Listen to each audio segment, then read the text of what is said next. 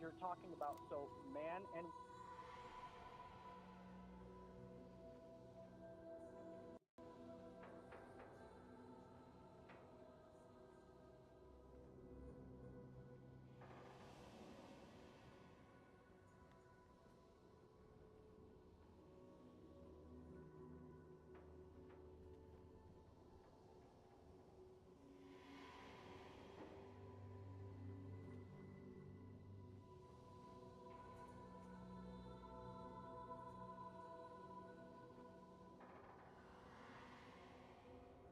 Cool. Alright, let's try this. Let's try. I like my own stream. Since it's nice. Whoop. Whoop, whoop.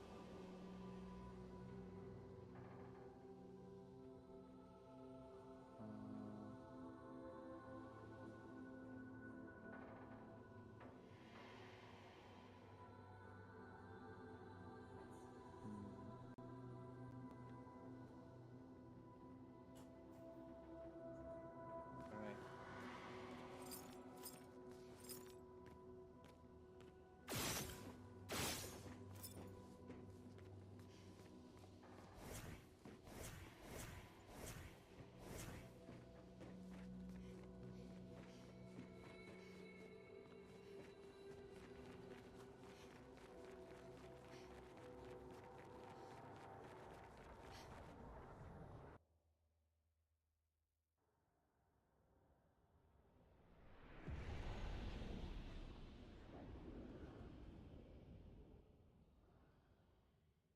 Man, I guess it's time. Oh yeah, might as well. Had this. You can change difficulty mode at any time in the settings. God damn. It's a lot of frames.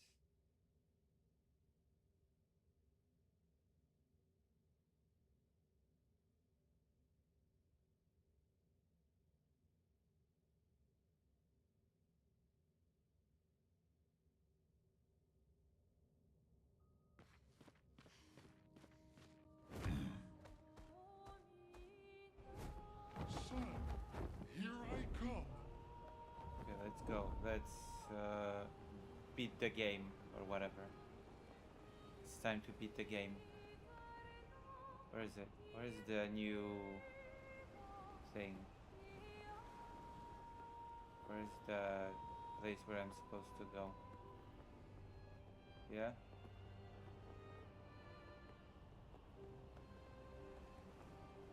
Is this where I'm supposed to go?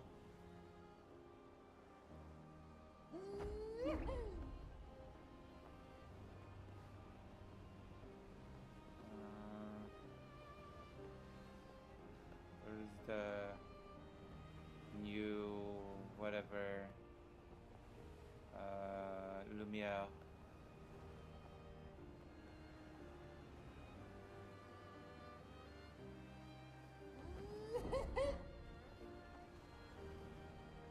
New old Lumiere. Where is Lumiere? God damn. Hang on tight. I'm hanging on tight. Just I cannot find the place where I'm supposed to go. Is this it? I think so.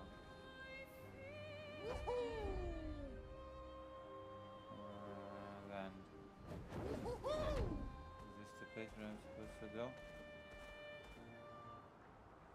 Lumiere? Right. We're ready.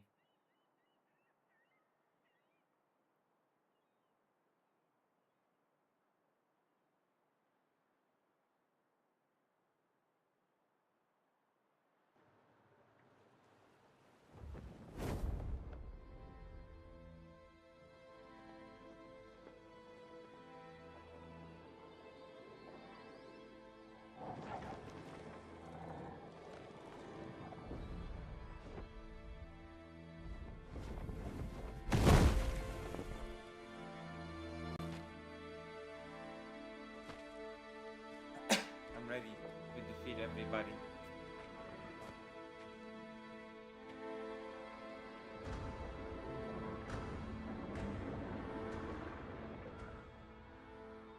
Daddy, I'm ready for you. Wait for us here. It's dangerous for you near Papa.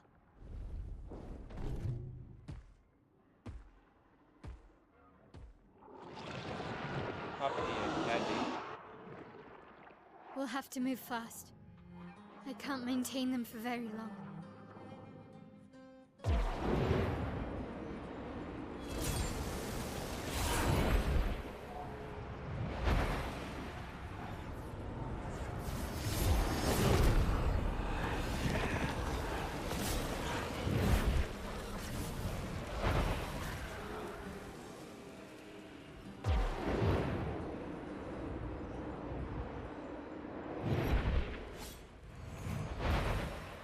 Tomorrow comes.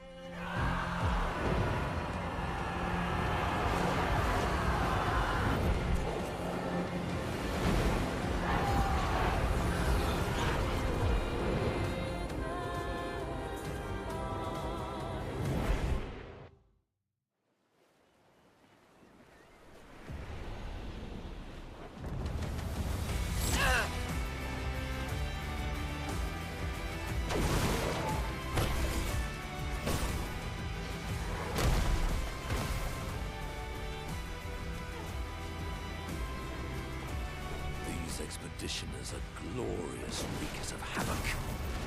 The sword of Vidia.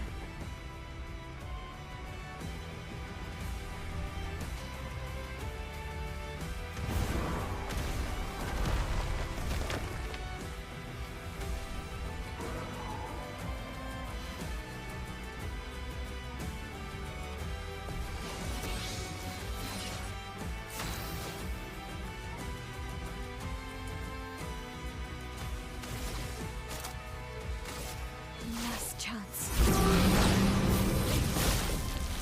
The dance begins. This will hurt.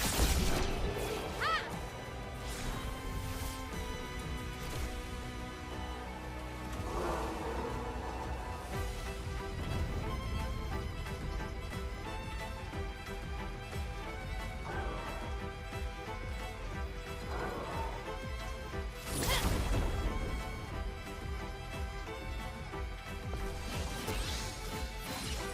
I can do it.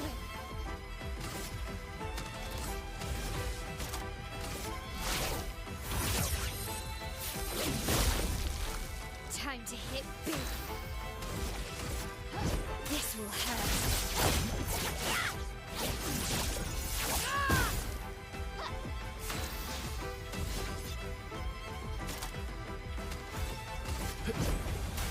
I've got this.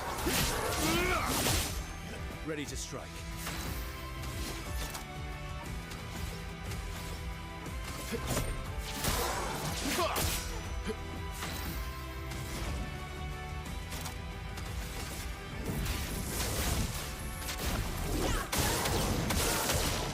Let the ink flow.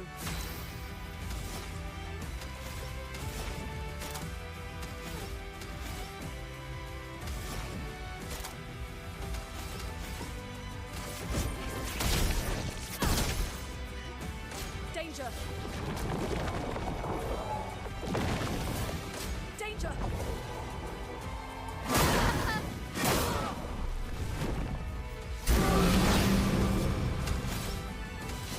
Hello.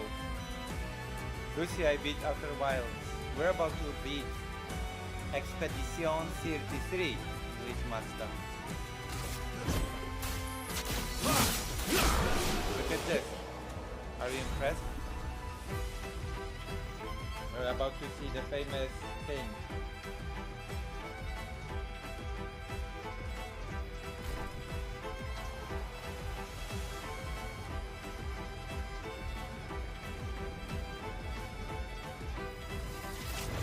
That's true. Hello, Philip August. Later we're gonna do news about Poland. I'm gonna shit on Poland. Because that's what I like to do. Oh wow, we're going to the very beginning of the game.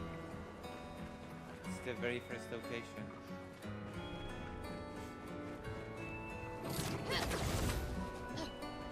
We're going back to the start.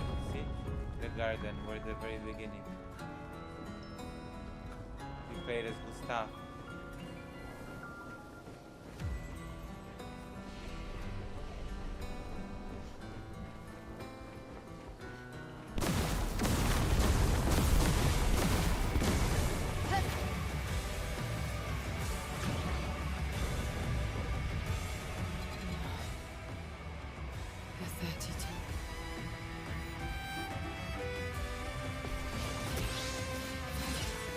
Not giving up.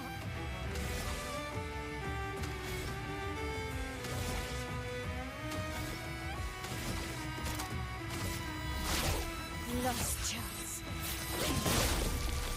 On guard. Look at that. Looks like Gustav. With the pistol and...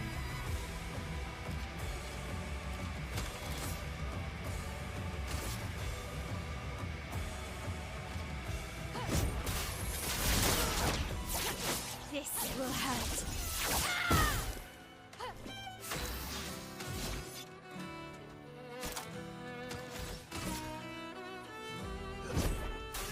I've got this.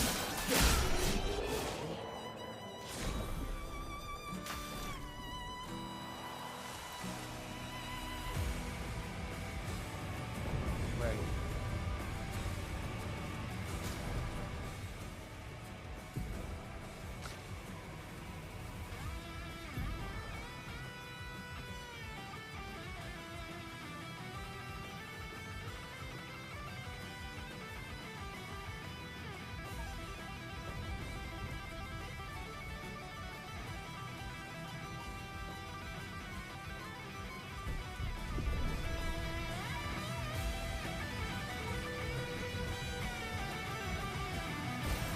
Good stuff.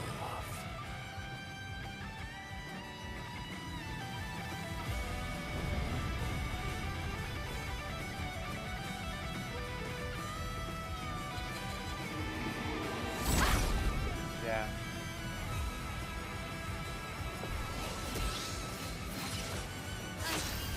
Okay.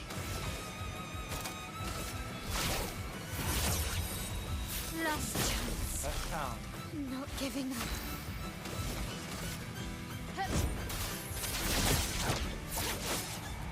This will hurt.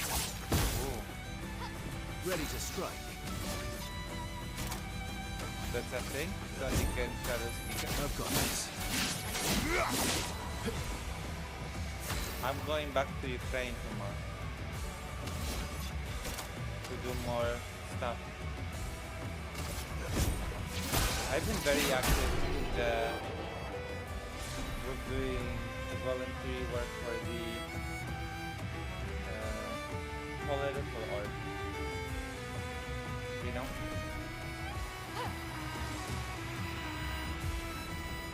Do you know what I mean?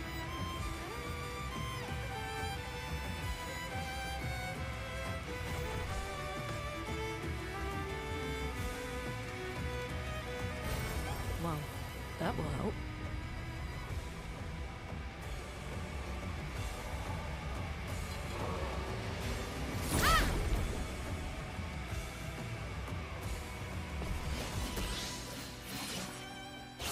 Not looking good. Been Last done chance. right so far. I can do it. I'm like a pro.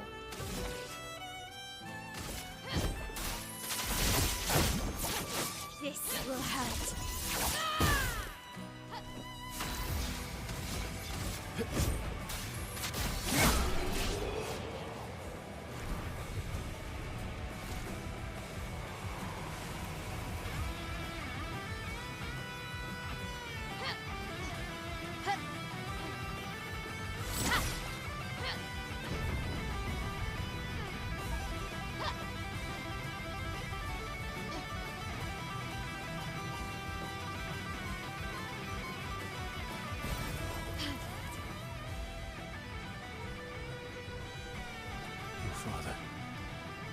He's at the tower.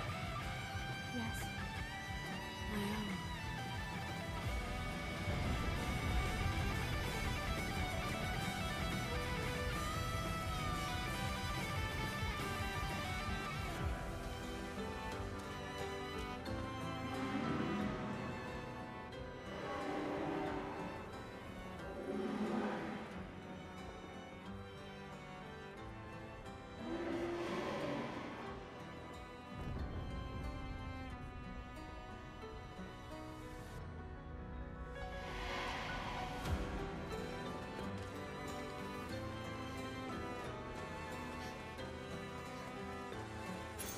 Great.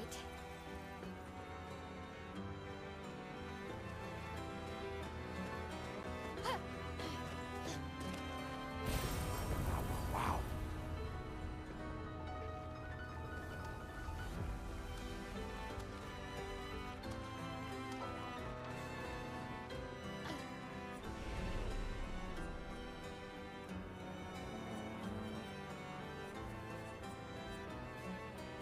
Upgrade weapons.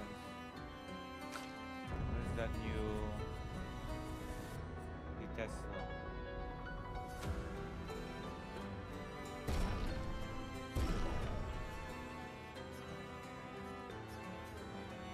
Never mind. Don't have the material.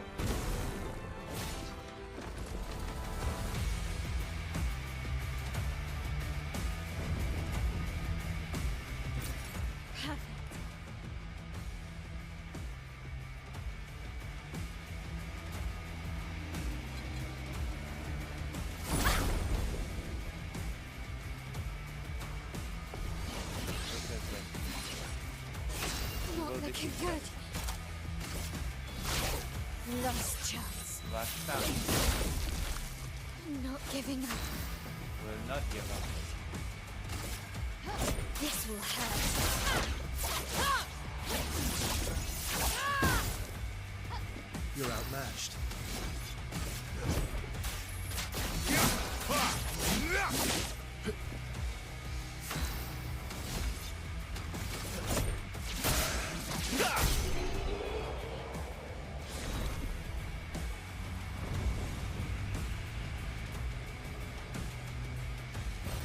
Oh, wow. Whoa.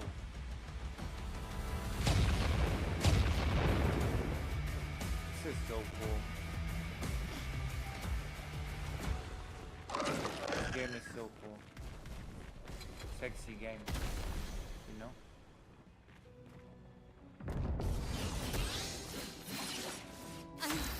Okay. You know what I mean?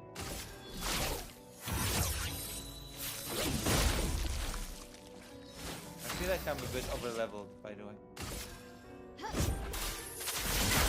I just kill everything like this. And my build is not even all that overpowered either. We should replay this game on hard. Let's carve a path. Especially since I've not had a computer before that could handle this game fluently all the time.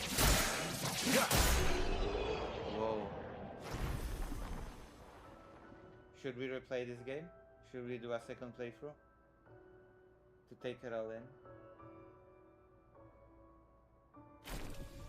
I feel like we should. Perfect.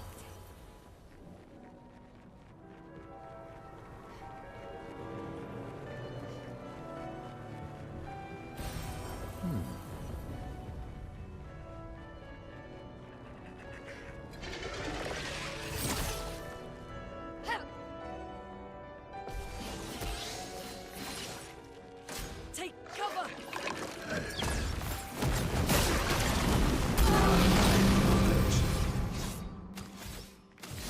I did press the button. Let's carve a path. No margin for error. Whoa, what the hell?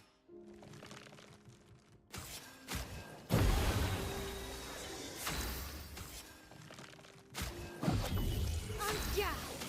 Oh, this is the end for the enemy. Last chance. Not giving up.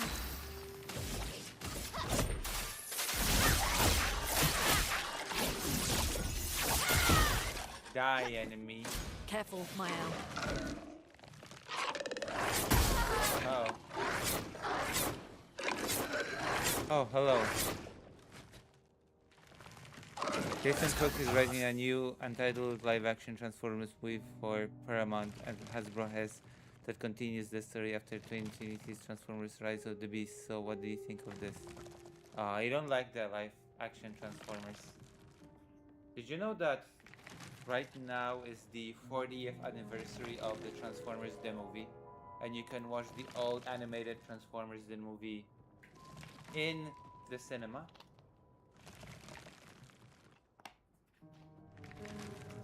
Also, have you watched the stream before?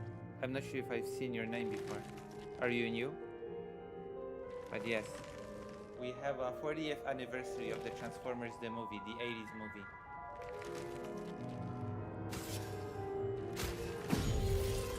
I won't disappoint. I've got You can go if you live in America and watch it in the cinema. You know?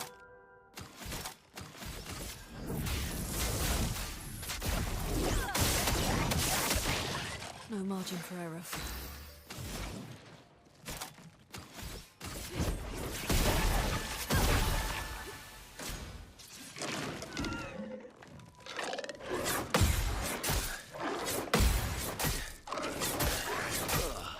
Oh my god, so many hits.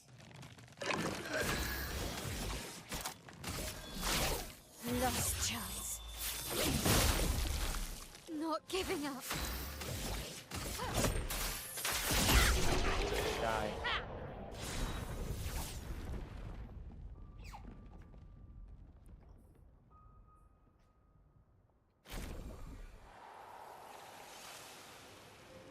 I'm not really a fan of the Transformers being live action because it's usually not done very well, actually. You know?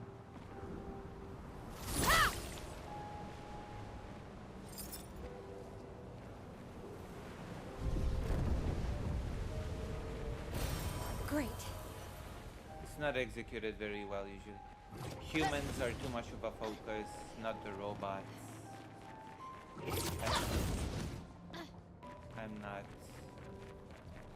I'm never super. Transformers 1, the CGI animation was really good, even though I've not seen the full thing. the opera house. Yeah.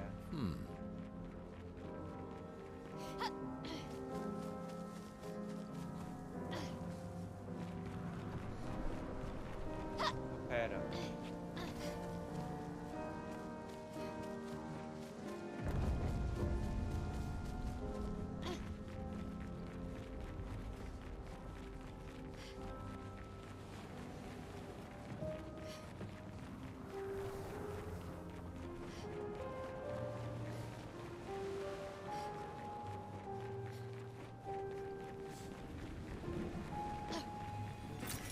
Nice.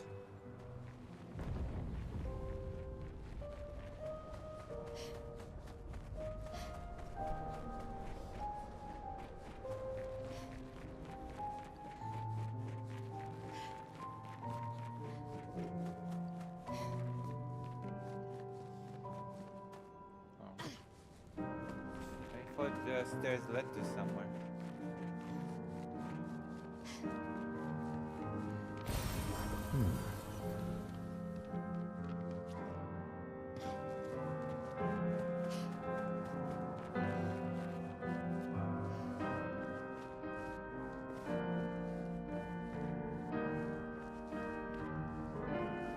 What do you feel about trans folks calling trans people transformers? I ignore it. I've been called that in real life once.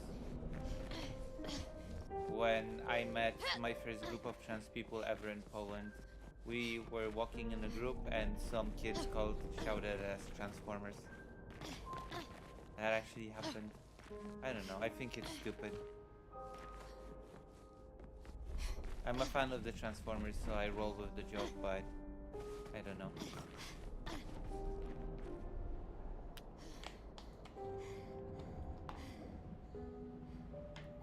It's really people think they're clever with this crap, but they're not. Of course. Bigots are usually not very smart.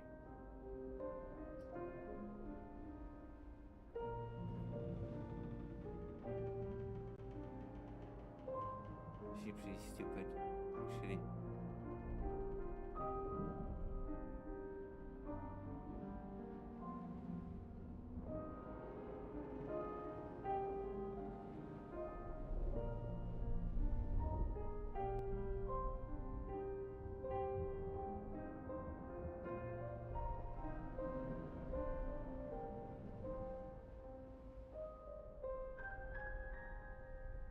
Hello, Great Rain. We're about to beat Expedition 33. Expedition 33. We're about to beat. We will beat it, Great Rain. It's true, because I'm good. Or over leveled. Pick your choice. You know? You know what I mean? You know what I'm all about? You know how hard it is for someone as original as Bigots to come up with identify as choke. It requires all their processing power. True.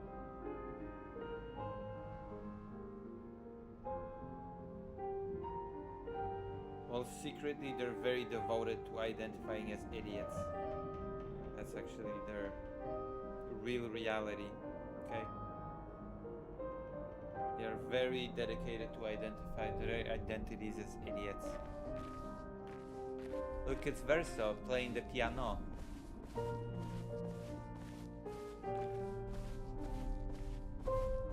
Thank you.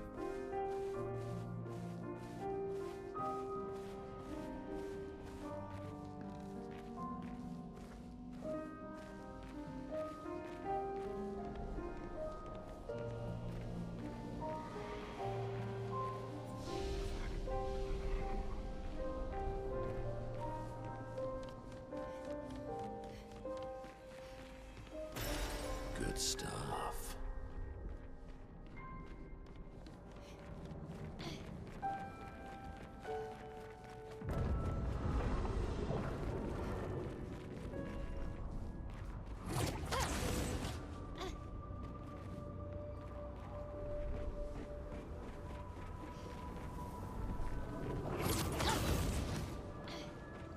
Nevrons from the Axon Islands. What are they doing here? Like Axon's their papa's creations, not Claire's.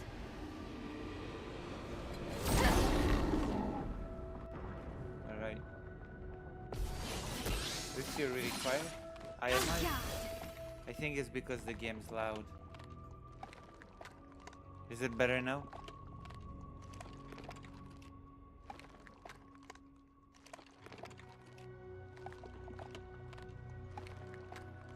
Look at that. I'm about to beat this monster. Bonjour! Die, monster! Finesse and grace. Yes, and has. Whoa! I'm strong. My turn. Is this the new persona? No, this is Claire Obscure Expedition 33. The acclaimed game.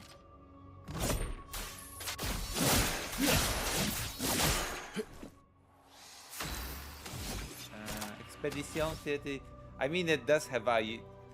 I will admit that it takes some UI from Persona. Maybe that's why you thought it was Persona, because the battle UI is very Persona-like.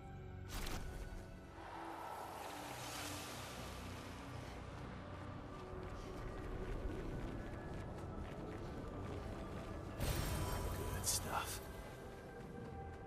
But this is Expedition 33. I'm saying it in French because, you know.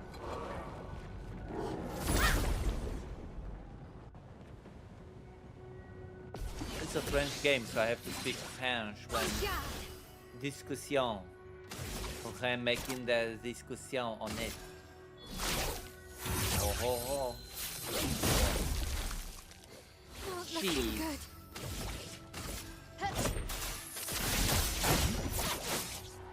This will hurt. Bonjour. Let's carve a path. This is Giraffe sur le moteur lava de fer. Et après, Let's carve a path. s'il vous plaît, mon ami, vous l'avez avancer sur le lava de fer. Uh-oh.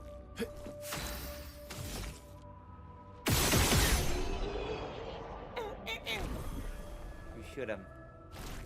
Bullet in the facade. Hold on. Where am I? Oh. We're in the last dungeon. We're gonna face the last boss. Sunei. Oui, oui, oui.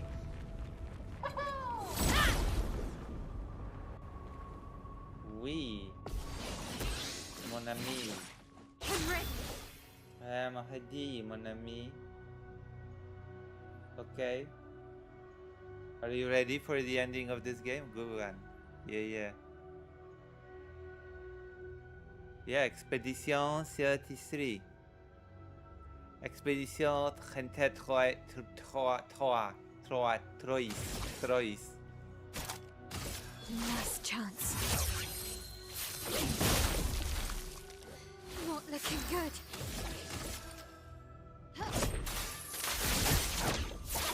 This will hurt. Let's carve a path. I've got this.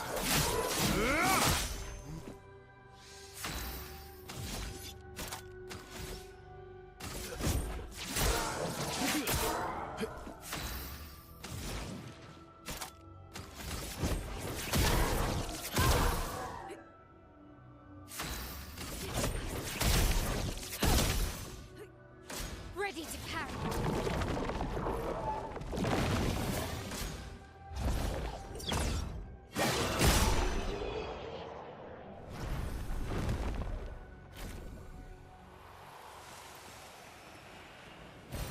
Well, that will help.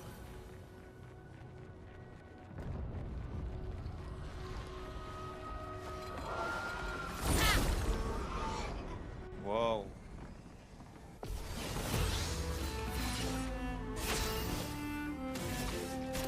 The music change. This will hurt. Let's kill the lady. This will hurt. Oh, that was fast. They fall like maggots. And why did I heal myself?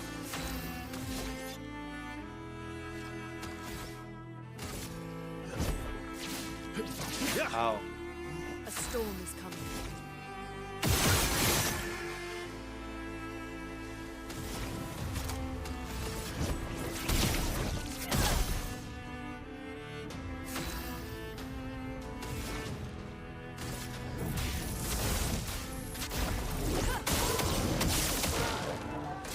Incoming.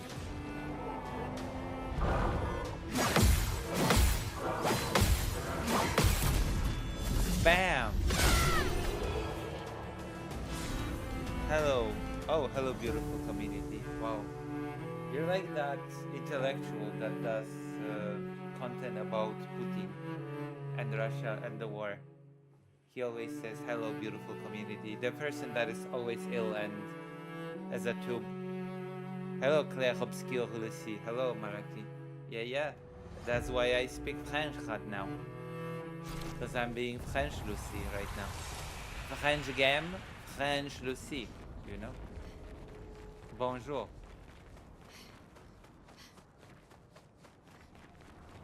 This game does have a very French vibe. If you've consumed a lot of French media, you will know.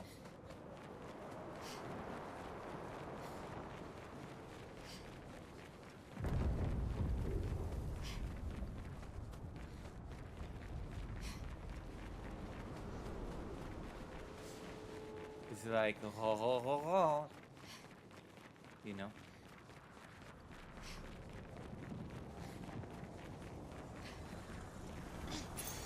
Nice. Yeah. It's the most French game since French cheese.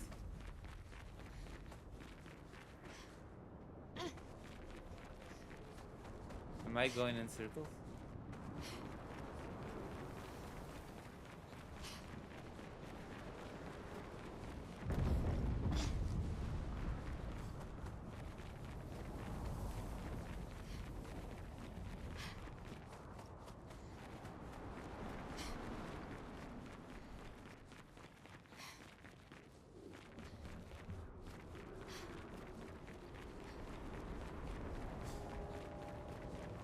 feel like I'm going in circles.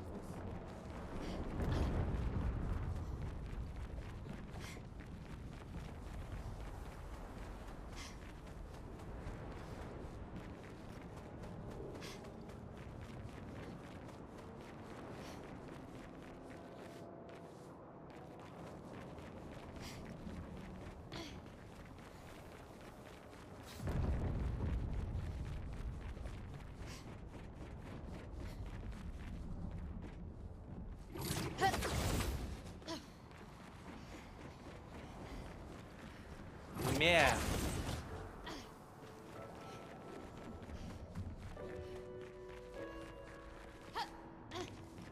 Look, it's Verso again.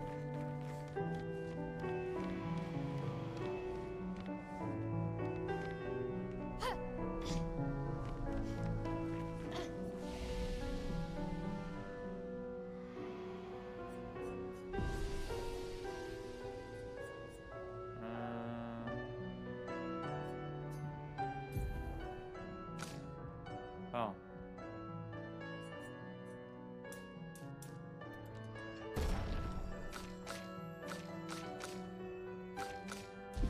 Verso Abkhayde Akhibutone. Wait, am I going backwards? I feel like I've already been. Wait, am I backtracking? I backtracked. Brilliant. Leave it to me to backtrack like this. I've got the talent.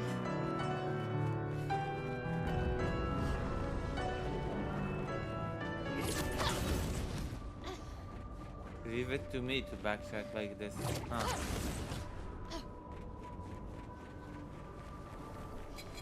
Okay, I'm gonna avoid the enemy. God damn. God damn it, Lucy. Why you do this? You were supposed to progress in the game and not to regress. Lucy. What the hell was that? Lucy. How's that? Lucy, how's that?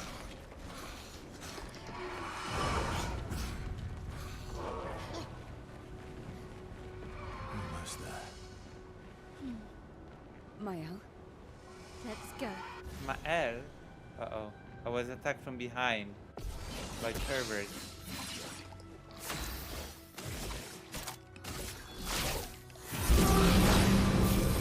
Okay, which one do we kill first? Not looking good. The lady.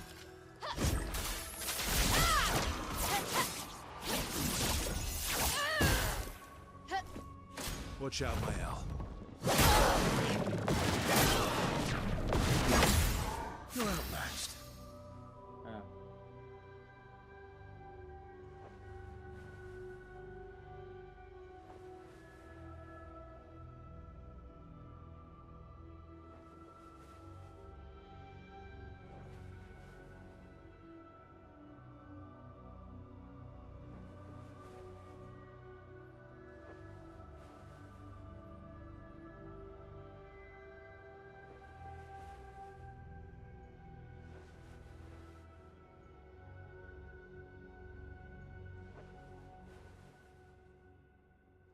Damn.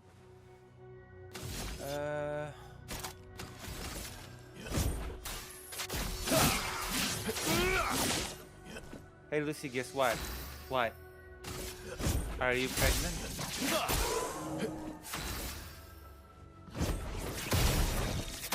To read that novel with me. Wait, which one? What novel? Mr. Nice? You're gonna read Mr. Nice with your mom?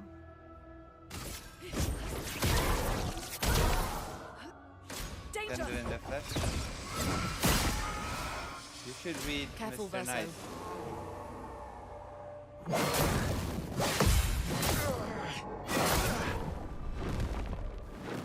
Let's carve a path. Got this. Have you heard of Mr. Nice? Mr. Nice got high a lot because the drugstore. You know, so Mr. Nice got high a lot.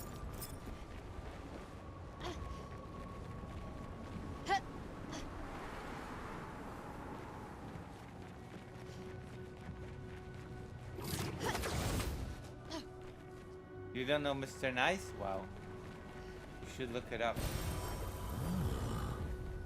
Do you know the little engine that could?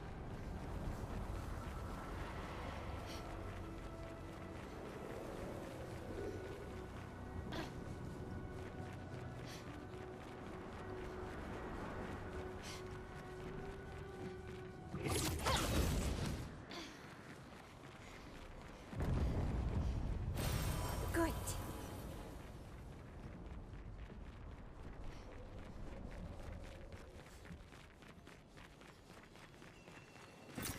Interesting.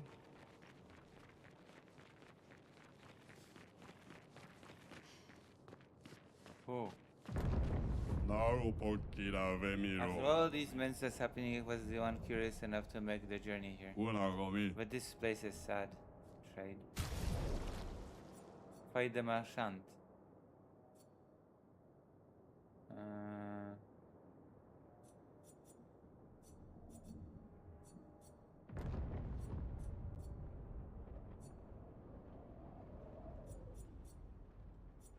Fight the marchand. Giradom. Gauba Alfido.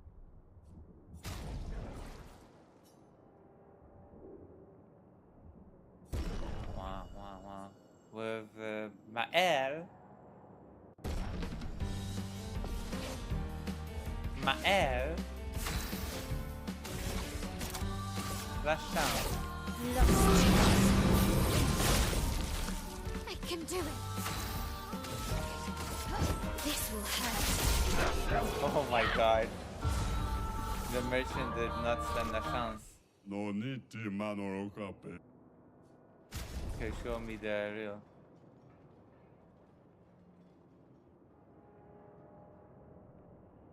Oh wow, okay. I'm gonna equip this.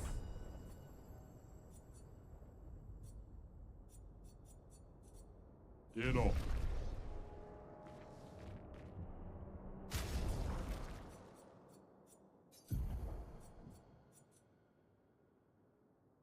Uh,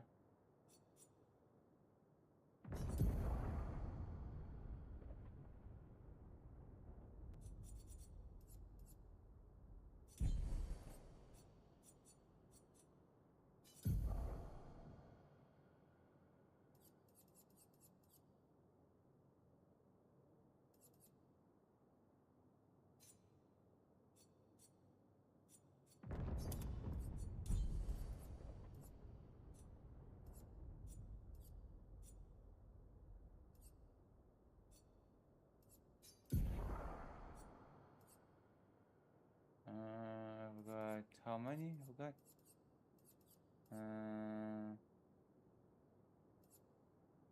11.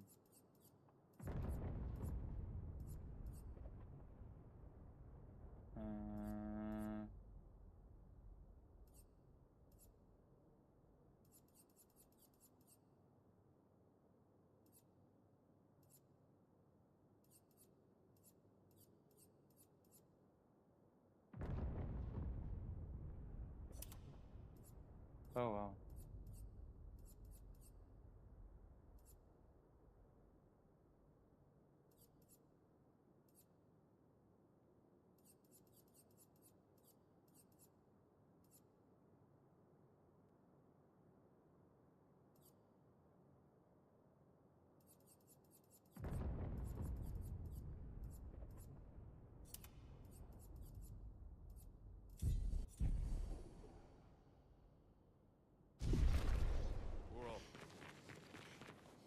Wait, hold on.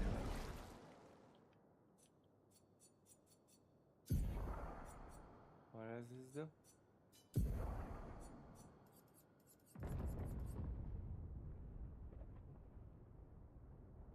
Oh wow, okay.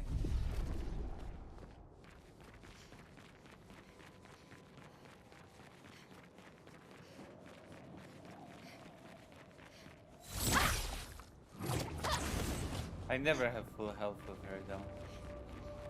So I don't know why I'm using this with her. Seems like a mistake, but whatever. Always use last chance. Hello. Maybe I should continue. Maybe. I should continue. Continue what? Forever. The boy has gone silent.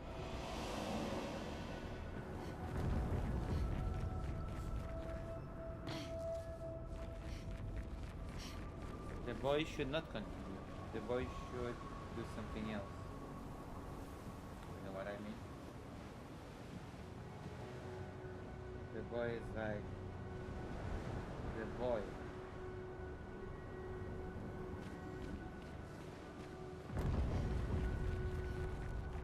You know what I mean? Yeah, let's kill Daddy.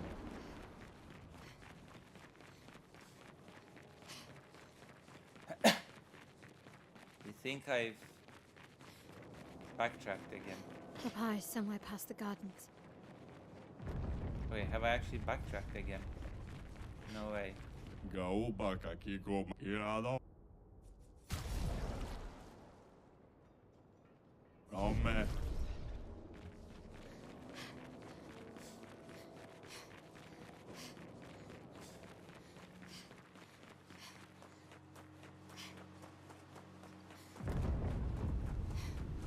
Save point.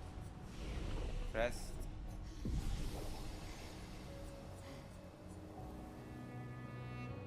I've got lost on a straight path in real life once. But that's a story for another day.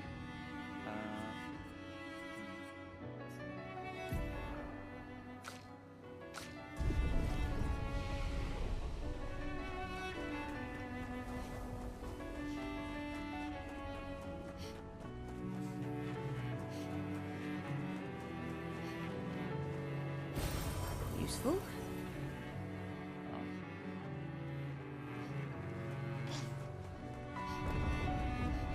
Okay, let's kill Papa. I'm gonna kick you out of the canvas, Papa, Mama.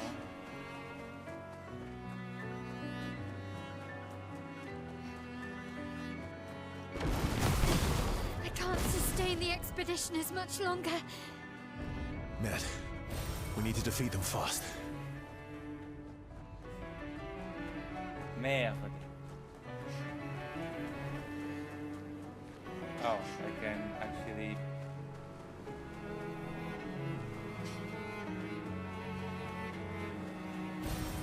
Useful. That's easy.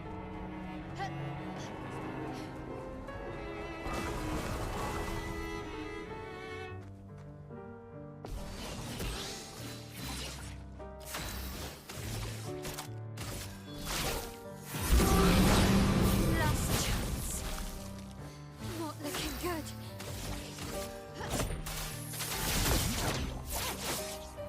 This will hurt. Ready to parry.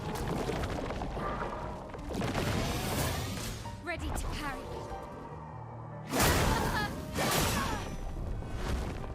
Bring it on. Last ditch effort. I won't disappoint.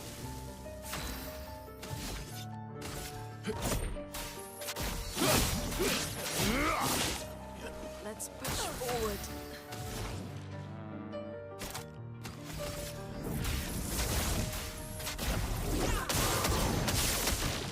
Let's push forward.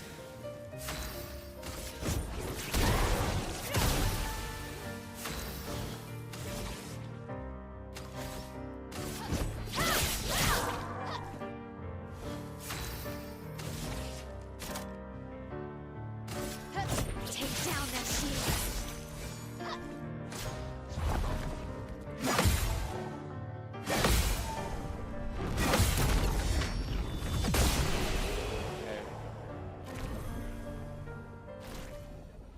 Hope they'll learn their lesson. Interesting.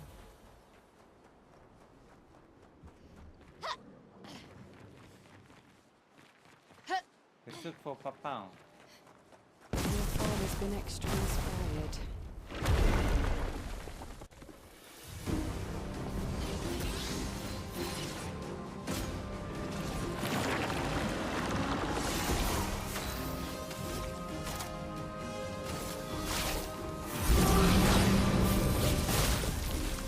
I can do it.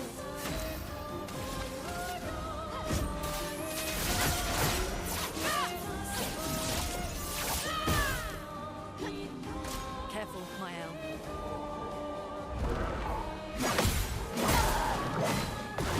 HP.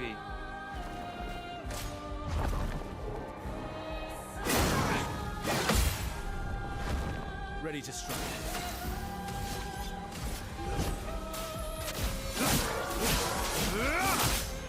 My turn.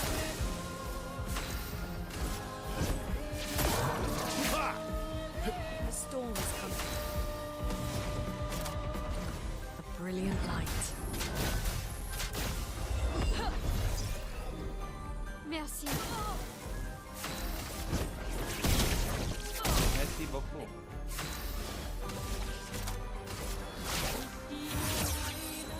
Last chance.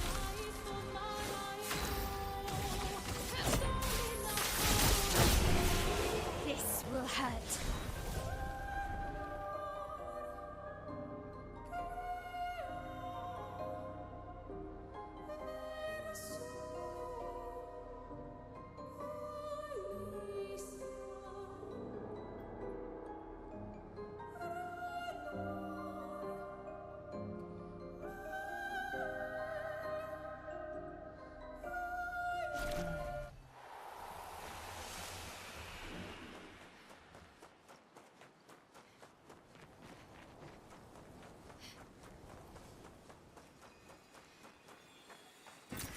Well, that will help.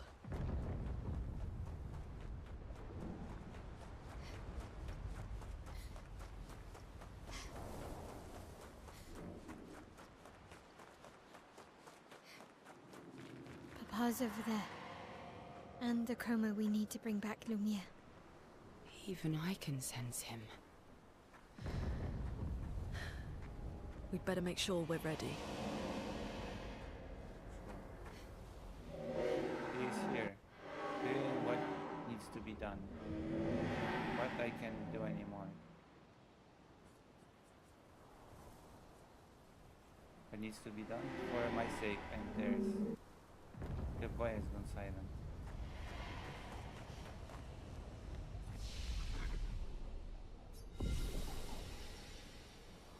Okay, let's destroy Papin. This is, I think, the piece of versus soul.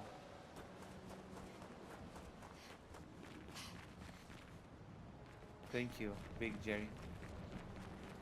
But we're gonna kill Daddy mercilessly. Daddy! Oh, it's you.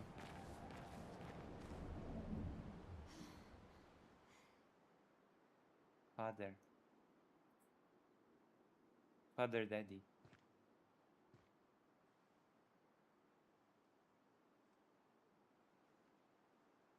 Decide. Father Daddy. Can't we talk about this?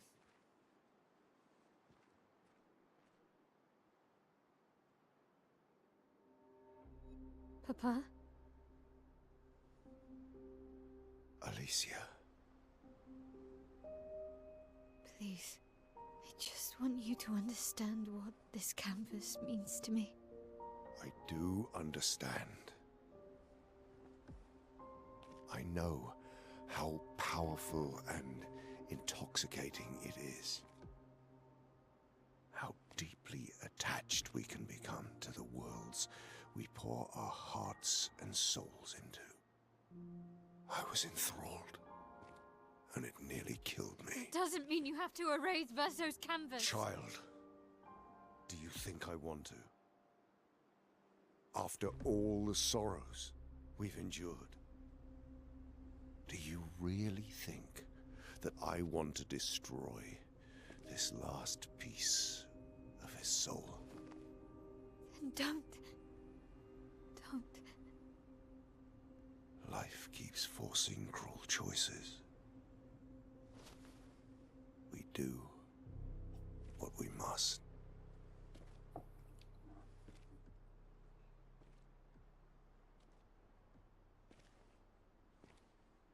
Grief often blinds us, and we make choices we can never take back. You grieve for two. I grieve for many. The choices of parents leave indelible marks upon their children. But ultimately, the voices in their head have to be their own. You cannot set the boundaries of their life for them.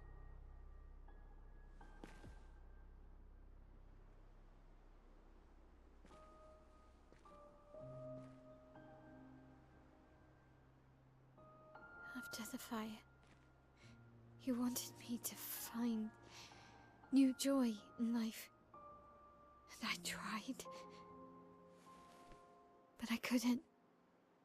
I couldn't. Verso died because of me. How do I get from that to joy?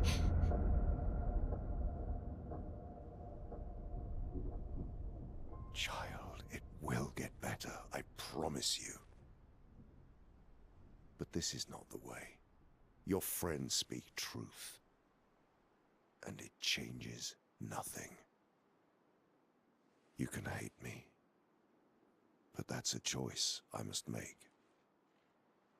As your father, I must look out for you. Especially when you can't look out for yourself. You treat me as if I'm still 5! I treat you as if the shadow from the worst day of our lives is going to suffocate you and take you from us too!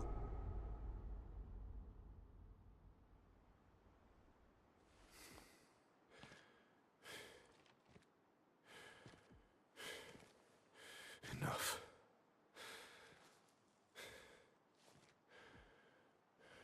I said enough.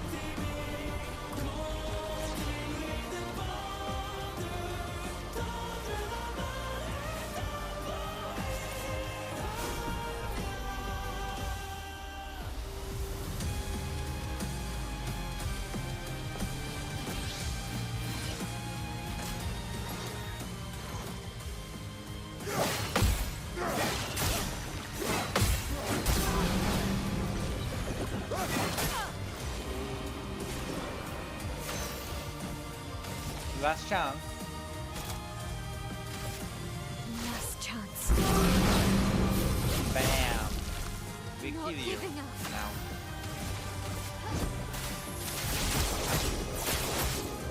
This will hurt. Wow, really? Did I kill him in one turn?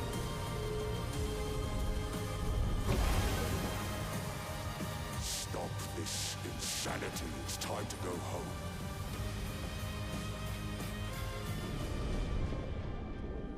I do love a challenge, but this is beginning to irk me.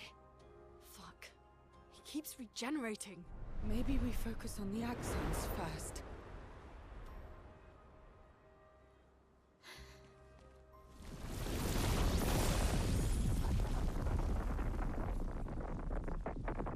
No, she can't.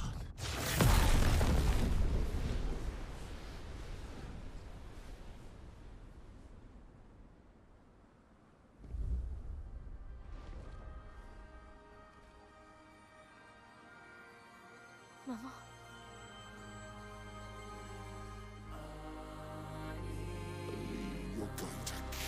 yourself. It's too soon for you to return to any canvas.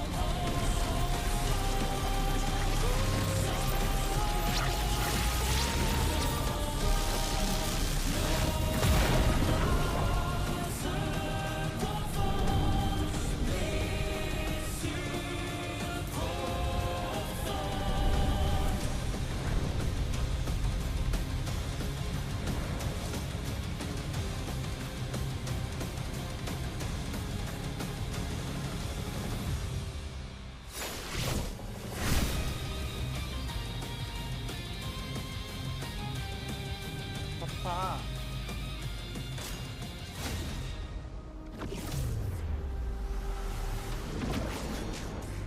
You're selfish, Aline!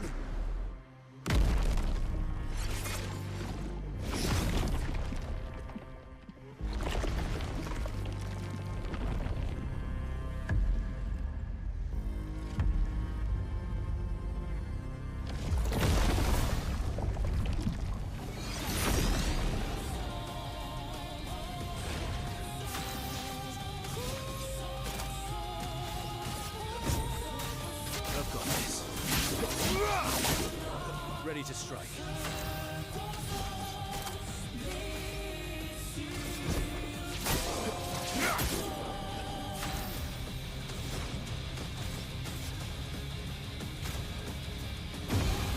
Not looking good.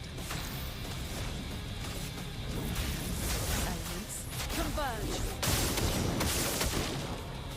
On me!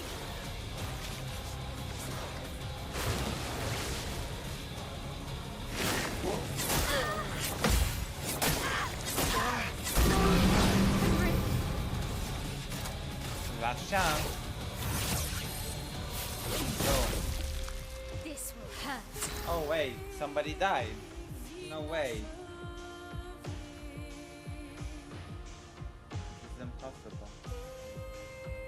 I refuse to believe that that's such a thing.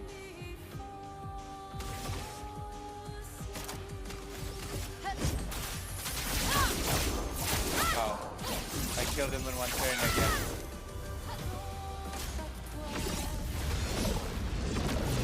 Aside the canvas. It's killing you both. Not this time!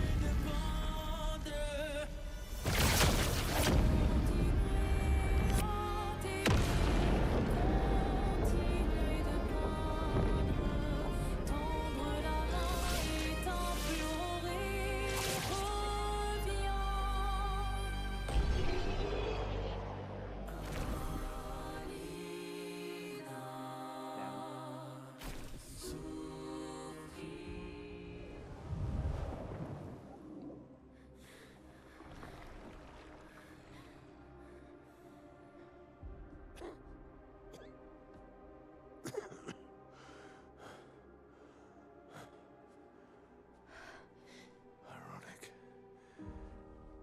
Your mother was the one who saved me when I lost myself in a canvas.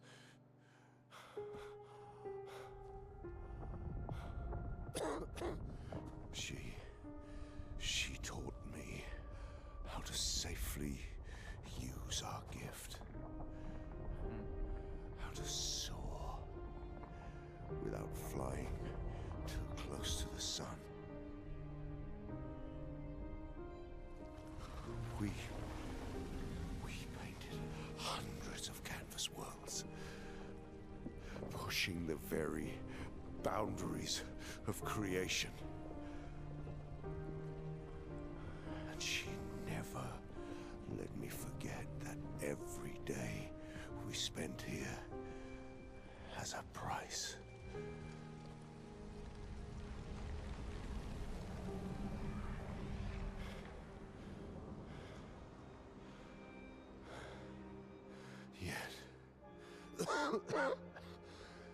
Yet, here we are now. Yeah. So trust her.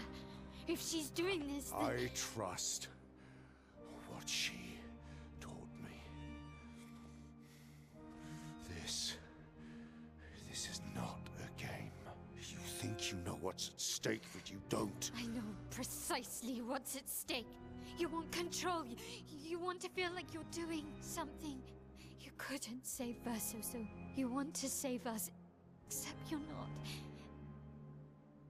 Destroying the canvas won't help us move on. It'll just deny us the one place that helped us feel again. 67 years. 67 years I spent trapped within the monolith. But I persisted.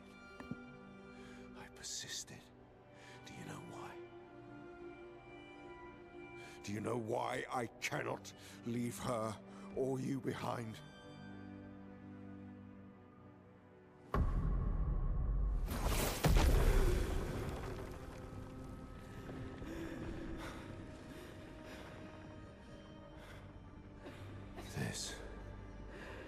This is what I see every day. I cannot spend another day with living corpses. Since the fire, our family has crumbled. Aline in the canvas. Clea fighting a solitary war. You, a living ghost. Verso's death broke us. Want it to be fixed. I need it to be fixed. I cannot lose you too. Don't you see? That's how I feel about them. I can't lose them either.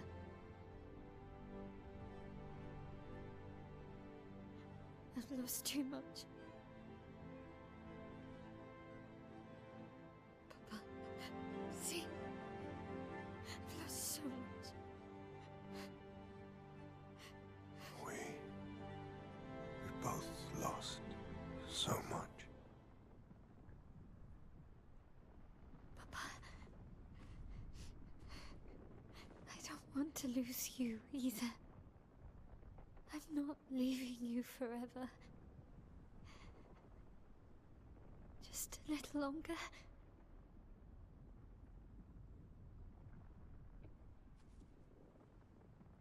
I want to trust you, but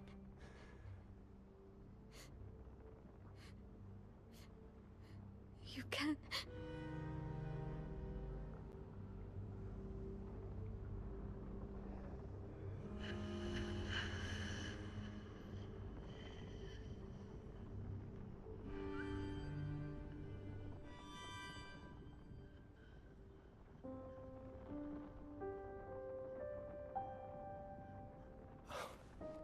keep the light on for you.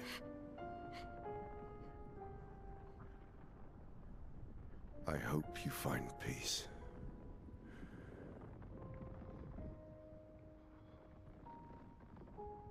Hey, he just leaves? Hold on to each other. He just leaves? Oh, damn. I think they would have to forcefully kick him out or whatever. But he just leaves.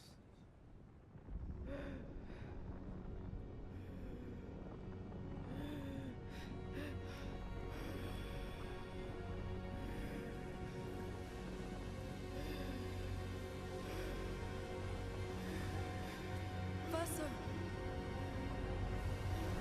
I'm sorry.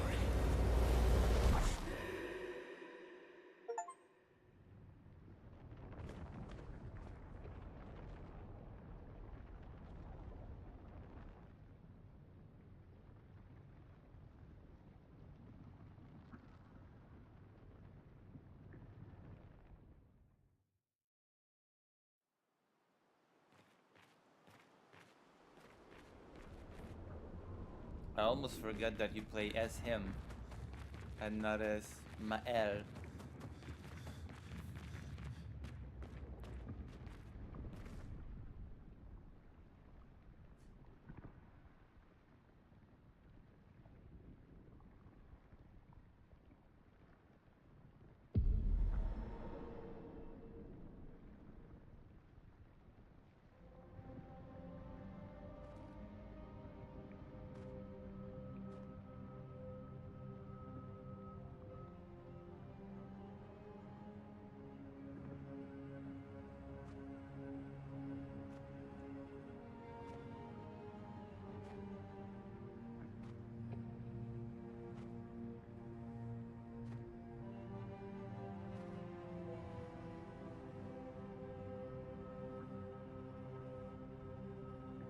Hi.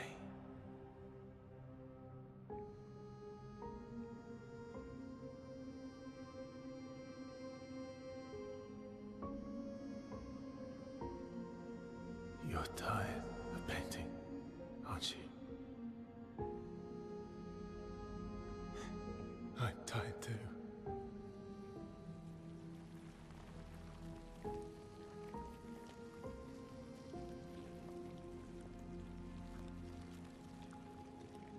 That's...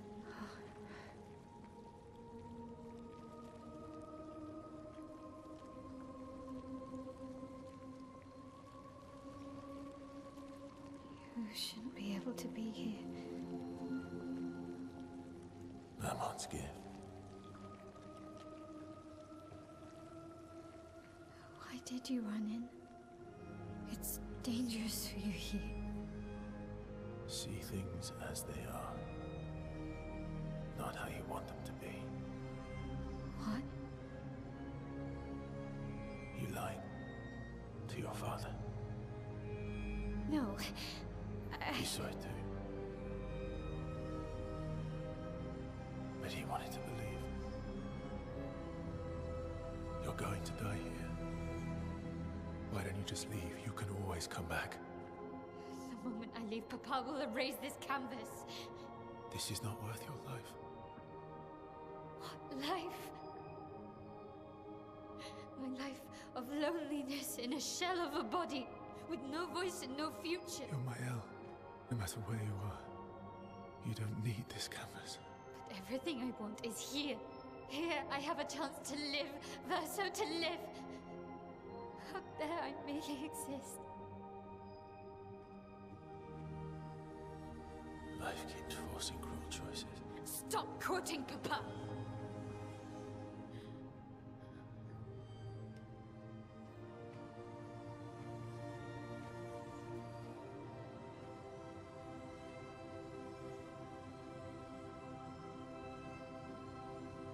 It's time to stop painting.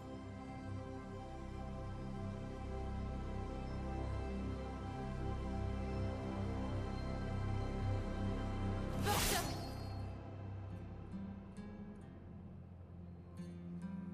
Papa also said, hold on to each other.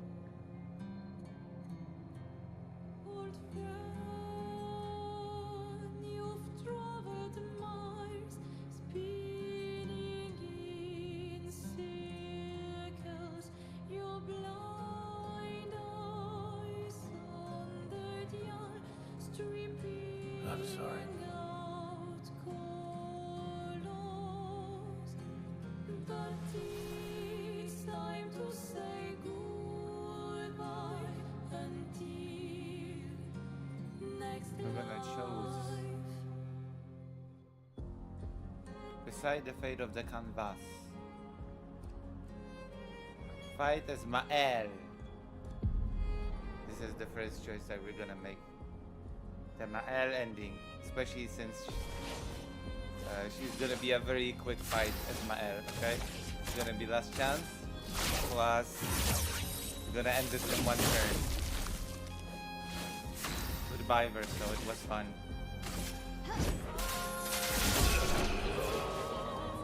This will hurt.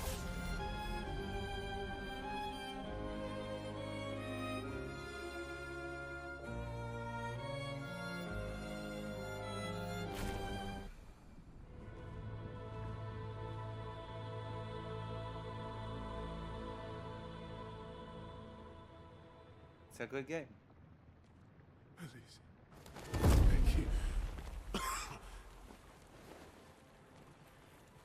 Stop him from painting. Don't say that. Please. Don't say that.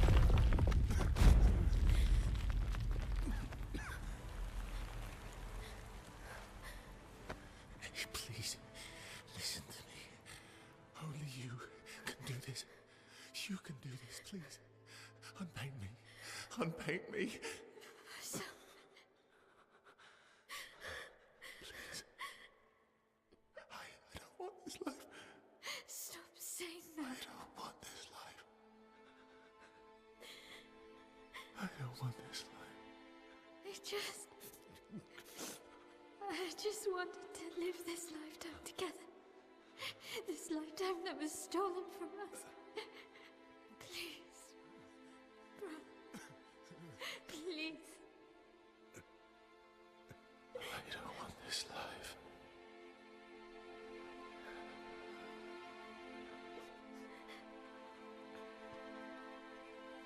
Help me. Help me.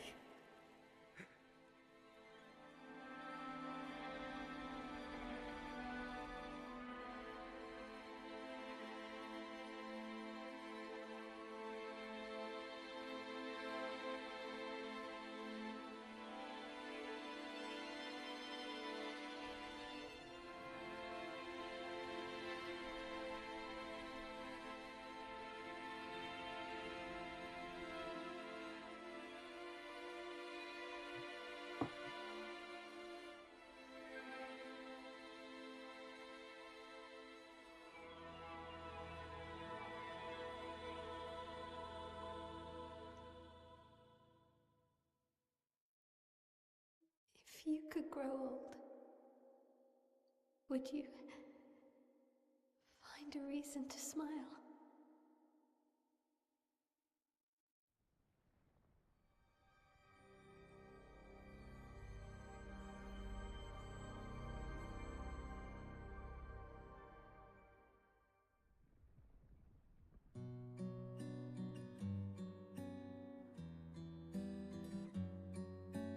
Dim dam talilam fatlam s'en va dans l'oubli éternel. Et gustam tom guardiam dirim diririram ludes sera doriram seram dim dim da da da dim dim da da da dim da di dam dim dim da da da dim dim da da da dam di di dam dans l'âme sera ravi les toits à sœurs noires gris fera clair obscur trouble de rature courbera Eiffel clair obscur guardé aux peintures trouvera sans elle clair obscur trouble de rature courbera Eiffel clair obscur guardé aux peintures trouvera sans elle au clair obscur trouble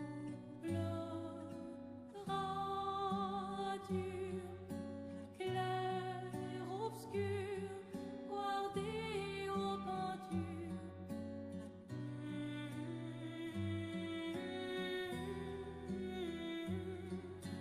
clair obscur guardé aux peintures trouvera sans elle.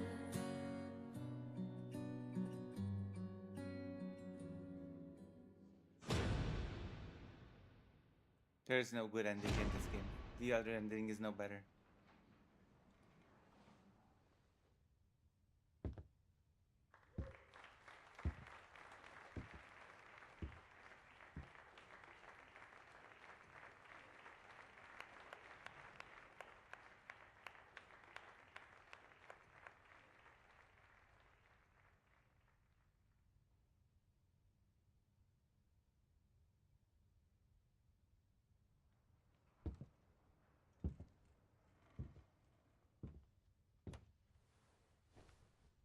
Guess we'll have to do another playthrough then.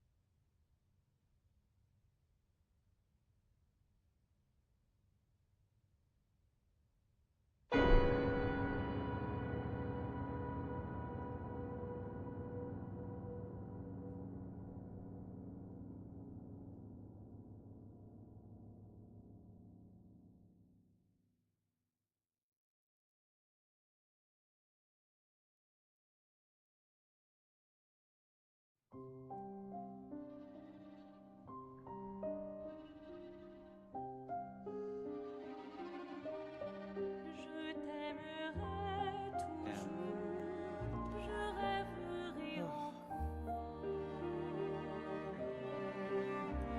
So that was the Mael ending.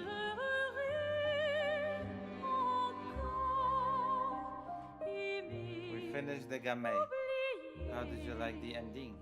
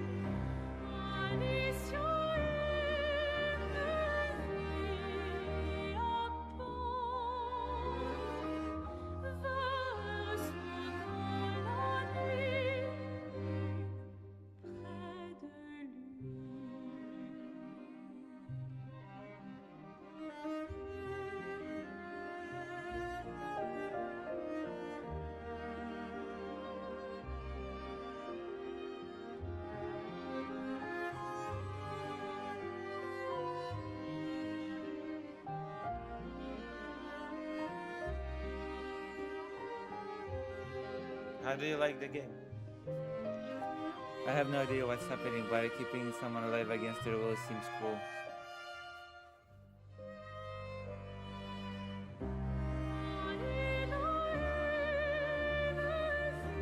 But I guess on the flip side, killing a whole world against their will is also cruel, isn't it? That's the dilemma of the ending.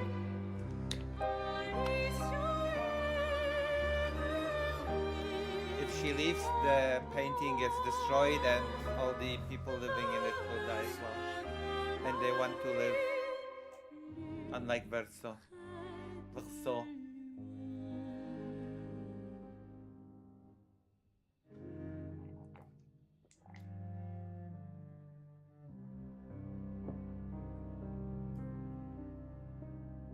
Wait, I've played this entire game on stream. My goodness. I can see who the real fans are.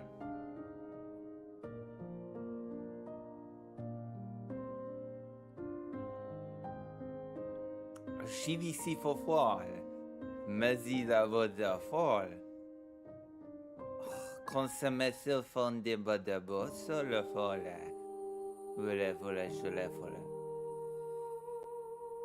I'm just talking to you in French now.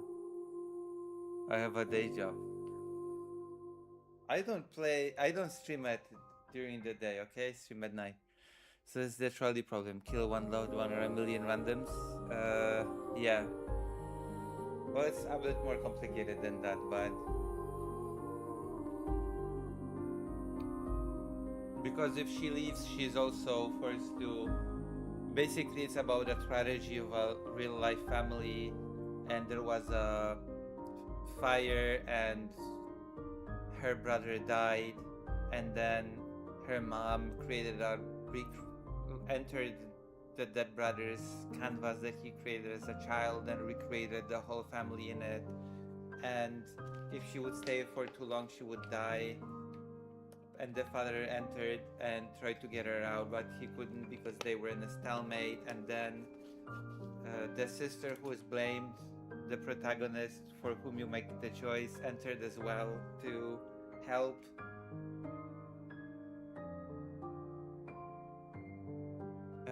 Who made the world? Well, the dead brother made the world as a child.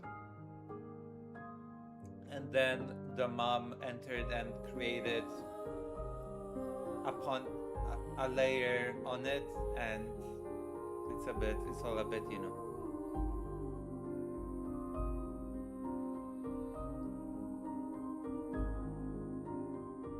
It's a team effort, I guess. And this painting has the remaining bit of the soul of the dead brother in it. So destroying the painting would basically be moving on. What shall we do next? News, probably. I think we're gonna go do a second playthrough of this. Let's continue with that thing. We have to do news so that fake Alec Alpha. I can rant about Poland, which is always a thing that I do. And we can also learn news. You know what I mean?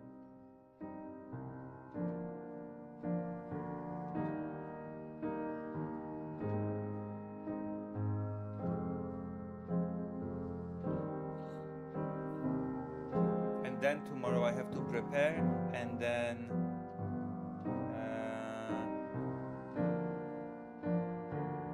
yeah, but this is a really good game. This is one of the best games.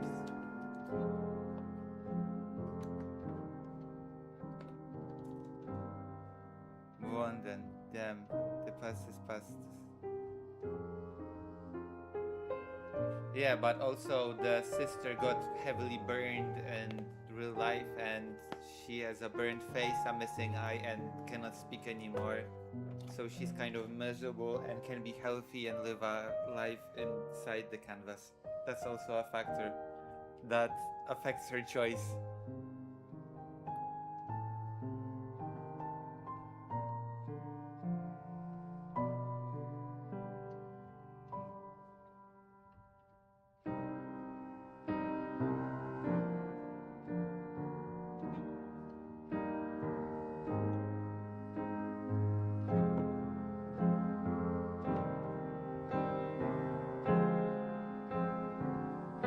There's gonna be a sequel to this game. Or as the French would say, a sequel. A sequel. A sequel. This is gonna be... What if option 3, everyone? There is no option 3.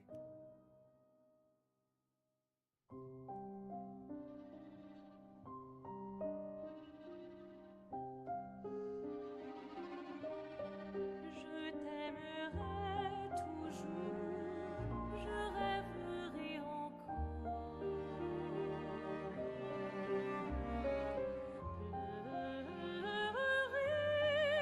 Oh, so you basically would stay in the canvas, I guess. You would choose the ending that we just chose then, basically.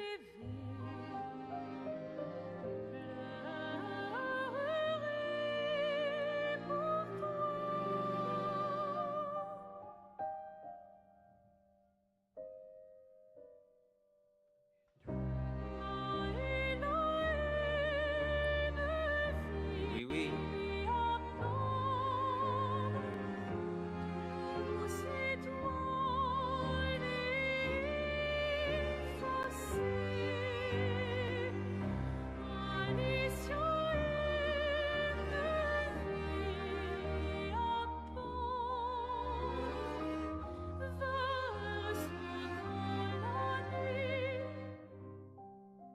There you go. That's the ending.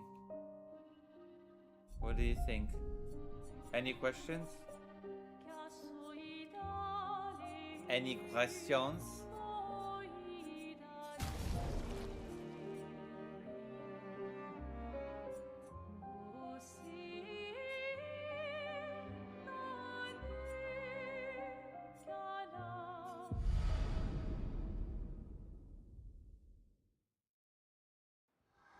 Oh, because you said that it's better to die than be a vegetable.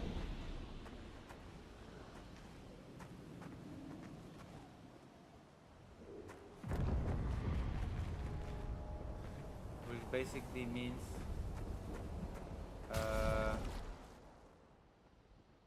that you chose Mael's ending. Because she rather live and die in the canvas than be a broken person in real life. Yeah, she did.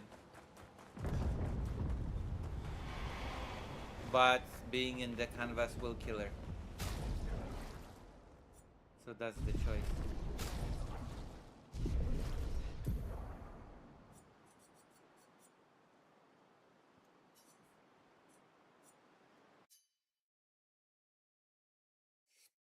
Alright.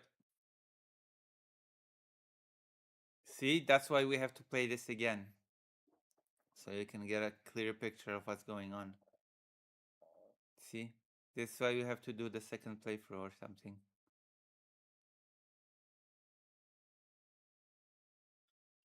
Alright.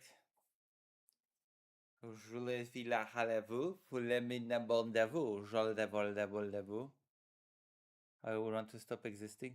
I mean, that's what Verso wanted. Verso wanted to stop existing. But we denied that for him. Okay? We denied Verso not existing because Verso is just a pervert. You know what I mean? Okay, we're gonna do a news now.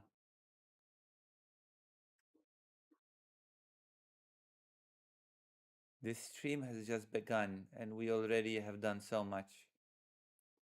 You know? Oh no. Oh god. Experts.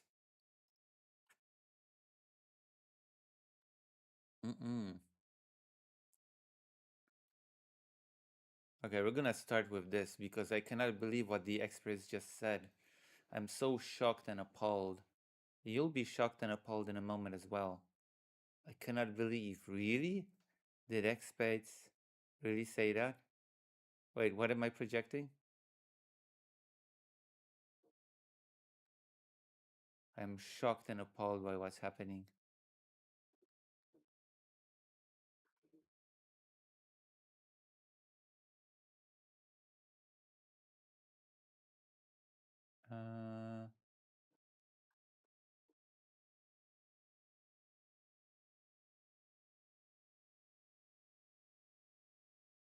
Wavelink. Here we go. Oh gosh, I'm so shocked by this.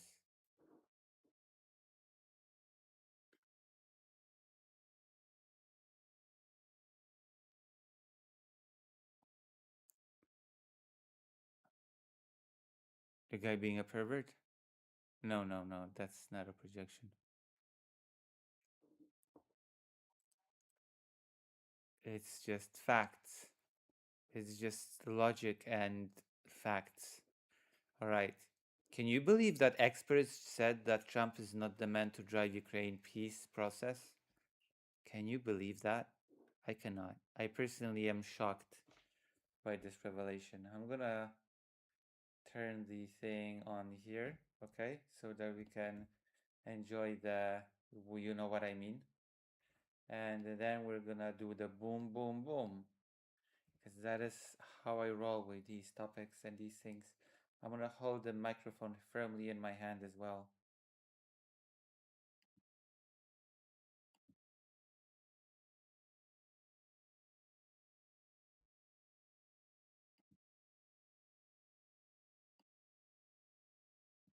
Verso visur la fond pon hon hon hon hon hon bon bon bon bon.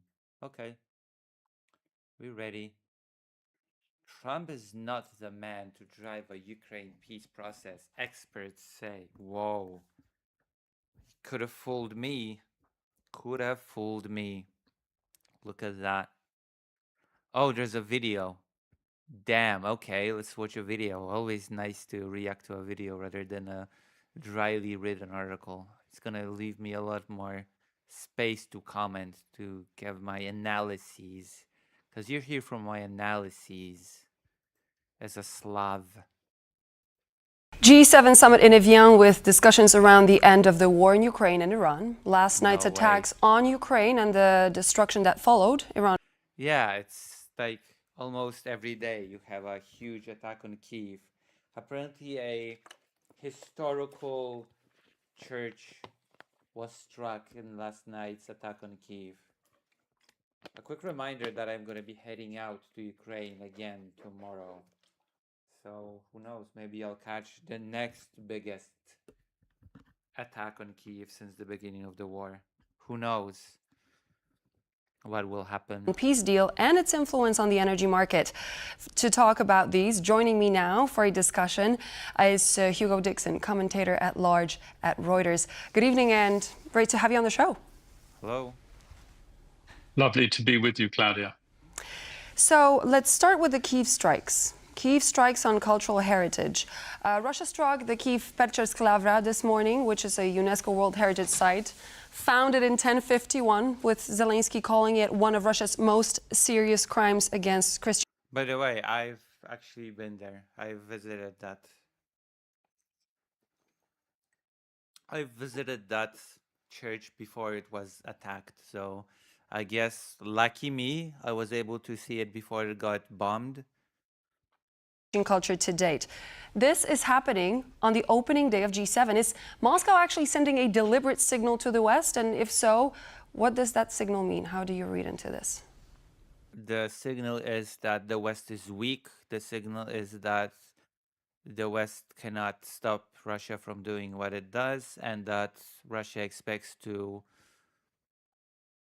outlast the West. It expects the West not to properly help Ukraine, and basically it signals that it will continue terrorizing civilians, destroying historical heritage until Ukraine is firmly under the boot of Russia. It can either exist a part of Russian world or not at all. I guess that's the signal. I read it as a sign of Putin's desperation. Things are not going well for him. Ukraine is making reasonable headway on the battlefield and behind the battlefield, and the Russian economy is suffering. And things are likely to get only worse for Putin as time goes by. So he's resorting to the only method that he has left, which is to lash out, knowing that Ukraine cannot defend itself very well against these attacks because it doesn't have many of these critical Patriot missiles. So that's what he's doing. But I view it. I wouldn't be so optimistic. I've heard mixed signals when it comes to the Ukrainian battlefield gains. Not as a sign of strength, but as a sign of weakness and desperation. Mm-hmm. And do you think that Russia can actually afford it? Can they afford poking Ukraine's allies this way? I mean, considering that Ukraine's allies are always not providing what Ukraine actually needs, yeah, I would say that Russia at the very least believes that they're in the position where they can do it. Well, I think that it's more likely to strengthen the resolve both of Ukraine and its allies. Except the resolve of allies. I mean, I believe that the resolve of Ukraine is strong, but I'm kind of on the fence when it comes to the strength of the resolve of Ukraine's allies, to be quite honest.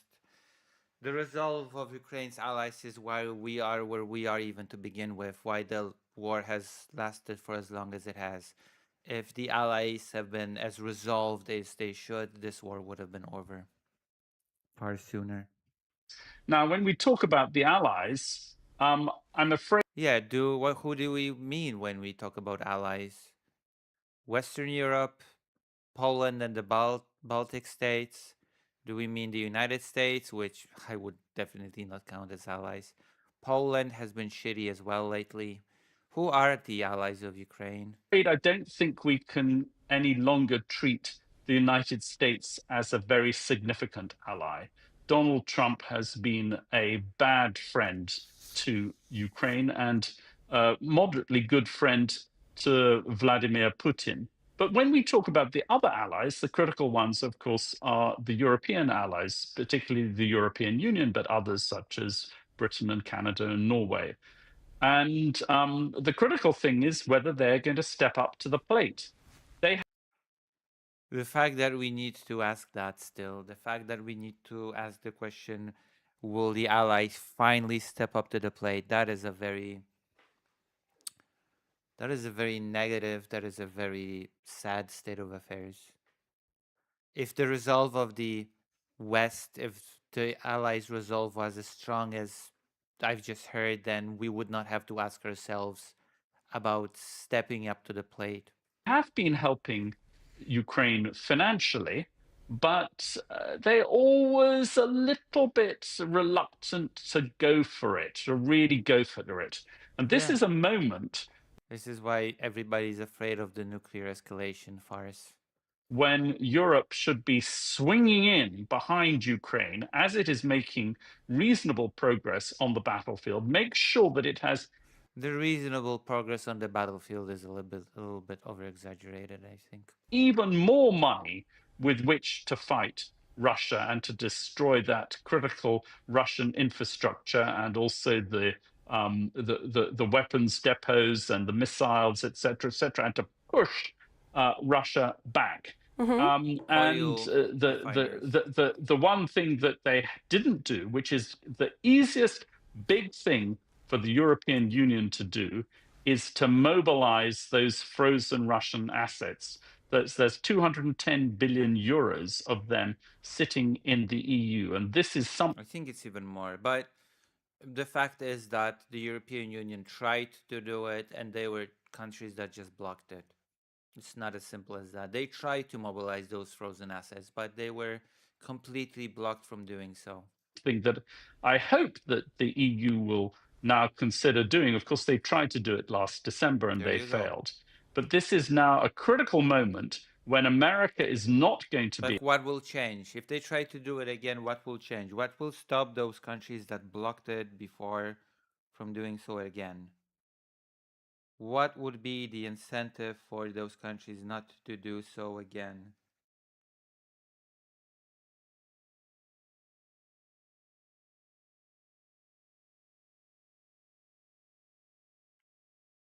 Of any use to Ukraine. This is a moment when Europe can. I mean, sure, yeah, it's a critical moment, but that is not an argument that speaks to the European Union nation states. Stand up and be counted and make a real impact. And I hope that this attack on the monastery overnight. Orban was not the person that blocked the using of the funds, though. That was not actually. It won't be enough because the main blocker of the funds was not Viktor Orban's Hungary.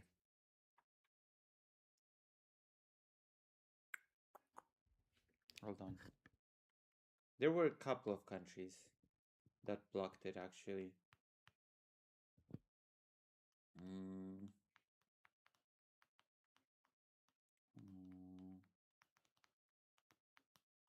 So Orban was not actually the main blocker there. Belgium was. Belgium was the main blocker. And I don't see why Belgium would agree now. Will give them yet further reason to go for it. Tying back to everything you said, we've also heard from President Macron, because we had a French TV channel, TF1, ask him if he believes that the US and President Trump are actually allies who are trustworthy. He said yes, he does believe, and he went back to saying that the US has supported Ukraine through and through. That's not true. But with the European diplomats attending the G7 summit, we know that there is a hope that, as we said here on the program before, the US is going to sit at the table on the topic of Ukraine. But given what happened in Kyiv this morning, and given that there could be a possible leverage for Europe, do you think from the... Yeah, Belgium must basically withhold the assets, and the entire financial risk of using those assets is on us, and therefore we do not agree. That's TLDR of it. Washington's perspective, anything's changed with that attack and with the extent of thereof?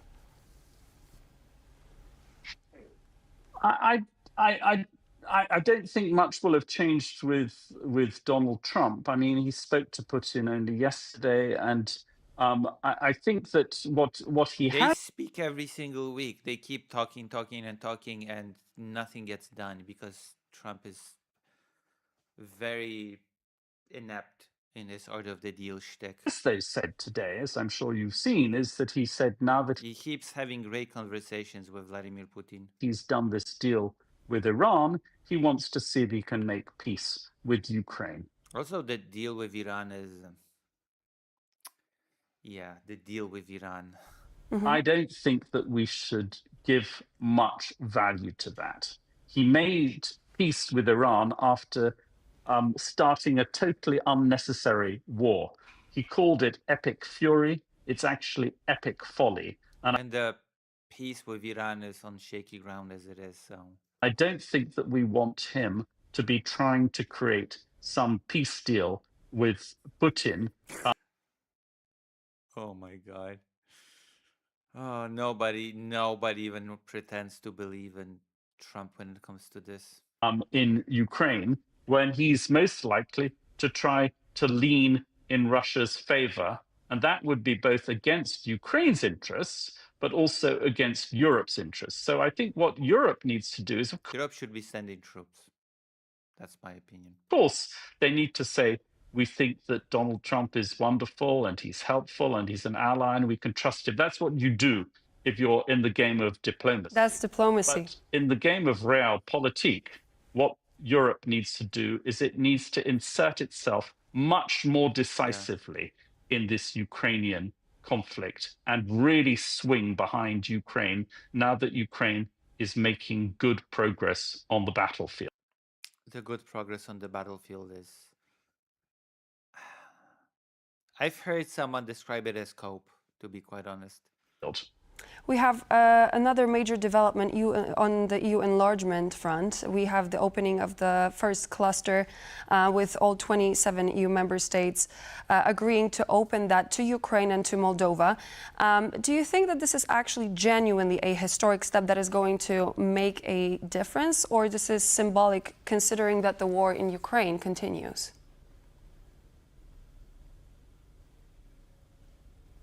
It's going to take some time before Ukraine is a member of the European Union. That said, the starting of this new cluster of discussions is absolutely... This is something that Hungary has actually unblocked.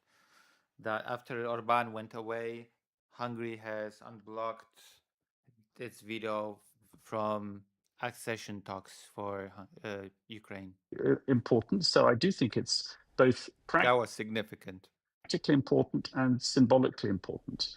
Because Orban said that he would never agree for Ukraine to join the European Union. Theoretically, you don't need to end the war before Ukraine joins the EU. For example, Cyprus joined the EU, even though Turkey had invaded Cyprus and still occupies about a third of the country. That said, it would be much, much easier to advance the Ukrainian accession to the European Union if the war comes to an end. And so the sooner that Europe can put pressure on Russia to end this war and to come to a reasonable conclusion. I wouldn't call it a just peace because we're very unlikely to get a fully just peace, but an acceptable, reasonable peace deal. The sooner that happens, the sooner If the West would actually support Ukraine in a way that it could, then we would have much more of a just peace. we can actually get round to rebuilding Ukraine, the sooner that we can get the immigration, this vast immigration of millions of Ukrainians who've come, particularly to Poland, but also to other parts of Europe, the more that we can reverse that. And that is absolutely critical. Oh, by the way, Poland's economy would suffer a great hit. Poland's economy will suffer a great hit when all the Ukrainians will leave. Because you are not going to rebuild the country. You're not going to have. Poland is really shooting itself in the foot when it comes to the politics regarding Ukraine, but whatever. I'm not even going to go into this now. It's a different segment, it's a different conversation. Have a healthy Ukraine unless you can have the immigration reversed. And so Europe has a huge interest. As it's not just Ukraine that has an interest, but Europe, the European Union, has a huge interest to bring this war to an end as quickly as possible. And as I said before, one of the instruments as quickly as possible, as we're in the 5th year of the war, that it can use and should use. This war has been going on, and I mean the full-scale invasion, of course. The entire conflict has been going on for more than 10 years, so it's been going on for more than World War II and one. Are the frozen Russian assets. That's 210 billion euros. That are euros. So like on what, 12 years? 12 years of conflict? Which are sitting in the European Union. And we should find a way of using those to help Ukraine. And that can, that of course is only money, but that's a lot of money. And that can be a decisive game changer in this conflict. So it would be if it would work. Sooner we move ahead with that, the better. Just before we go, because our time on the program is coming to an end, there was another major announcement of the U.S.-Iran peace deal for Ukraine. Do you think this is going to free up the U.S. administration to be able to re-engage with Russia, or perhaps it is not going to actually make a difference because those are going to be two I'm not too hopeful. Foreign policy wins for Donald Trump, and he is not going to get himself engaged? As far as all things concerned, the peace negotiations are now dead in the water. This is not a foreign policy win for Donald Trump. This deal with Iran, from what we've seen, is an epic disaster for Donald Trump. I'm sure that it will free up a bit of time for Donald Trump and other members of the American administration to talk about Ukraine. But as I said before, I don't think that we should try to get them centrally involved. They have to be involved, but they shouldn't be driving this process because Donald Trump is not a they will drive it to the ground. Trusted friend either of Ukraine or of Europe. Although Emmanuel Macron in Evian has to say that we trust Donald Trump, that is not the reality. We do not trust him. Thank you so much for joining. Hugh Dixon, commentator at large at Reuters, was my guest on the program. Thank you. There you have it. Thank you. And so this would be all the latest news for now. Thank you for... There you have it. Things are not great. I don't believe that Europe will be able to utilize the frozen assets as things are now. And to be quite honest, I don't have much. Like, there's been a vote for the new American aid, 1.3 billion US dollars. Oh, there's a big test incoming actually on whether or not Donald Trump is or is not a friend to Ukraine. Okay, we have words and there we have actions, and actions speak louder than words. So I guess we're going to have to see if Trump vetoes the aid that has been voted for recently. The bill has been voted on positively by Congress. So, not a veto proof, but it has been voted on. And now the ball is in Trump's court, I guess. He can veto it or not veto it. And that could be a huge boon to Ukraine. We'll have to see. We are going to see very soon just how much of a friend Donald Trump is to Ukraine. All right, that's topic number 1. We've done news. Any questions? My favorite audience members. You're my favorite customer. Man. Gonna have to do an LGBT topic as well because it's still the gay month.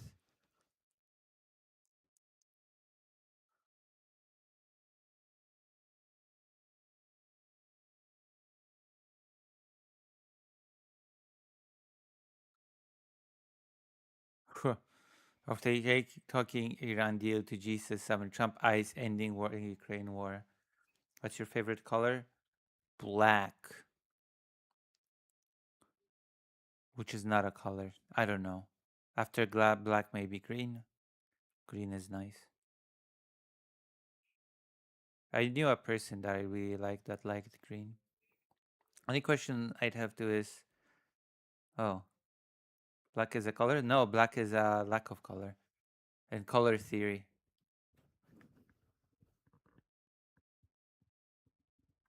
Like, black is a lack of color. So, technically speaking, it's not a color.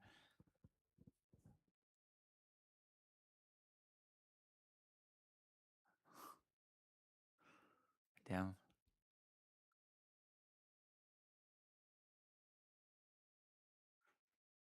That's racist. Well, you know me.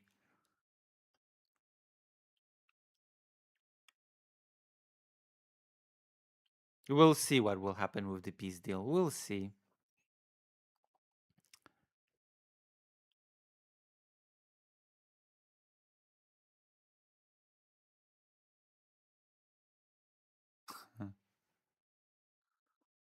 Oh no. Hungary bars Viktor Orban from returning to power. That is funny. Nobody believes that he would have gotten back to power by what we know about an Iran deal. We could read about the Iran deal.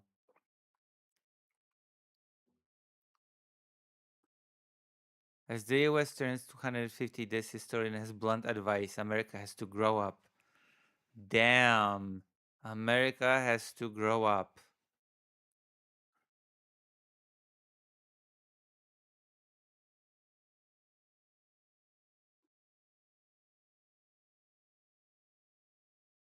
Uh-huh.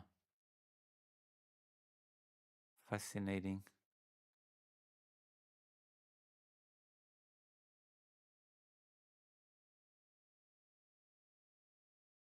Uh-uh. Let's see. US news.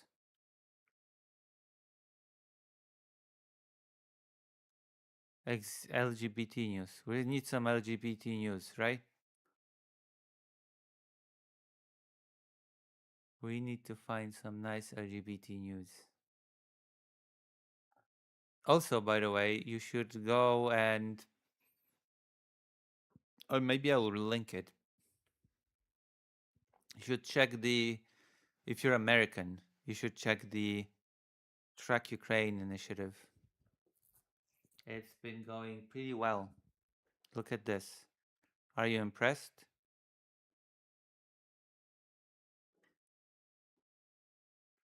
You know what it is? Oh, there you go. I want to talk about this.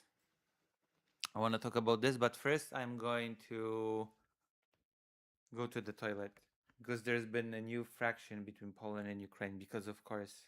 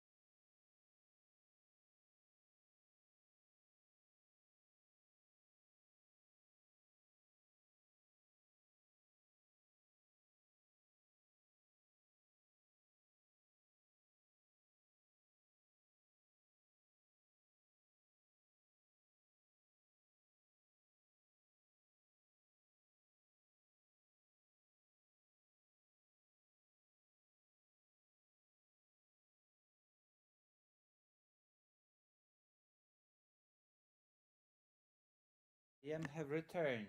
Anybody still here? Anybody still watching with me the stream?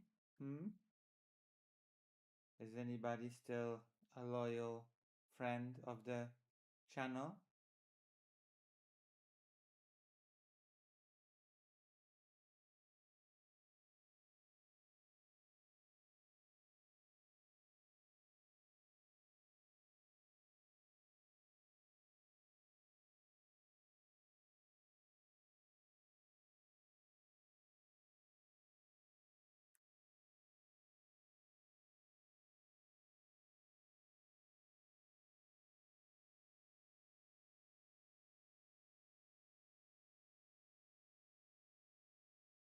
Hmm,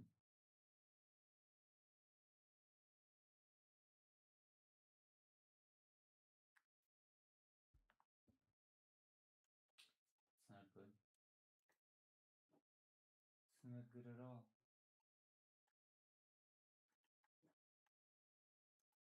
All right. Poland withholding fighter jets for Ukraine over lag and drone know-how transfer. Is there a video to this? No. So basically, there's been a trade that was agreed to between Poland and Ukraine. Ukraine would give drone technology, and Poland would hand in MiG 29s jets. And the transfer of the jets has been delayed because supposedly Ukraine has not given the drone technology to Poland. Poland has not yet delivered its remaining MiG-29 fighter jets to Ukraine because an agreement on the transfer of Ukrainian drone technology remains unfinalized, a Polish deputy defense minister said on Monday. All this is happening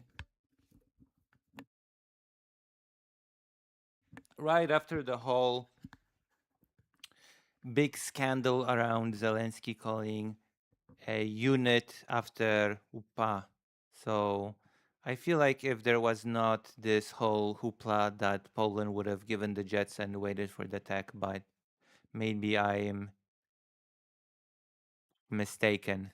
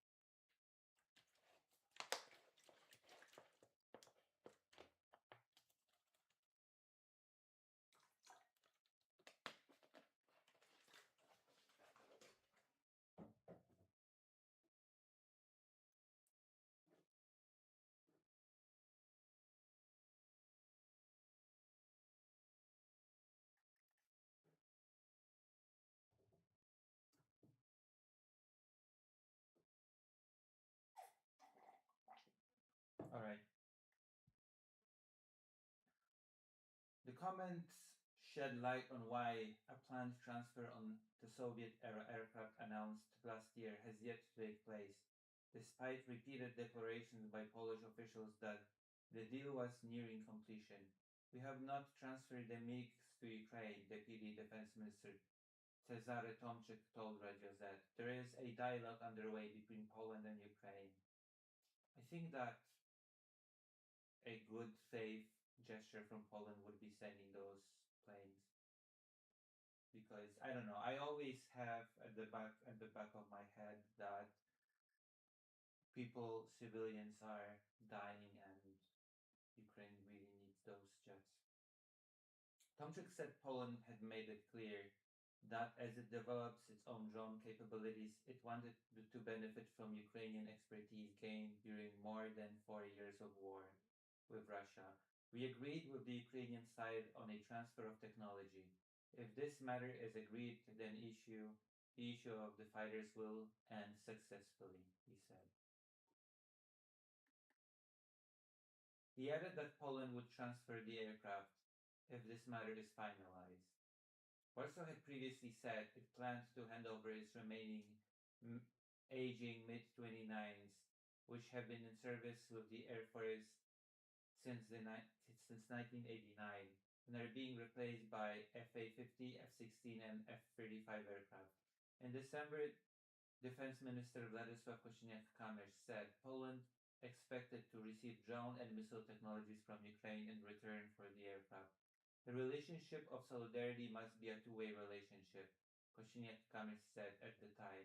Ukrainians are the best in drones of all the countries which we have positive relations with. Well, the positive relations between Poland and Ukraine as we speak is up in the air because of recent events. That's not exactly a super given that the relations between Poland and Ukraine are good. In fact, I would say that the Polish side is doing. I would say that the Polish side is doing a lot in its power to keep the relations not great. I probably should talk a bit about the soured relationship between Poland and Ukraine, but I think I've already talked about the UPA thing. Yeah, I have done a whole thing about the UPA thing while I was still in Ukraine as well. So I don't think I have to talk about that anymore. I think that subject has been exhausted. But there is one thing that I really want to talk about right now when it comes to Poland, and that is, and I am shocked that I have to say it, but ethno states. I want to talk a bit about ethno states. Do you remember that? Were you here for that conversation between Soypil and Ukrainian Anna that I've watched, that I've commented on, that I've reacted to? Anastasia talking about ethno states, the debate, are they good? Are they bad? What are ethno states? Should there be foreigners in the government? Should foreigners be allowed to have any governmental positions? You know, these kinds of questions, that sort of discussion. I thought that was the realm of internet politics. I thought that was the realm of, that it would stay within the realm of the internet debate sphere. But no, it seems that the discussion has made it in a very weird twist. A spiritual sequel to this debate has been done in the Polish parliament, if you can believe such a thing. The sequel to the Soypil debate has been done in the Polish parliament because high-ranking Polish politicians have started asking aloud questions like, hey, why do we have high-ranking politicians in the government that are of Ukrainian descent? Why are Ukrainians high-ranking politicians? And it sparked a whole scandal once again. The Polish government and the Polish Prime Minister Donald Tusk has made a whole speech in the parliament about how Polish is a republic, how, you know, things that, in my opinions, should not need be said, but there was a whole speech in which he said, as long as a person does not break the law, as long as a person serves for the good of the republic it should not really matter what their background is. It should not matter if they are Ukrainian, Polish, Vietnamese. We have Vietnamese people in the government. As long as they have a citizenship, Polish citizenship, as long as, again, they serve the country, as long as they do not break the law, it should be perfectly fine for them to serve in the government. And I agree with that opinion. I agree there's should not be very controversial as long as you have the qualifications, as long as you have the citizenship. It should not really matter if you were born in Poland or if you are ethnically Polish or whatever else. These should not be the factors that should decide on whether or not you should be viable for high ranking office within the government. But I do find it interesting that suddenly this has come up. I'm not sure what prompted the far right opposition to raise this topic. I'm not really sure what prompted this topic to be sparked, but there's also a really, I suppose, coincidentally funny element to it that I've just watched a whole debate about ethno-states, ethnic makeup of countries, whether or not people from a different ethnicity that are not ethnically of the nation, quote unquote, should they be able to run for office? Should they be able to be part of the government, high ranking politicians? Should that be allowed? Should that be barred from those people? What sort of nation states do modern states want to be? What sort of basis should nationality be built upon? I guess those are the questions that have suddenly come to the forefront once again within the political consciousness. Of course, I'm not a big fan of nation states to begin with. I'm not a big nationalist to begin with. And patriotism has been a thing that existed before the notion of nations. But if we are to have nation states, because that is a reality that we inhabit, since we inhabit a world with nation states in it, I believe that nationality should be something not based on immutable traits. It should not be essentialist, basically. It should not be something based on ethnicity or race or whatever else. It should be, if anything, based on having this piece of paper called citizenship. That should be the main factor of whether or not you should be eligible to stay in the country forever, uh, run for office, for president, prime minister, or whatever else office in the land. Again, I agree with the statement of the prime minister. As long as you don't break the law, as long as you work for the good of the republic, it should be perfectly fine for you to be part of the country that you live in. Right? I don't I don't think that's a controversial statement. Does that make sense? The fact that this has become a whole controversial thing in Poland so recently is a very sad testament to how things are in the country. But it is what it is. If this is going to be a discussion, then we might as well discuss it. You know my stance on it, I think. I don't think I'm being unreasonable in my opinions on the matter. I feel like my opinions are pretty agreeable, if that makes sense.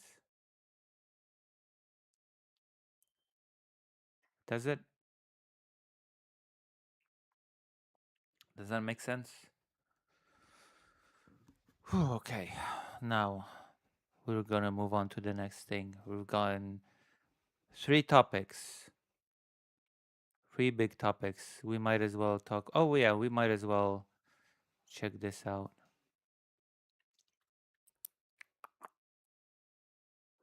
I gotta do the peace deal tomorrow. I'm gonna simmer on the peace deal, and I'm gonna do a thing on it tomorrow.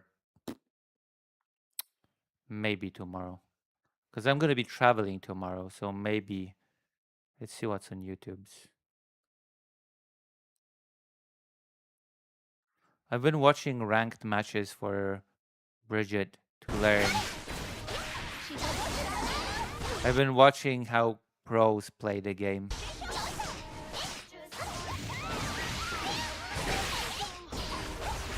I'm gonna spare you. I'm gonna spare you the rank matches on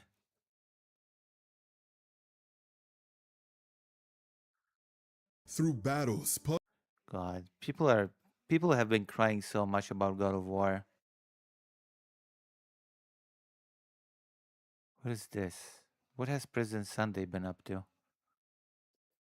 Agreeing with Schmidt is baffling. I like him. No, he just like reads the quotes on the front page, and if you'll bear with me, I want you to imagine that you're talking about a book on the internet, right? And you want to explain to your audience why it's interesting. 160 people, huh? Perfect. At least it isn't Dragon Quest. Wait, what's wrong with Dragon Quest? Hold on. What's wrong with Dragon Quest again? Wait, do you not like Dragon Quest? What's wrong with It's one of the most famous RPG series in Japan, if not the. Do you not like Dragon Ball?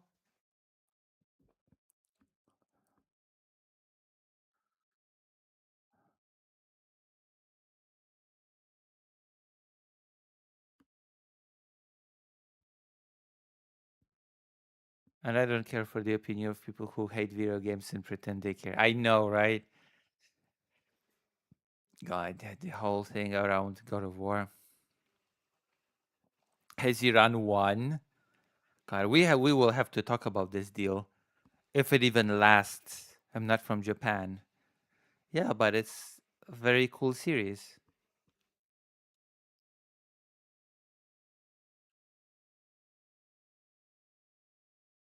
Asmongold's cult.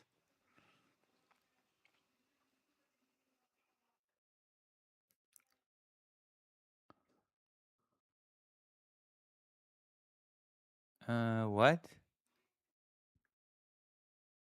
What is this?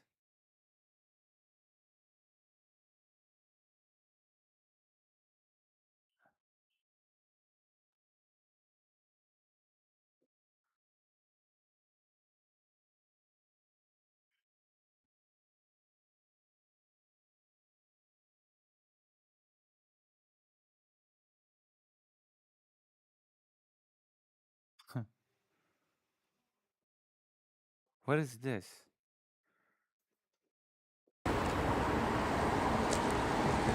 I love little girls. I love what is that? Little girls. No, seriously, what the fuck is that thing? I love little girls. I love children. Oh, get it away from me. Kill me! Kill me!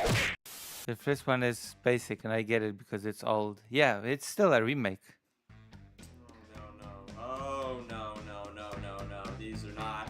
This is not looking good for you, buddy.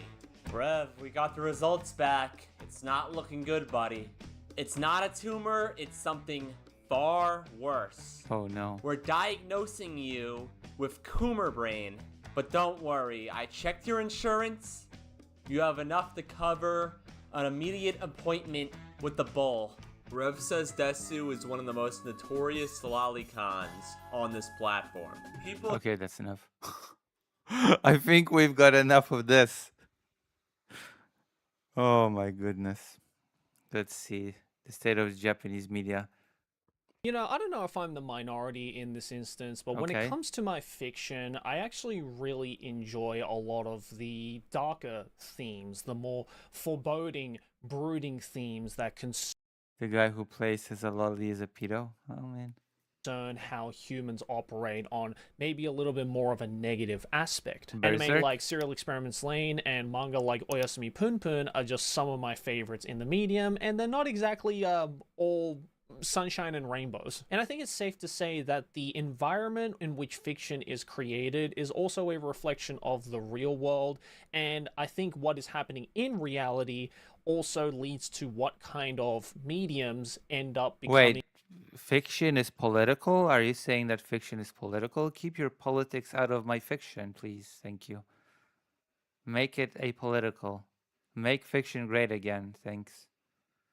Being talked about, end up becoming popular, end up becoming How the dare new you. zeitgeist. So I wanted to touch upon this particular article here that really had an interesting tagline, and I wanted to kind of give my 2 cents on it, and also hear what you guys think about this as well, because I'd be very interested to know. So it says here, Saya no Uta author Gen Urobuchi thinks audiences no longer crave poison from fiction, but an antidote to reality. So there may be some younger people in the audience potentially who don't know who Gen Urobuchi is. I feel like you need to be around kind of my age to know who Gen Urobuchi is, but if you're Okay. younger than me and you know who he is, then good on you, you have great taste. But Gen Urobuchi, for those of you who don't know, is an absolute veteran when it comes to writing, not just within anime, but also in games, Okay. games such as Sayano Uta, this one right here, which, if you don't know, is a pretty controversial, dare I say, controversial visual novel from the early 2000s. I've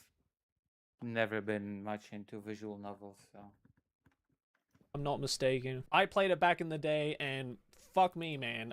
If you want to experience one of the most insane visual novels out there, then I suggest Sayano Uta, and I suggest going into it as blind as you possibly can, because I did that back in the day, and holy shit, after all this time, I still remember this game very fondly, for better or worse. But he's not just known for Sayano Uta. In fact, Is he's it actually safe quite for a stream? prominent writer. He wrote the story for the anime Psycho Pass, for instance. He was also the writer of the original visual novel for the Fate series, namely Fate Zero. Never And I saw- would say never most seen any of famously, these. he is the sole writer of the acclaimed, I believe, 2011 anime, if I'm not mistaken correctly, Puella Magi Madoka Magico. If you love all of those works, then you I've can never safely seen say any of that you are a this. Gen Urobuchi head. But I've this never seen any of this. I've heard of the works, but I've never seen them. So I'm a bad person, I guess. I'm not a good fan. article here kind of highlights an interesting point of contexture, I feel, in the current state of the anime and gaming, especially visual novel loving audience. So it says here, Japanese media recently brought together a scenario writer Gen Urobuchi and voice actress Koiwai Kotori, who happens to be an avid fan of Urobuchi's classic visual novel Sayano Uta, for a joint interview. In the article, Urobuchi brings up the dark and dramatic nature of the game, where every ending can be seen as a bad ending.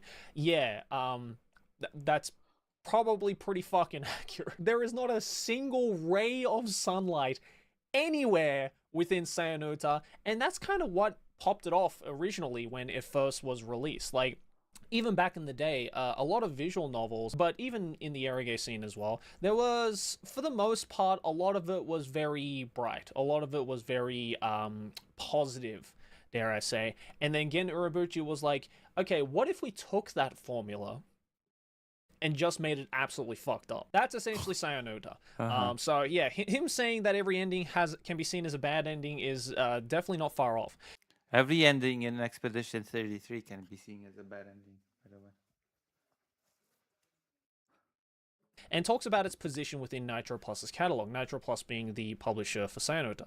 However, he also mentions how the depressing and sometimes shocking themes of Sayano Uta and other works by the studio may not be something that modern audiences are looking for, especially considering the current state of the world. For context, back in 2013, Urobuchi participated in... We don't need messed up stories anymore. We already have messed up stories non-stop in real life. That's a good point. Maybe we should get some positive messaging so that we have less misery. In an interview to celebrate the release of Nitro Plus's famous fourth wall breaking visual novel, You and Me and Her: A Love Story. I actually have never heard of this visual novel before, so I'm kind of interested to check it out. Discussing the signature style of the studio, he noted, Nitro Plus caters to people who prefer excitement over reassurance, comparing the experience to restaurants that serve spicy and sour food, despite spicy and sour being signs that something is poisonous in nature. I mean, yeah, I guess that kind of makes sense. I mean, you know, a lot of animals don't go and bite into a wild chili plant because they're aware that spice is pain and pain is bad. At this point here, Nitro Plus catering to people who prefer excitement over reassurance, I think is a great tagline for Nitro Plus, because yes, Nitro Plus over the years, I believe they've been around for like the past almost 30 years now at this point, have made some pretty insane visual novels and eroges. You know, Cyanota is just one example of a Nitro Plus visual novel that is depressing and dark as fuck, but their entire catalog, at least the catalog that I have touched upon, which is not a lot to be honest. I've not really, I will admit, I don't think I finished even a single visual novel, apart from the KFC one that I finished on stream. I've played it from the beginning, but that's not really a serious game. I mean, it's a visual novel, but it's like a bit of a gag game, like a funny little haha game. Bernie Sanders, Colonel Sanders. Should I just call the KFC guy Bernie Sanders? Other than Cyanota, there's probably only like one other game that I've played, but way back in the day when I was very heavily playing a lot of visual novels and stuff like that. But yeah, even that one, and I forget the name of the visual novel. It's never been the case for me. Heavily playing visual novels have never been a thing for me. I'll apologize. But yeah, Nitro Plus definitely is not connected to happy times. So fast forward to today, the scenario writer was asked whether he still stands by this stance, and he says, that was my opinion at the time. However, I also feel like audiences nowadays aren't looking for poison. They're probably craving an antidote within fiction precisely because the real world is so cruel.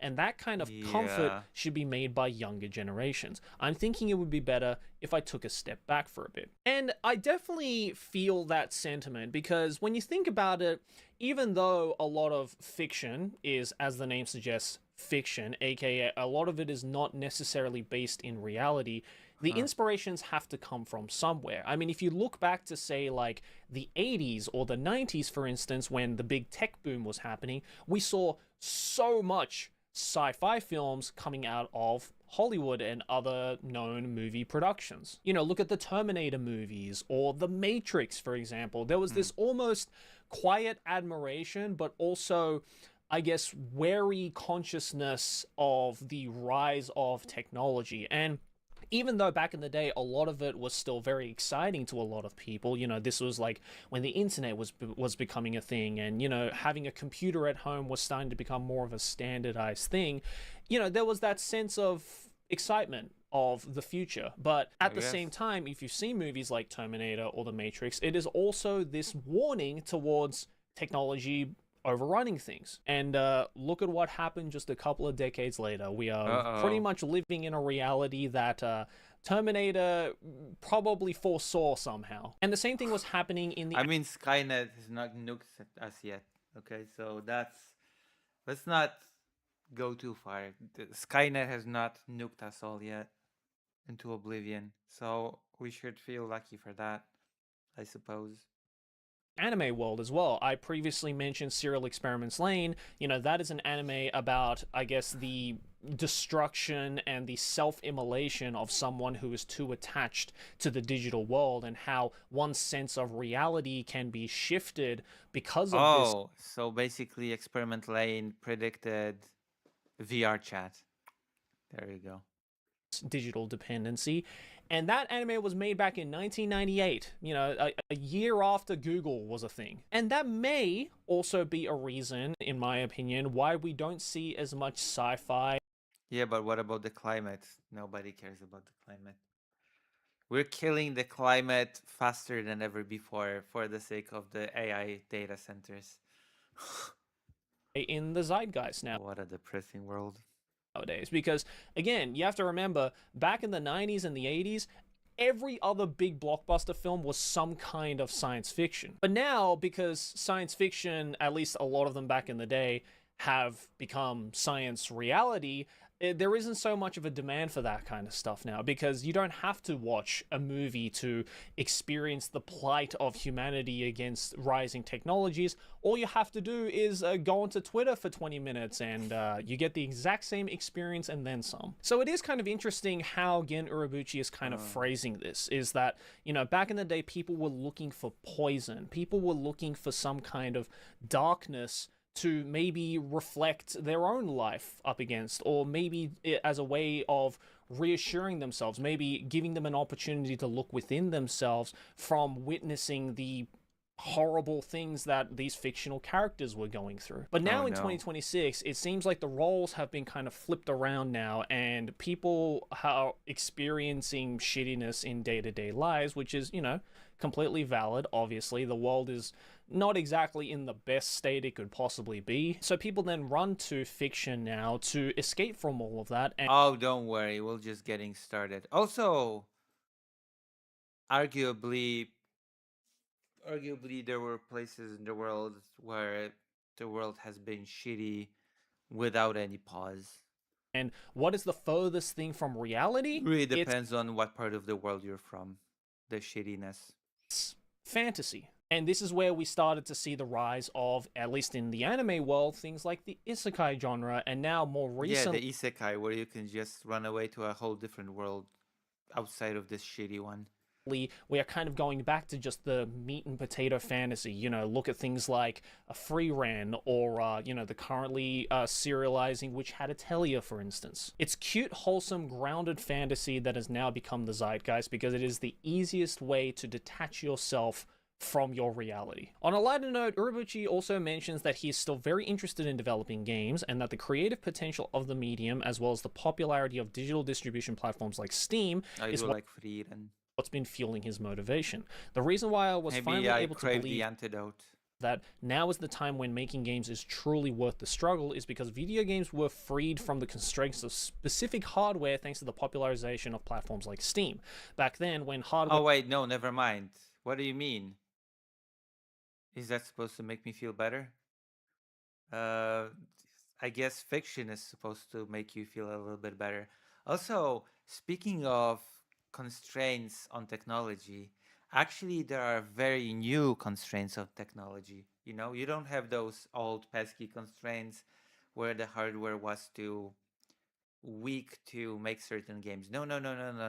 Now we have new constraints, like companies making less video cards because AI centers need them, or companies releasing less RAM memory, you know, because the data centers needs it. Those are the new constraints.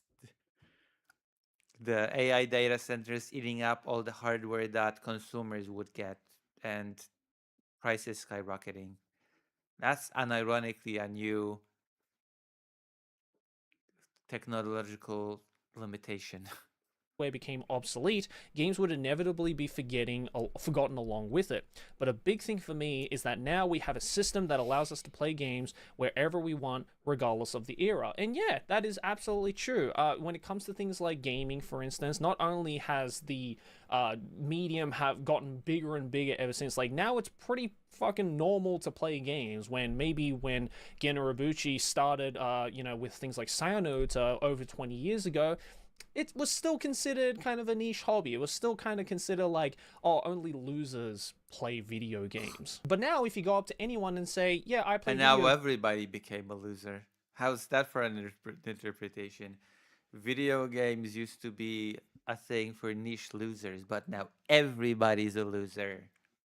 Games, then it's as natural as saying, oh yeah, I enjoy eating food. Of course, there are still some stigmas that are attached to, say, for example, certain kinds of games, like, you know, in the West specifically, there is still very much a stigma towards someone saying that they play visual novels or that they play erogames. But the medium of gaming in general has gotten so much more accepted in day-to-day conversation, and also now that pretty much anybody with a working computer and an internet connection and a little bit of creativity can make video games, as we have seen with the humongous rise of the indie world, That's not true. only in terms of sheer volume of games, but also just quality of games. I mean, right now over on Best Buds on my Let's Play channel, we're playing through the new Mina the Hollower game, and that game is fucking amazing. One of the best games I've played all year. So I am happy to see that Urobuchi is, I guess, The game that we finished today, technically speaking, is counted as an indie game, just so you know. Technically speaking, Expedition 33 is an indie game. Did you know that?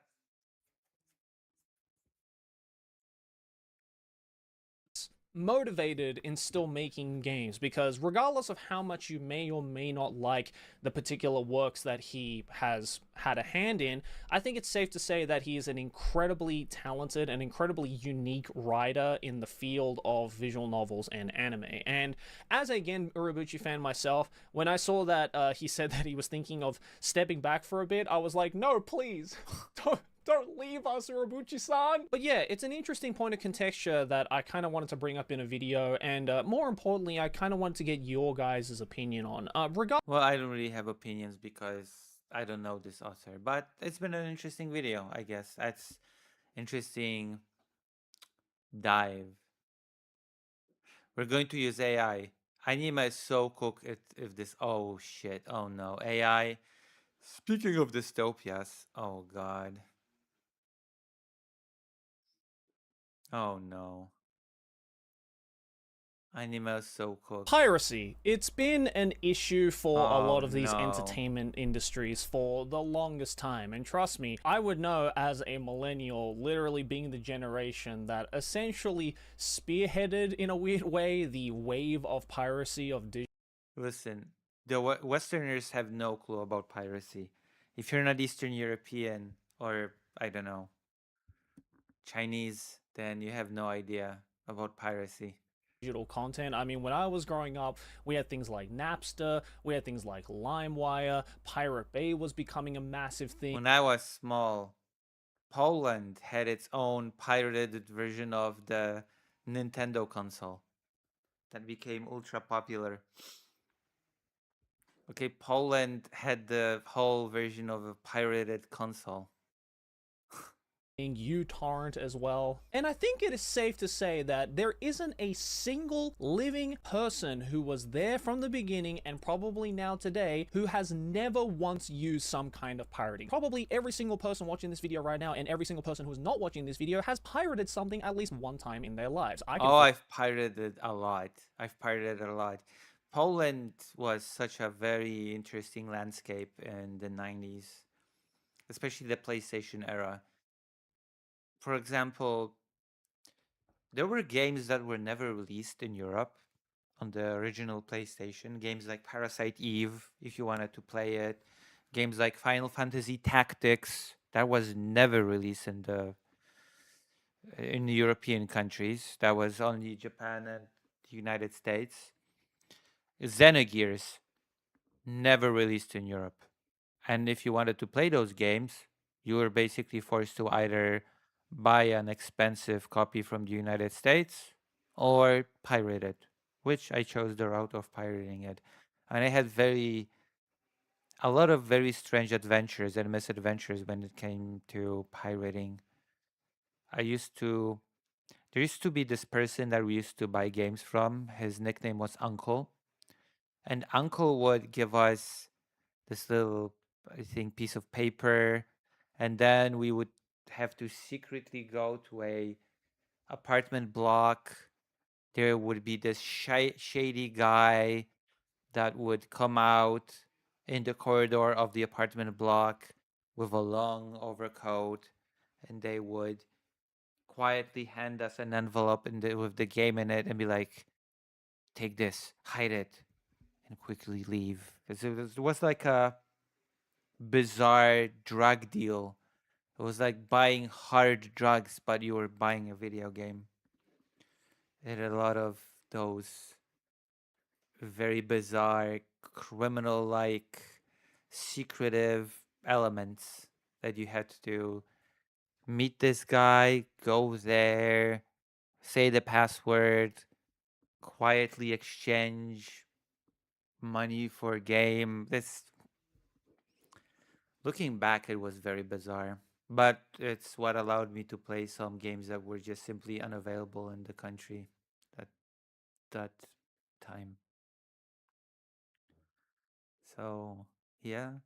fully admit to that. Everybody, I think, can fully admit to that. Especially if you're an anime fan from overseas, there really wasn't a lot of ways in which you could view or consume any of Japanese media without some form of piracy. And as much as services providing that kind of entertainment in the world of, say, anime has gotten a lot better today with things like Crunchyroll and Netflix and other streaming services, back in the day, there wasn't really any other choice. You either had to fly to Japan and buy $200-300 Blu-rays for a couple of episodes, or the easiest option that a lot of people did was piracy. It's not an admission, it's just a fact. That is unfortunately just how this thing operates. But it seems like the Japanese media and entertainment industry is absolutely freaking sick of it. They have apparently had so much damage done to themselves through things like piracy that they're trying to figure out ways in which they can combat that going into the near future. Okay.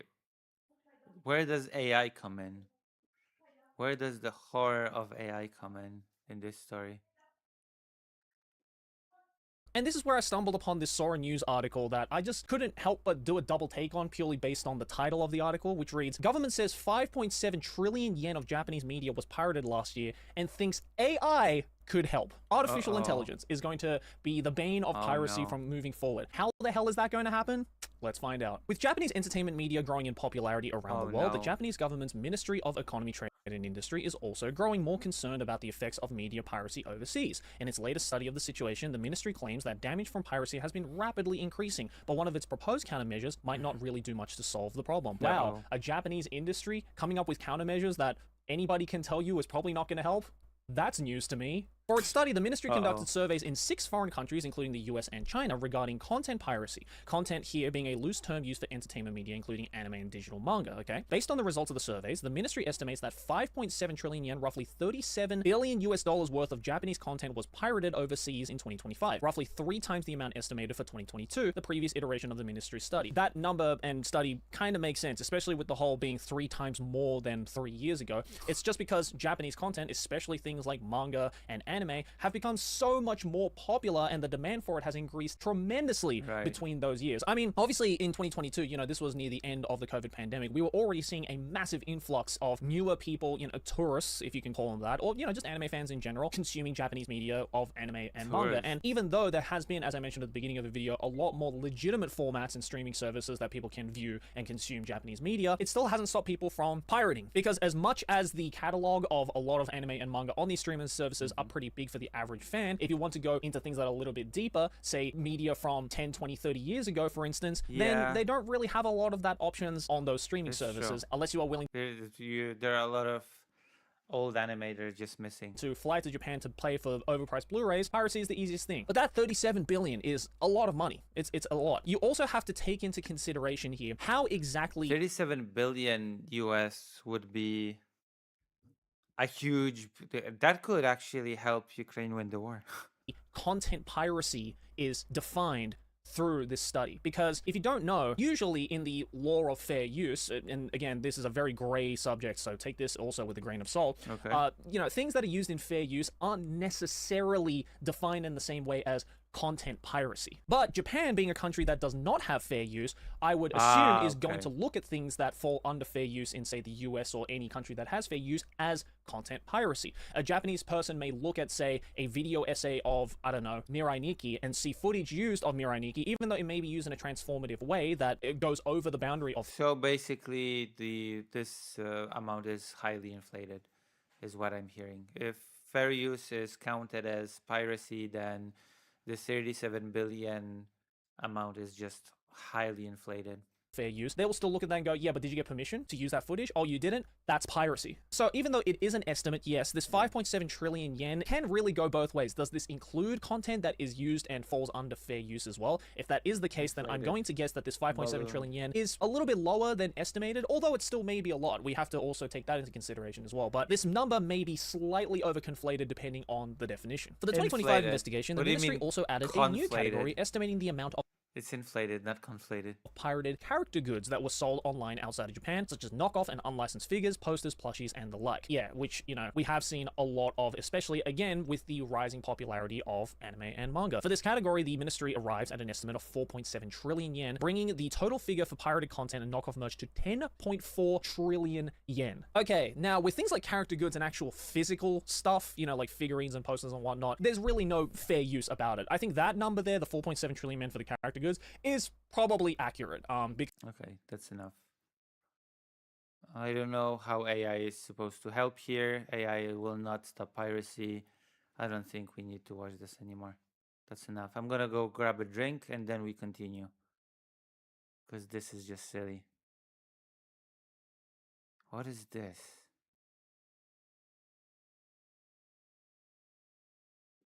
Anime man? I don't know what this is supposed to mean.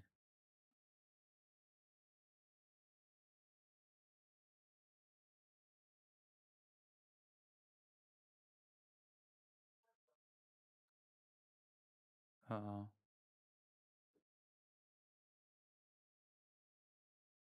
Wait, what happened here? The money ran out. Game development is in free fall. Okay, I'll be right back with a drink. And then we can watch why game development is suffering. Visual art essential for beginners. Oh, I wanna look at that as well. Okay, I wanna look at these things. Cause I've been doing a lot more digital art, so I just wanna say I left my tablet in Ukraine, so I've not been doing any new art announcements. But once I'm back in Ukraine, we'll be seeing a lot more of those animations that I've been doing lately. We'll be seeing a lot more of those. So look forward to it. So we might as well look into also Sam Does Art is a great artist. I've been following him for a long time. We'll be right back.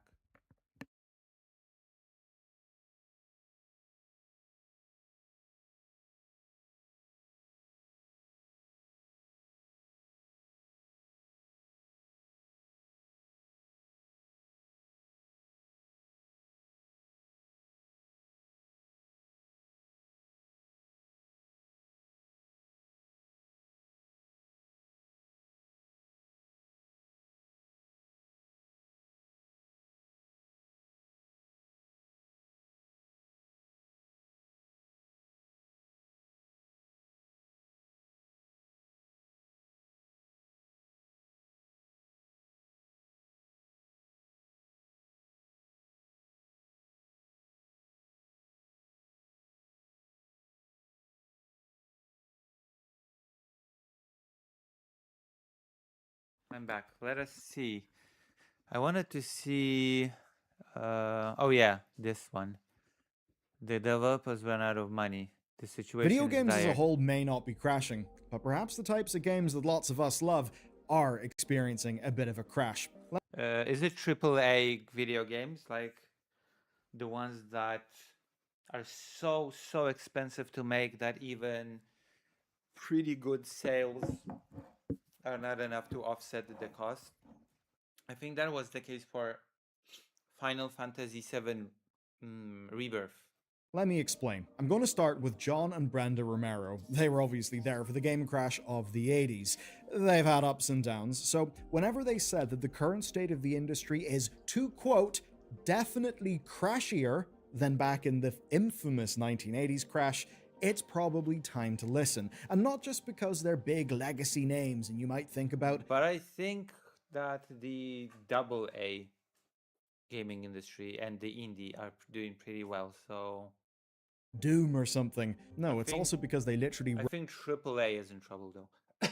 Run a game studio today. It's a few hours down the road from me in Galway, which is to say, they're in the real games industry, and they're speaking to a real problem that you'll hear talked about in game industry circles, that you'll hear be talked about between devs, but it hasn't really made it out to the public.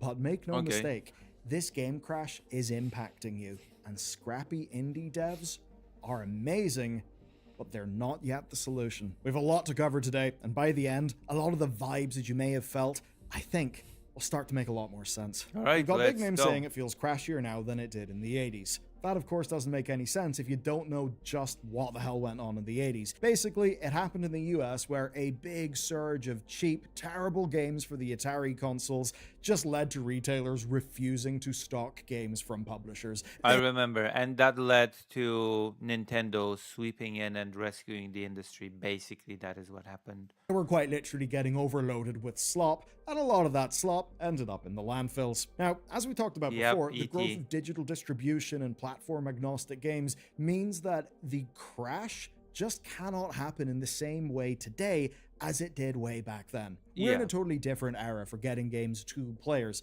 It's way more diversified. There are so many games, perhaps too many games, and no good way to get them right in front of players. That problem won't go away, but it is an entirely different problem to the problem of today. Because when the Romeros talk about being in a crash, they're looking at it from the other end of the spectrum. Not buying games, but actually making the damn things. And to make them, you need to somehow pay for them. And the funding collapse, especially in Western markets, is completely goddamn brutal. Now, the Romeros felt this firsthand whenever Xbox pulled the plug on their next game. Remember, big like Xbox layoffs, all of that stuff that was happening? Yeah. Well, their game got cancelled.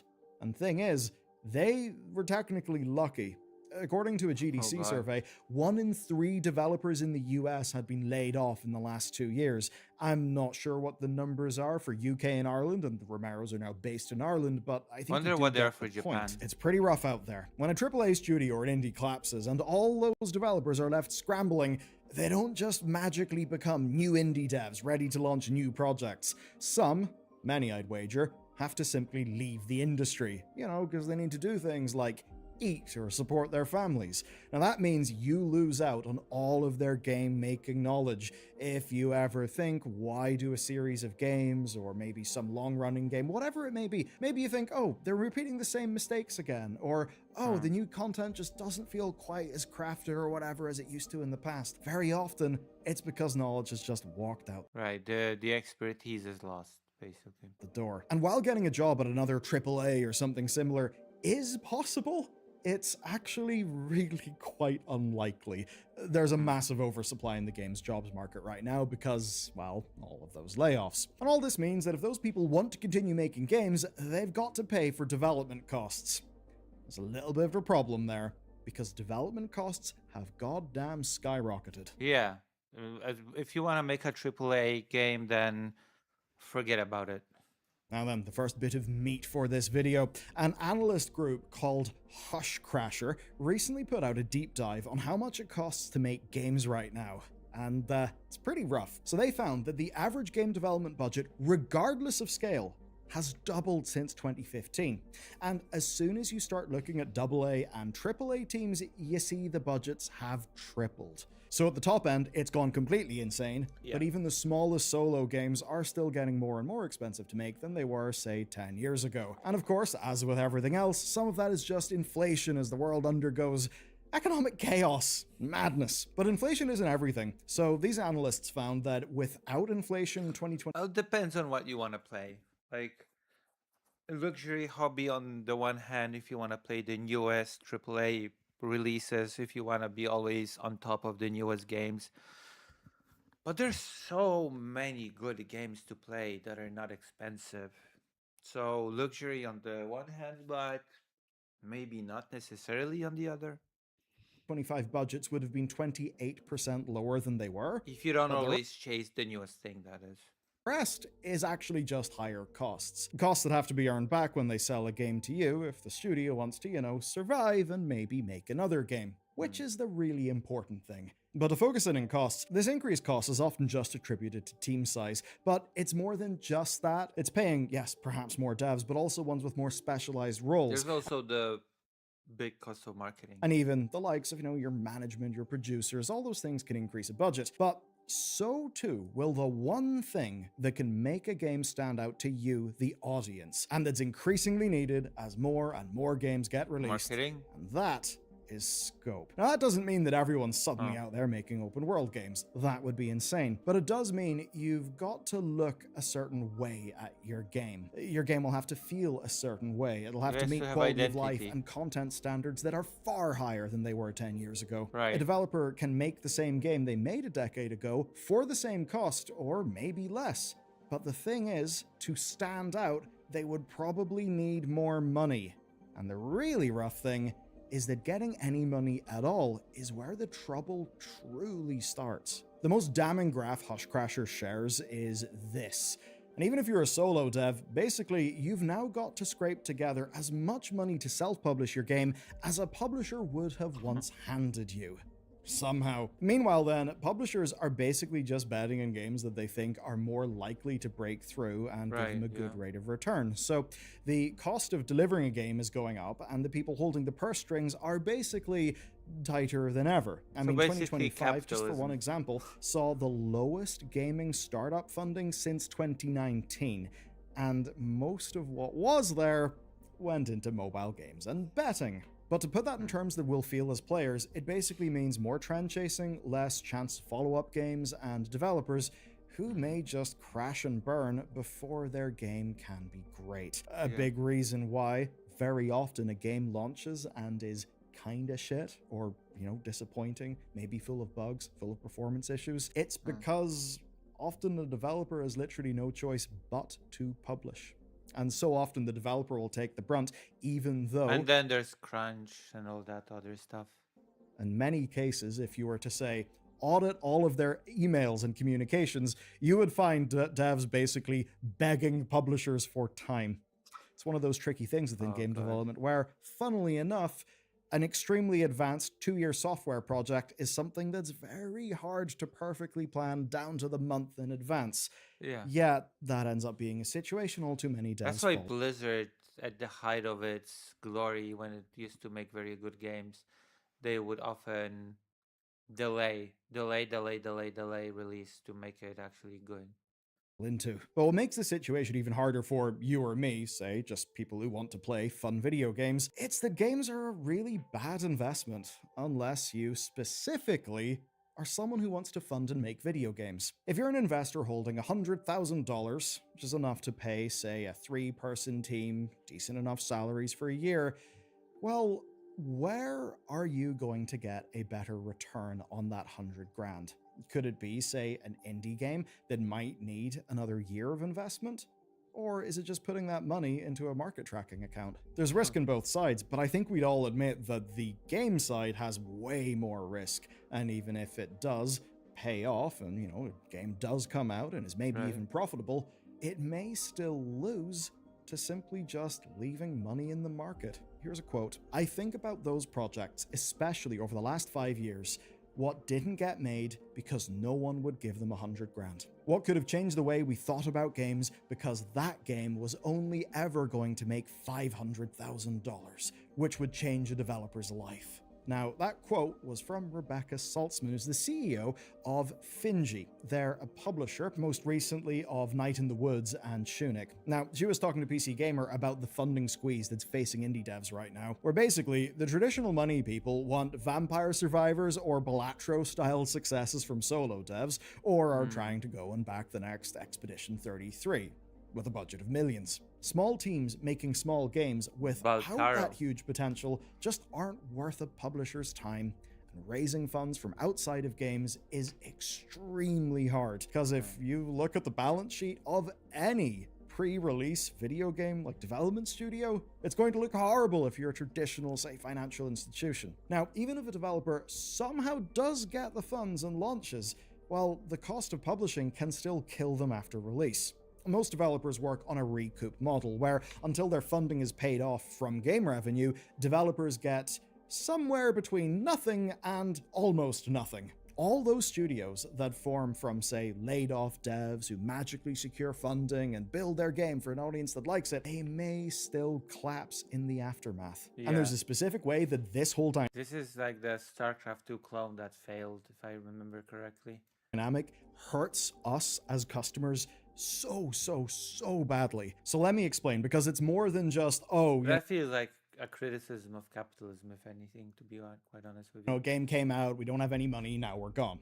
Right. So whenever your game comes out, you'll get a bunch of money into Steam. Now that, of course, go to your publisher. Then it will go through the recoup, and then you will be paid. Now, you could be paid in payment terms that are like, say, net 45, so it could be quite a bit of time until you actually get money. Maybe 1 or 2 payroll cycles. That could be pretty damn challenging. But here's the thing. The amount of money that you will get in an early stage of your game's recoup will almost certainly not be enough to cover your burn rate unless your game is a real outlier success. So what that basically means is before you ship your game, you need to have funding lined up for your next game. How the hell do you do that?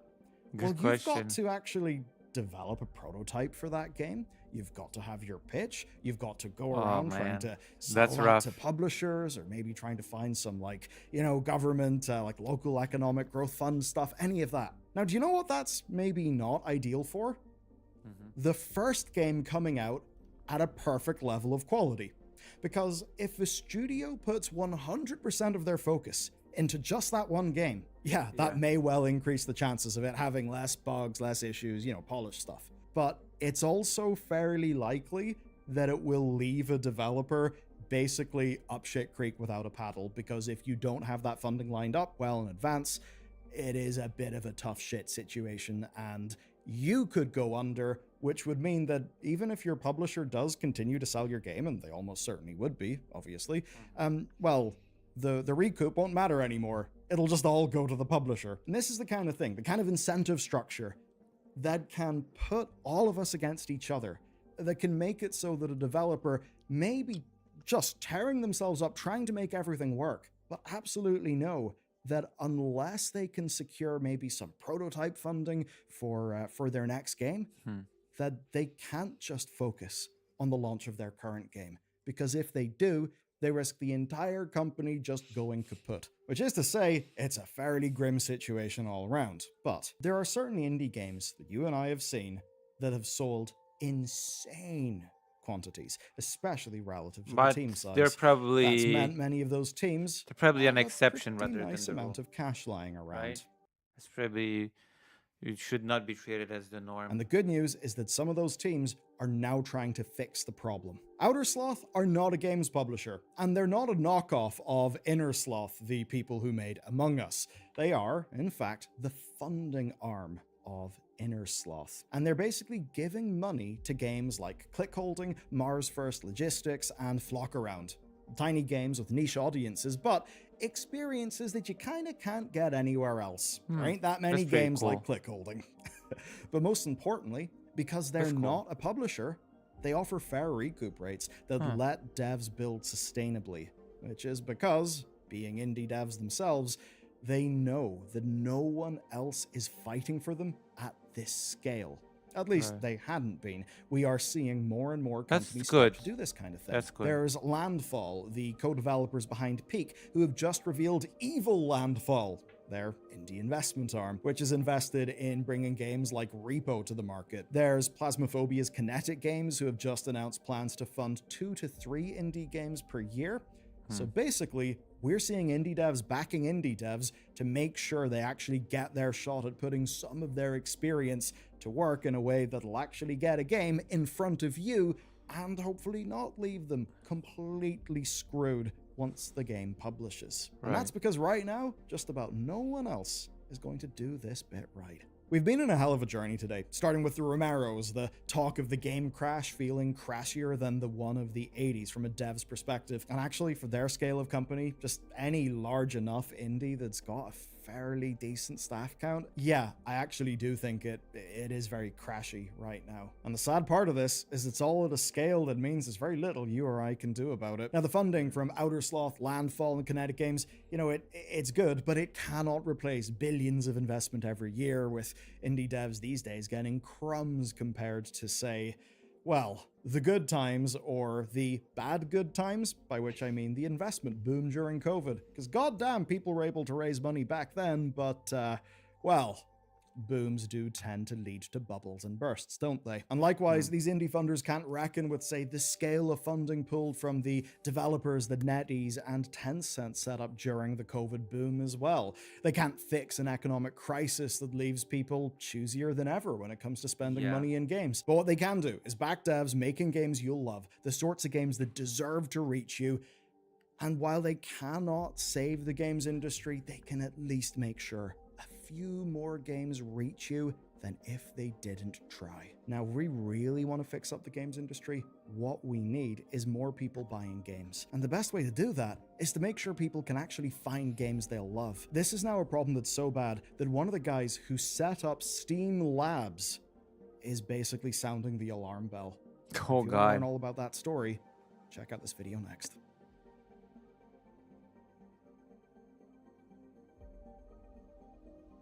Well, there we go.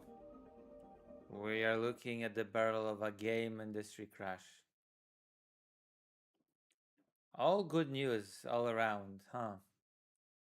It's just positivity all around on the Lucy Haza channel, Well, don't worry. I want to look at something more positive now. And that is digital art essentials for beginners. So for me. This allows you to correct your mistakes. Like, I mean, look at that. Within the span of like 5 seconds, we've made the cart tighten. God, look at those lips. All right, that's enough. You stay right there. Do not move. What? Glitchmaster says, good thing it's only the games industry that's crashing. Yeah, of course. Everything else is going just fine. Okay, the Lucy industry is not crashing at all. For example, we have, how many people are viewing right now? 6 people, okay? We have 6 people on YouTube. I don't know how many on side chat, and I don't even know what the situation is on Twitch. I don't even know. Nobody's chatting on Twitch, so I don't know.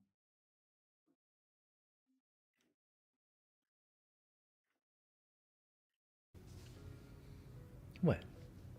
You look good. All right, guys, welcome back. Today we're going to learn. So get off your toilet, stop eating your food, put your homework away. This is the most important lesson that you're going to learn for the rest of your life. I got notes, all right? We're getting serious today. Damn. So in today's video, I'm going to give you guys a quick overview on some... Sam Does Art is a really good artist. So if you want to do good art, listen to Sam Does Art, is what I'm going to say. The key tips and tools that I cannot live without when it comes to digital art. This is going to be a very beginner-friendly video, and anybody can learn this and get into this, okay? Even you with your 2 whole brain cells. It's okay. I face the same struggle. Even me. I'm dumb as... First and foremost, before I start any drawing, I'm always looking for a reference. And the absolute best place to find references is on Pinterest. For those of you who might be living under a rock, this is how it works, okay? So I've got a folder here of cloud images. Now, if I were to click... Oh, I love Pinterest for finding... Whoa. Yeah, that's... Wherever I start those little animations that I do for announcements, I go to Pinterest and I find a single pose, right? I find a pose that I look at, and then I draw the pose, and then I go from there to make it into an animation. That's my process. So I definitely agree that Pinterest is the place to go for reference. It's a great place. On one of these cloud images, you get a bigger version of it, but you also get all of these other related images. This is as good as it gets for finding references and inspiration, and if you have been using Google Images for that... Story Starlet says, I always pose my characters in a 3D posing program, then draw over that. Oh yeah, I also use mannequins for 3D poses. In Clip Studio, there are mannequins that I pose. So I do that and draw over it. Yeah, I do that as well. Bro, seek help. See, like, look at this. Are you? But I do look up reference. Yeah. Kidding me? Oh my god, save. Now once you found your reference, the second thing that I get the most questions about, aside from what brushes do you use? God, stop asking me that. The second thing I get the most I just use like a pen. questions about is what's I your don't use canvas brushes. size? How do you set up your canvas? So here I'll show you guys in Procreate, but this works in all other programs as well. You want to click on this plus icon, and then you want to click on that top right add icon, okay? And this is where you start a new canvas. Now for me, I like a good amount of resolution, but I also don't want my painting to be so big that every time I blend something, my computer just... Actually, I think we're gonna watch a different art video in a moment because I'm actually very curious about something. I'm very, very curious and I want answers as an artist. explodes. So I set my width to...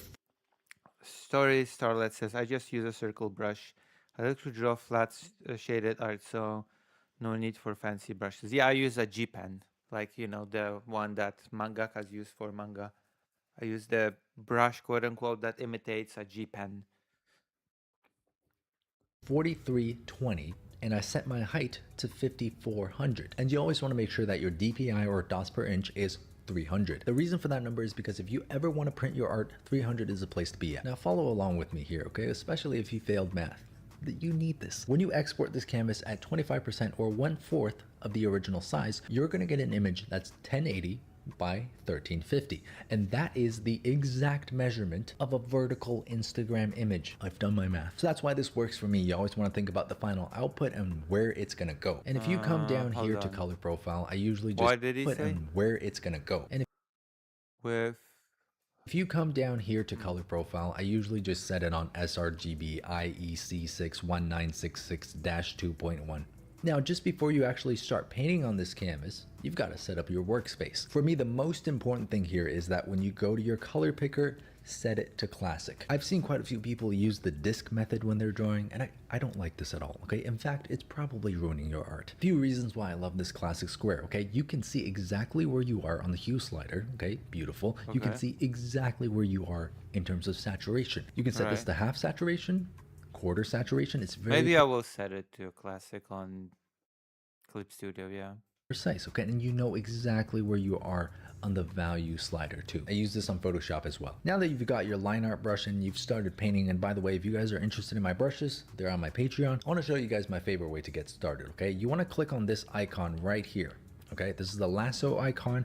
This is available in basically all other drawing apps as well. True. See, what this allows you to do is you can draw an outline around your character, and once you've closed it off, you can drop a color in here and that becomes your base color. And if you've seen my last tutorial, you know that I like working from big to small. So I always start with a base color and then I start adding more colors on top. That's a very painter technique. You start with the whole painting having a base color, and in painting it's a little bit different because in painting you layer it in a way that the color from below actually very visibly influences the color that you place on it. So the base color that you use will down the line affect how your painting will turn out.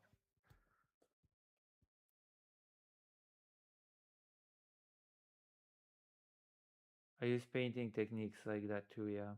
I don't have line art in my final art. It's easier to just block out the forms. Oh, I do. I definitely have line art. If you've seen any of the animations that I use for the announcements, you can definitely see that line art is a thing that I like a lot. This lasso tool is very, very useful for that. It's also great for adding anything that might have a straight edge. Okay, let's say there's a reflection here and I want to just boom. Now there's some reflection in the glass. There's multiple different types too. You can also use it like this, right? You can draw organic in the glass. Say there's a very, very useful for that. It's also great for adding anything that might have a straight edge. Okay, let's say there's a reflection here and I want to just boom. Now there's some reflection in the glass. There's multiple different types too. You can also use it like this, right? You can draw organically with it or draw straight lines with it. So now you fill that in, boom.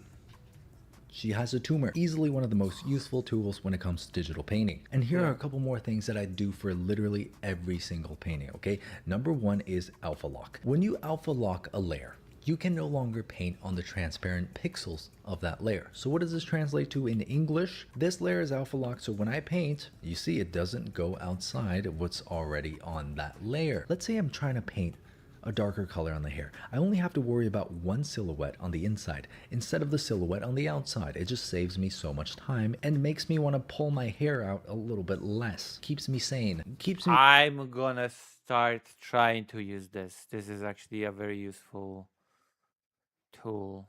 I'm gonna start trying to use this. From going to the grocery store, getting milk, and never coming back again. But see, sometimes this is a little bit too destructive because you're painting on the same layer. This is where another very similar method comes into play. Okay, so we're going to start a new layer. We're going to click on this layer and we're going to select clipping mask. Now, when we apply a clipping mask, you're going to see that whatever we paint on this clipping mask layer is not going to go outside of the layer underneath it. But the moment you release that clipping mask, I'm just going to unselect that. Now everything goes outside of the boundaries. Now it pretty much does the same thing as alpha lock, but this way you're not destroying the painting that's underneath. So for those of you guys who are a little bit more hesitant, you're a little bit more shy with your brush strokes, you know, you're very timid, you're just like, ooh, you. This is great for you. And while we're talking about layers, I know this...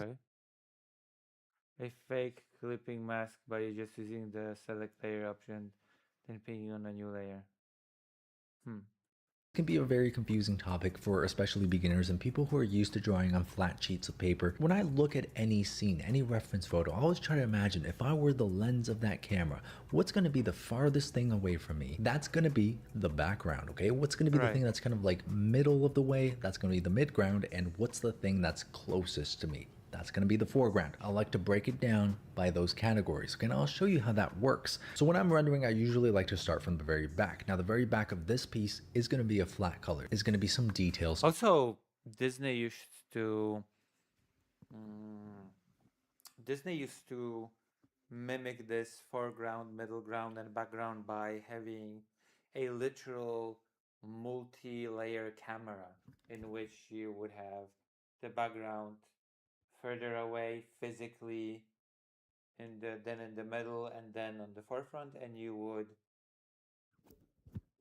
use a multi-layer camera to film that, and you would get that depth in animation. And now the sort of effect is just imitated in a digital program, so you don't need fancy multi-layer cameras anymore on top of that background. So you see some windows, some shops. Sorry, the making of older Disney cell animation is incredible. Look up how they made Snow White. Oh yeah, I know. All the golden age of animation stuff is pretty incredible. And some of the golden age of animation movies are still unmatched on a technical level, which should tell us something. Pinocchio was one such example. Maybe some motorcycles in the background. And now I'm imagining this three-dimensional space. I'm trying to get closer and closer to the camera. So the next layer is going to be the windshield in the back. Just in front of that windshield, we're going to get the seat and the car's exterior. Just in front of that, we're going to get some details on the seat's lining. And that completes the background layers. Now we're going to move on to our subject, which is going to be in front of all of these layers. So I know we're working in 2 dimensions, but you really got to think in 3 dimensions when it comes to layers. Yeah, so just beneath the line art, the character is going to be on her own separate layer. I'm going to have another layer for the seatbelt that's in front of her, and then I'm going to have more layers for the details that I want to add on top. And the reason that these details are on separate layers is because I don't want them to actually destroy the painting that I made underneath, just in case. Layer is just such a wonderful tool in digital that you can edit, correct things without needing to distort the whole piece. You can just micromanage different elements of what you're doing with much lowered risk of endangering the whole piece that you're making. I'm not actually happy with the details. I can just take that layer away very easily. Now you can move on to the foreground, which is the window in between the camera lens and the character. And on this layer, we're going to have some reflections, things that are in front that are closest to the camera. So this is how I like to categorize my layers. That makes it really easy for me. You know, it's all being organized by depth. Now, I would never start a new layer on top of everything else and start adding details into the background on this new layer. And then you might start a new layer and start adding details onto the face of the character, and next thing you know, you've lost track of all of your layers. You don't know where anything is anymore. It's really that's true. infuriating to see. Hypothetically, if you were my child and I caught you doing that, I might just whoop your ass. Let me just show you guys that structure in this painting, and this also can give you an insight into my preferred workflow. So we're starting off with the main silhouette for the character, and then on top I usually will start like that as well. of that, you see we're starting to add a layer of detail. So now you're getting the hair, you're getting some strands here, and then on top of that, you're getting even more detail, even more strands. Another layer on top. See some jewelry, things that are in front of the I highlight. never go into such detail in my drawings. Right now, I keep it layer simple. on top, more clothing, things that are in But I front, also close have been doing animation, so this level of detail is just per animation. Whew. to the camera lens. And then on top of all of that, a little bit more shiny stuff. And last but not least, you've got the multiply layer for the line art. Okay, the line art layer I always like to keep at the front. Now, rapid fire, I want to give you guys a couple more tools that I cannot live without, and that is the eyedropper tool. Okay, so for example, if I wanted to add a slightly brighter highlight to the face, okay, I would not want to go back here and try to find this skin color all over again. That would be a pain in my, I'd have to do a whole bunch of experimenting, and it's not going to look like what it did before. So this is where the eyedropper tool comes in. You use that I use it all eyedropper the tool, time. you select the All color, the time. and then you can shift the hue, shift the value and the saturation, and now you've got a slightly brighter version of the color that you were looking I use that tool all the time. for. So you can't really do this when you're doing traditional painting, but this is what speeds up digital painting so much. Another great thing to have here in Procreate is if you use the wrench icon, click on reference. Now you've got reference images that you can refer back to directly, right? Very good. Here's another really good one, and you probably see me do this in a lot of my videos, and that is if you click on this wrench icon, you want to click on flip horizontal. That flips your canvas. Oh, why the heck do we want to flip our It's for stuff like symmetry. Sometimes you may think that your drawing looks good, but then you flip it and it looks bad. canvas? Well, think about it. You look in the mirror every day. You think you look good. Then someone takes a picture of you and you see that picture and you're like, my God, I am hideous.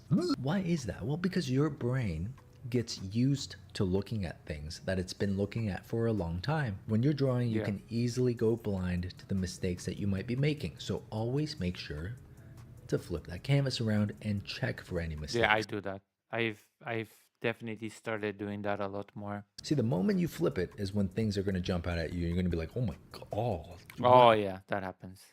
Oh, yeah. Why did I do that? Now, kind of related to that, once you see your mistakes, you can come here, come down to liquefy, and this allows you to correct your mistakes. Okay, super powerful. I always use the push method, but you can also use other methods. You can use pinch. You can also use expand, right? Make things bigger. But, you know, for me personally, I'm not sure if that's a thing in Clip Studio. I'll have to check. Using the push method, I feel like you can pinch and expand to your own free will. Like, I mean, look at that. Within the span of like 5 seconds, we've made the cart tighten. God, look at those lips. So that was just a quick overview of some of the tools and methods that I absolutely cannot live without when it comes to digital painting. If you're a beginner, hopefully you learned something new from this video, and if you're an intermediate artist, hopefully you got some insight into a different way of working. And if you guys want to see an even more detailed look on this topic, I have an hour-long video on Patreon for this, and it goes into even more detail. So if you guys want to support the work that I do so that I can keep bringing these tutorials to you guys, feel free to check. Comparison of these softwares, because okay, Procreate versus Clip Studio from 3 years ago. Procreate versus Clip Studio. Which digital art app is worth it? I'm gonna go to the toilet and then we're gonna watch a duel between Procreate versus Clip Studio, and we're gonna see which one's better. Okay, I'll be right back. I'm using Clip Studio.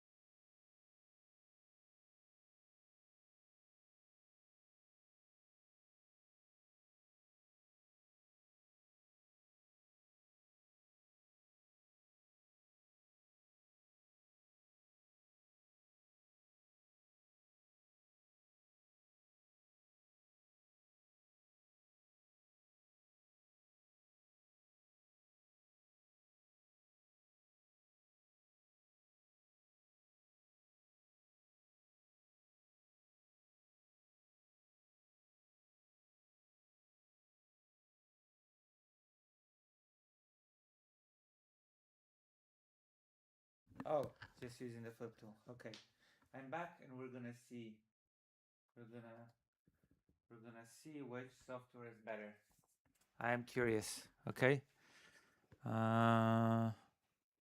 months. Okay. So Procreate versus Clip Studio Paint keeps coming up, right? Right. Yeah. And I wanted to settle this once and for all, pals. Settle it. Both are top-tier digital art apps. Okay. Both Yes. have Okay. massive followings. Okay. Cool. But they're solving completely different problems. Oh. I went deep on pricing, features, and what users actually experience day to day. All right. Let's start with what makes each one genuinely impressive. Procreate is $12.99 for iPad, one-time purchase, all future updates included. The Apple Okay. Pencil integration? Flawless.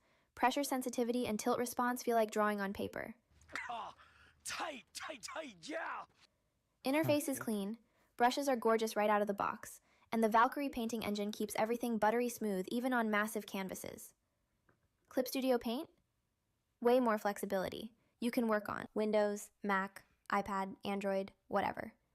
It's the industry standard for manga and comics with built-in panel management, speech bubble tools, tone libraries.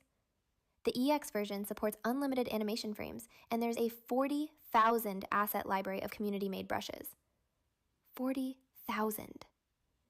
Now here's where it gets complicated. Uh-oh. Procreate markets itself as $12.99 forever, but that's iPad only. If you don't own an iPad, the real entry cost is $341.99 minimum. iPad plus app plus Apple Pencil. And there's no desktop version, no Windows, no Android. Oh, okay. You're locked into Apple's ecosystem. Well then, no, Layer thank count you. depends on your device. No, and while thanks. Procreate added multi-page support for comics, it's not as robust as dedicated comic software. Clip Studio Paint has a different problem.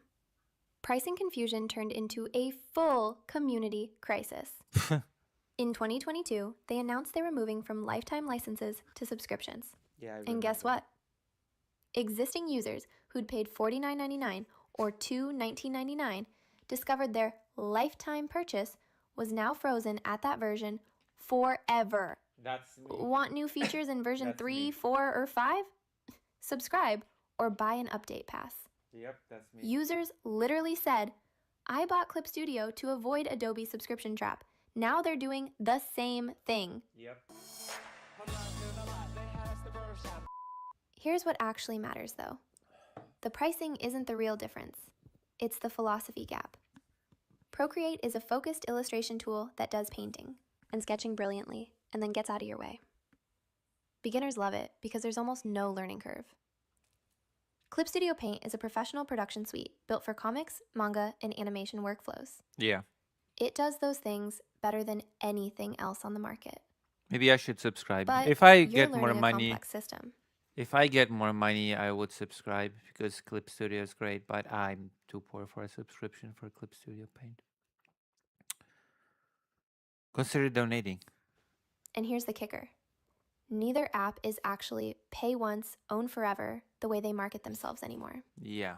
Procreate's $12.99 is locked to iPad hardware.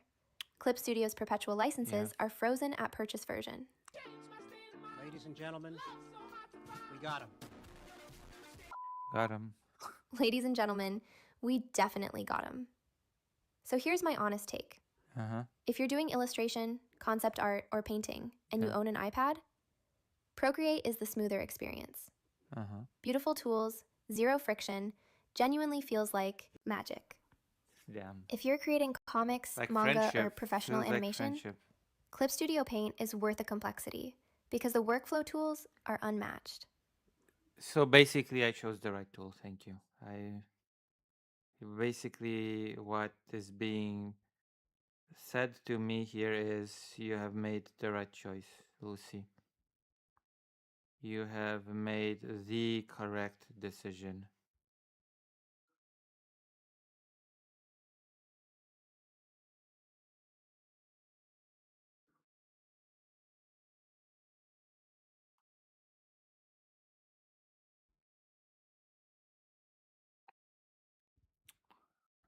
Not good. Just know what you're getting into. I do. Procreate know. locks All right, you into we've Apple's done world. It. There you go. I hate being locked in, so that's no. That's a no for me. When I get richer and more successful, then maybe I'll subscribe to get more stuff. Automatic shading. This new color method is dangerously good. Ooh, should I use this automatic shading? This feels like AI. Is it for Clip Studio? Guys, I found a way to color my drawings while skipping the step that takes the longest by far. Yes, please. The shading. Okay. This might be a pretty big W. So in this week's class, I'll show you all the steps to go from a black and white drawing to a colored illustration like this. And this might be the method that requires the least amount of actual painting. Maybe then I will start shading my animations. If this is actually good and works, then I will start shading my animations, which would be pretty cool. That I've ever come up with. This might look like Okay, I'm gonna make it much faster now. Well, not much faster, but we don't have, you know, a shaded drawing to you, but I didn't actually paint any of it, and it'll all make sense in a couple of minutes. So let's get started. Okay. All right, so here's what we have on the menu: flat colors, automatic shading, what? And light 1, light number 2, materials, and line tint. So I'll go over all of those steps in details, starting from the first step, the flat colors. So to begin, we're not going to bother with the color choices. Just fill in each of the different materials of your design with its own distinct color, like this. All of it on the same layer. And there's one very important step that you need to follow though. When filling in your color regions, make sure you use the pencil tool, not the brush tool. And here's why. Because next we'll be using the paint bucket tool to replace those temporary colors with the real ones, you know, but if you're using the regular brush tool, look at what happens when you paint bucket in a new color over and over. See how the transition moves there? Well, after a couple of paint buckets, your regions will start to bleed into the next and it becomes this huge headache. So now instead check the version with the pen tool as comparison and then see how clear that remains. It doesn't move at all when you paint bucket. And this is just a trick that I picked up in my first ever job as an artist when I was coloring comic books. Now that all our regions are colored, obviously we need a proper color palette because this looks terrible. So for that, you just gotta Google like color.adobe and it'll give you this website here. From there, we just go and select a split complementary color harmony. This is just one of my favorites, but feel free to choose whatever you want. And here we have a little slider so we can just pick the colors that you like, and anything you select basically should create this harmonious color palette. At least that's the idea. So I'll go with something like this. Now I can just take a screenshot of that and paste it in here to use as a reference. And now I got kind of a better direction to start replacing those original colors. Now, honestly, you don't have to stick to this exactly. You can always brighten or darken the colors and it'll still maintain a good harmony. Also, I if have you find to it too busy or too colorful, improve on my coloring game actually. Tone down the busyness by introducing just black and white as sort of buffer areas between the colors. Like, I really like to use this stuff. It kind of tends to create a rest area for the eye. So that's why I opted to go with white for the pants. So yeah, this is what I'm gonna go with. Next up is the shading. Now, I did say I wouldn't actually be shading this manually, so here's what I'll do. And to better demonstrate it, I'll just show you with this circle first. So basically, what I'm trying to do here is use the line art that I already have to generate my shading. Now, I found that you can get something pretty decent by using like 3 to 4 levels of blurriness. So first, I'll duplicate my line art and blur the crap out of it. So you might need to duplicate the layer a couple of times, you know, if it's blurred that much. Otherwise, you might not be able to see anything. And then you can just kind of merge all of those down. And then I'll do it again, but with a slightly reduced blurriness level. And then again, a third time with less blur. And finally, once more with just a little bit of blur. You get the idea, right? Obviously, this doesn't look quite right. But if we clip these shading layers to the flat color layer, by pressing Alt and clicking the layer like directly underneath, well, we get some really nice shading really quickly. It's not perfect, right? But it's pretty good. And in Clip Studio Paint, the button to create a clipping mask is right here, and you'll know that it's a clipping mask when that turns red. Now, what I like to do next is lock the layers and paint over the black shading with a color, you know, to make this less muddy. You don't really want to use black as is for shading, because it tends to, yeah, it makes all the colors look kind of crappy. Now, of course, I can merge all of these different shading layers together, or not, it's really up to you. But this is what I meant, you know, when I said that you don't need to actually paint anything. It's like black magic. Now, let's actually do this with my entire drawing to see what that looks like. The first step is super diffuse, then less and less as we go. And now that I have my 4 levels of blurriness, obviously this still needs a little bit of work. So I'll get the original lines back on top of the layers where they belong, right? And then clip these layers to my flat colors to clean this up a little bit. But things will always look a bit ugly in regions where there's a lot of lines. But it's not the time to panic. I can just erase those a little bit to improve the results. So I find it helps when you hide the rest that you're not working on. So it's not automatic. If you need to clean it up, then it's not automatic. Just layer by layer, I'll go get rid of those darker areas that really don't look good, right? Using a soft brush. Sometimes you won't need much more, but of course we can also go in and add a little bit more shadow in areas that need it. To do this, like I like to just collapse everything into a single layer, and basically that's going to become my new shading layer. And by the way, having those color regions is also super helpful here because I can just go back to that initial, flat layer, then magic wand the color region that I want, and with my selection, I can go back to the shading layer to shade that particular area without, worrying about painting over the rest. It's pretty useful. And now, you can wrap this up by moving on to the lighting step. But first, I'll just quickly lock my layer and paint over my shading with a slightly lighter and more saturated color to make sure that things don't look too muddy. Something like this, maybe. And now, next, it's time to work on our 2-light setup. But first, none of this would be possible without the sponsor of this video, Art School for Digital Art. I'm not sure if this is for me. I'm not sure if this advice is for me.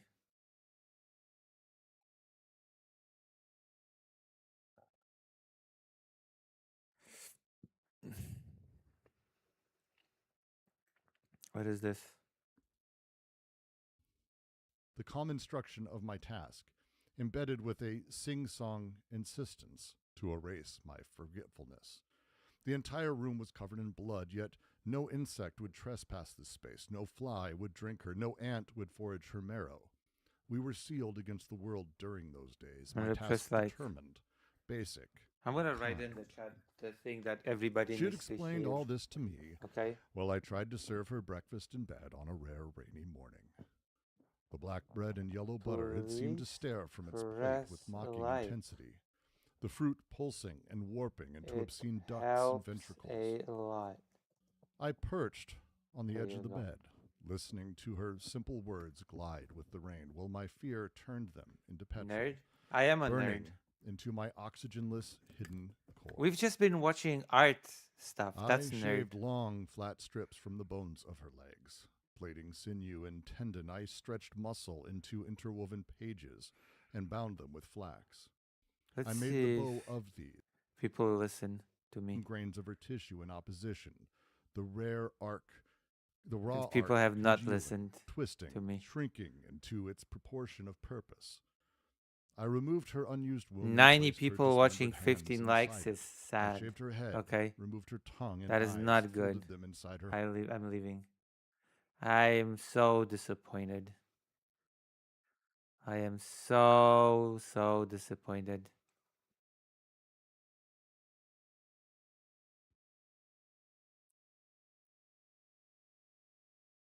It's not reading a book. Yeah, but I don't know. I've been thinking of doing some reading stuff.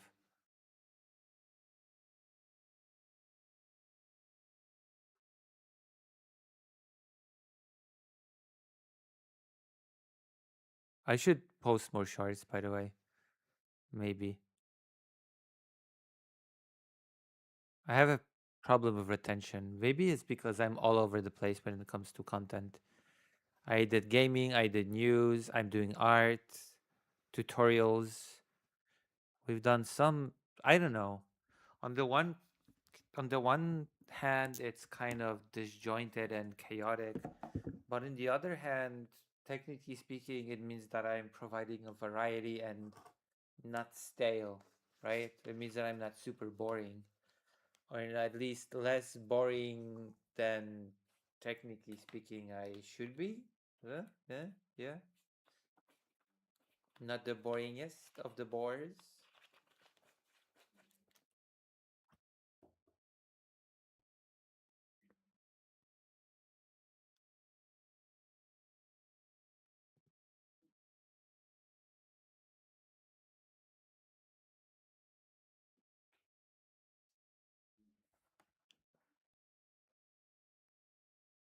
Does that make sense?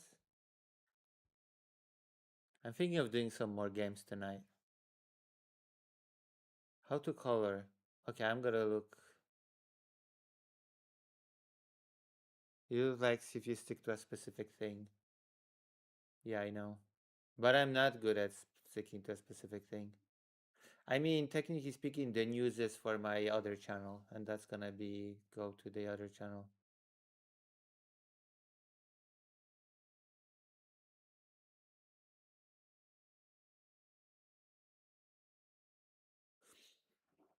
You know?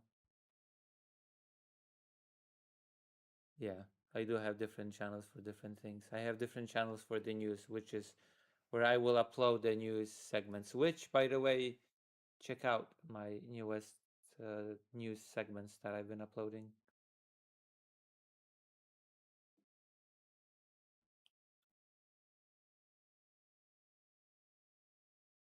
The gaming industry is finally accepting reality. Damn.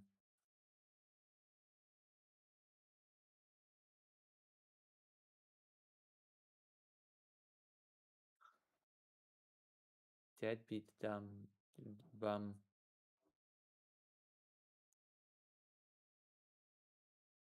Holy shit, that domain has 435 viewers.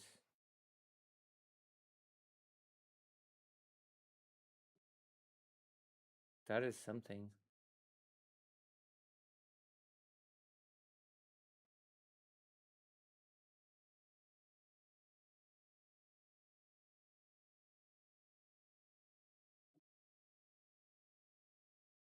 God damn. So much art, advice, stuff.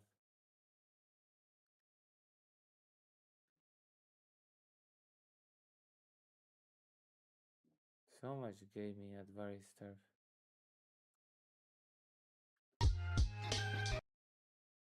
Can we have a talk? I like this one. Lodbrook, Matt and Lucia. Oh my god.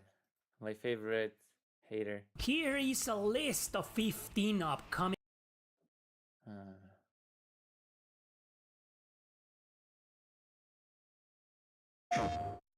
Oh, Infinity Nikki. We should maybe play it.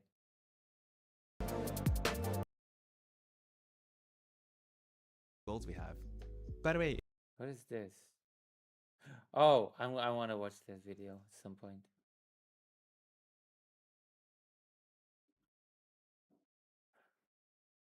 The truth is, most of the time we spend practicing drawing is hurting us more than it's helping us. For the past few months I've been studying anatomy every day, forcing myself to stay consistent, until it led me back to the same uncomfortable question. Why does it still feel like nothing has actually changed? And no matter how much time you spend, you are still starting all over again. So if this doesn't work, how are you supposed to learn drawing at all? That's why I spent months on Bilibili studying how Chinese artists actually learn, and what I found is something extremely simple but crucial that most artists don't even realize they're missing. Stay with me until the end and you will learn. I hate it when people pretended that they have discovered some secret that nobody else has. I'm very, very skeptical of people saying, "Oh, I have discovered and I'm sharing this thing that nobody else does and knows," and it's the missing link. Be careful of such claims. Okay. All right, let's see if we can maybe throw in some more gaming. So I've got a question for you, Glitch Master, because you're the most dedicated of the masters in this chat. Would you like me to start a new expedition playthrough so that you can understand the thing better? Or would you rather me play something else? And if so, then what? What is it? We're gonna end the stream on a cool new / old game.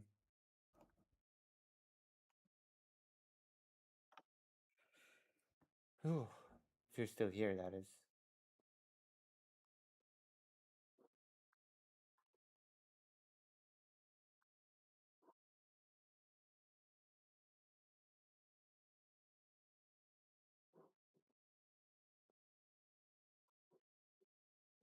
I'm about to go to bed. Oh, and then definitely not something that maybe I should end the stream soon.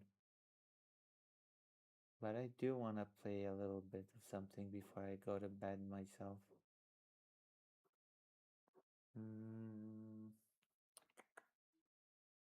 What should I do? We could play Dragon Quest, your favorite game. We have recently saved the princess. Okay, maybe Dragon Quest. It is your favorite game after all.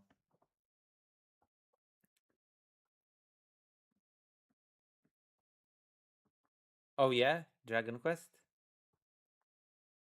What are some new games you have? I have a ton of new games.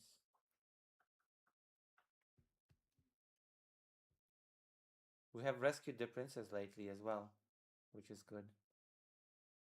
Yeah, the good music by the super racist composer.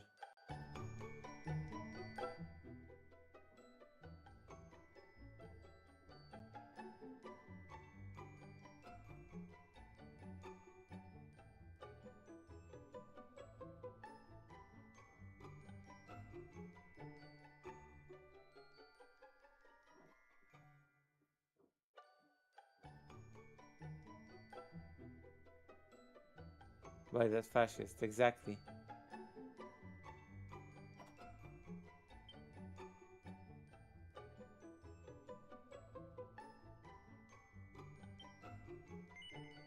And the best thing is, okay, the best thing is that after Dragon Quest 1, we still have Dragon Quest 2 because it was a bundle.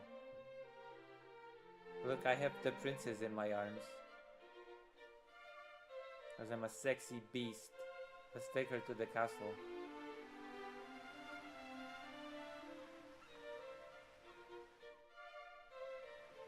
Hello. Greetings and welcome to Is this Princess Gvaeline I see before me? Gvaeline? It is indeed. Bold Lucifer here did rescue me from the jaws. And it just skipped the dialogue. The dragon, a German shepherd, princess. It seems as though it has been me through quite an ordeal. Thou hast our Hankes good at Sireth. We openeth the door for thee. Yes. Now with quickest to the thronest roomest, the kingest awaitest. It keeps skipping because the controller is just, I don't know. The controller is cooked.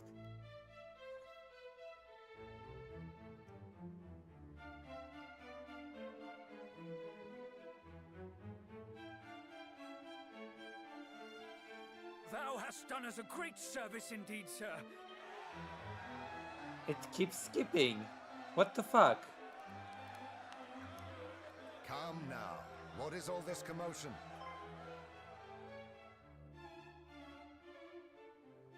What the fuck? Father! Daddy.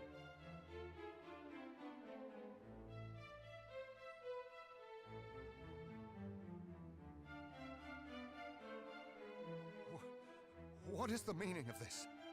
Do I yet dream? 'Tis no dream, sire. I too see it plain as day. Princess Gwaelin is returned! It's called a group hallucination, by the way. Forgive me, Father. Thou must have been worried indeed For I for have my sinned. sake. Oops. But I am come home at last. Oh, Gwaelin, I cannot. Words cannot express my joy. Whoa. Calm down. That's enough. 'Tis not all good news, I'm afraid. Oh. The sphere of light. The fiends took possession of it. The blame lieth not with thee. Well, then you're useless 'Tis to I us. who failed to see the gravity of the encroaching darkness, and I who failed to save thee from thy plight. Thou hast suffered much. I hope in time thou might learn to forgive me. Never. Weep not, Father. Thy subjects will only worry. Thou hast the right of it, of course, dear Oh daughter. my God. We must laugh, not weep. For thou art back home, safe and sound. Yes, yes, okay, monarchy is great. Can we And get all on with thanks it? to my savior here. God damn. We are forever in thy debt, good sir. Thou didst save my daughter, and in so doing myself also.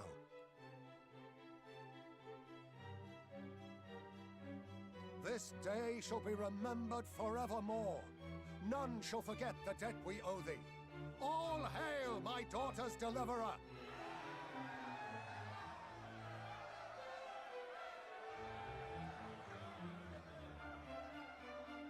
I wonder if this king's a creep like the one in Berserk. Speaking of kings and daughters.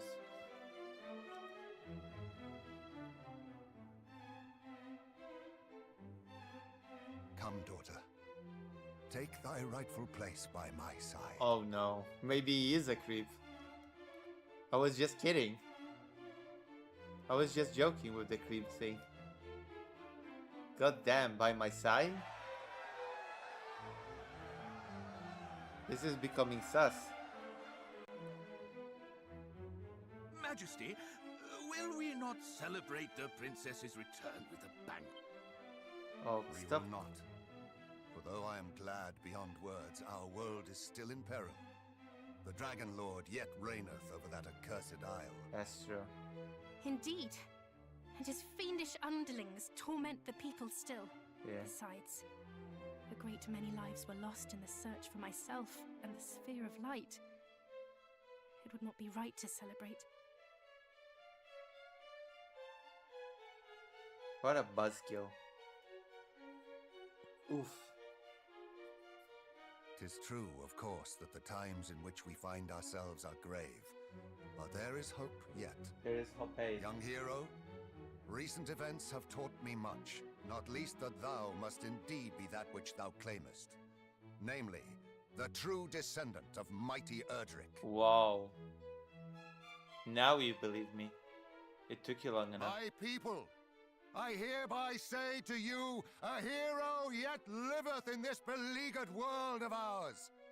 And while there is a hero, there is hope. Let us lend him our aid, that he might vanquish the Dragon Lord and deliver us from evil. Okay, give me, I don't know, 300,000 gold or something. Give me actual aid, not the West to Ukraine aid.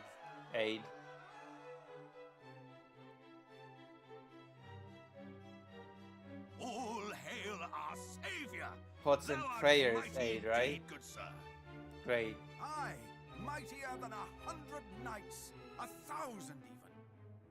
With such a warrior on our side, we shall surely prevail. Oh god, thoughts and prayers aid.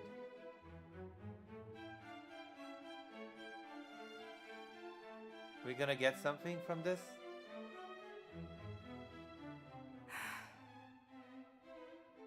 Yeah, even the princess is disappointed with this bullshit.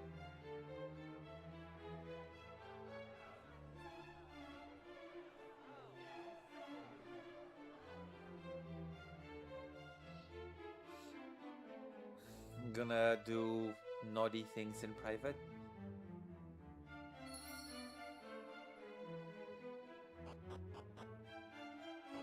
Whoa, what the hell? Controller. Control yourself, controller. God, I hate this controller so much.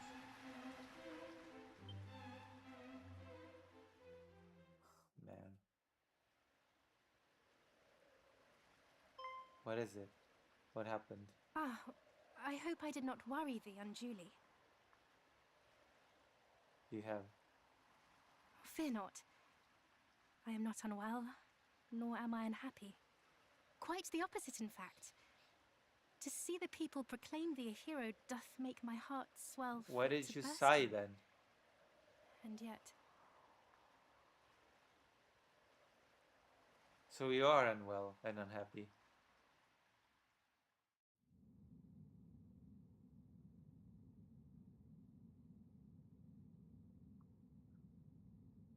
the sphere of light is...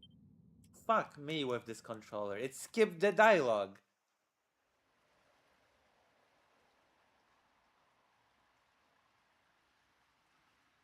Why can you skip the dialogue with the directional meanest button return to it, begin with? Dost thou not?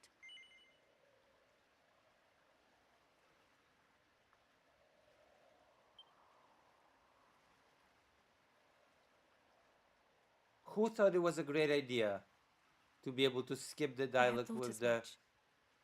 And in order to do so, thou must needs face him in battle.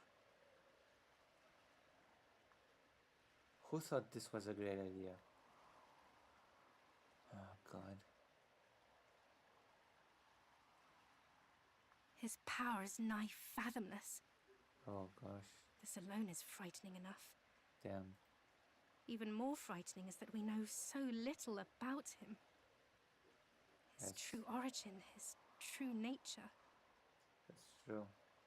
Dragon Boy. When he declared the sphere to be his by right, what if he spoke true? Please, Too bad. thou must take me with thee when thou venturest forth to face him. I cannot simply wait here while thou riskest thy life for all our sakes. If something were to happen to thee, I would... True, a love story. I know full well that I would be little more than a hindrance. Yet nonetheless, I would be by thy side.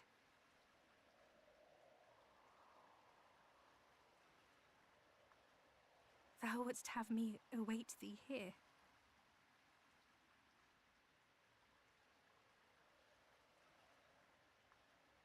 Very well then.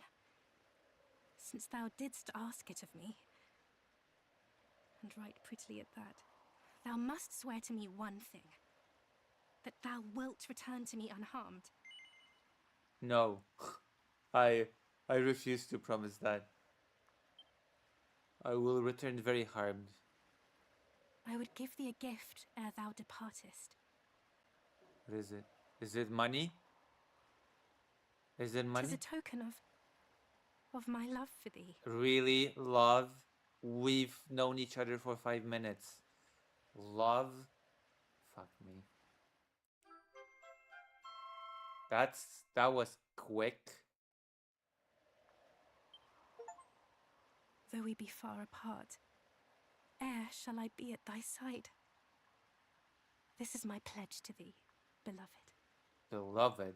After 1 day of... What? Okay. That's a bit rushed. A bit of a rushed romance, I would say.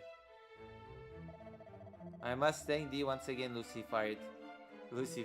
Though hope with hope is short supply. I have also fortunate news to impart. Reports have reached us of Damadara in the west have been attacked.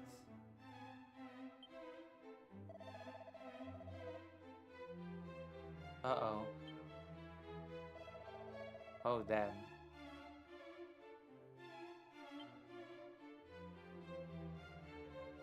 We're being crushed.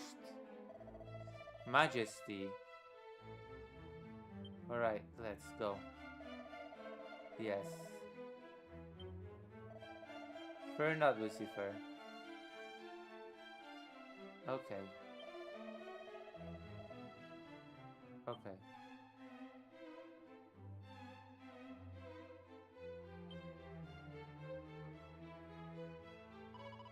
Thou must know that says feet, beloved. Beloved. Oh, my god. This is so embarrassing. This is embarrassing, okay? Give me a break.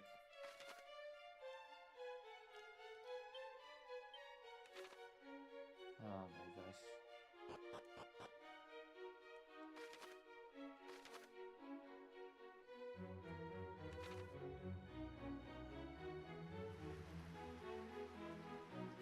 Beloved. Oh boy.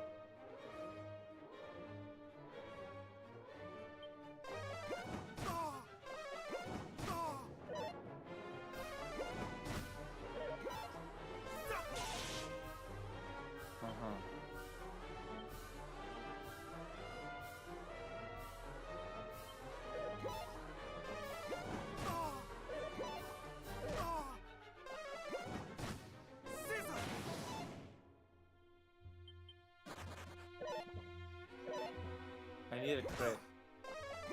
Time these.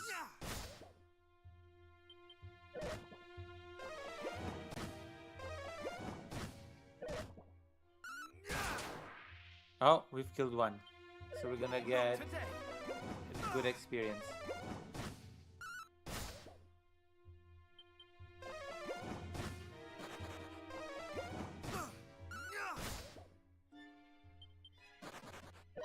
We could kill two. Whoa, we can kill two. Okay, how much XP? That's good XP. How much more do I need? Alright. We're doing good.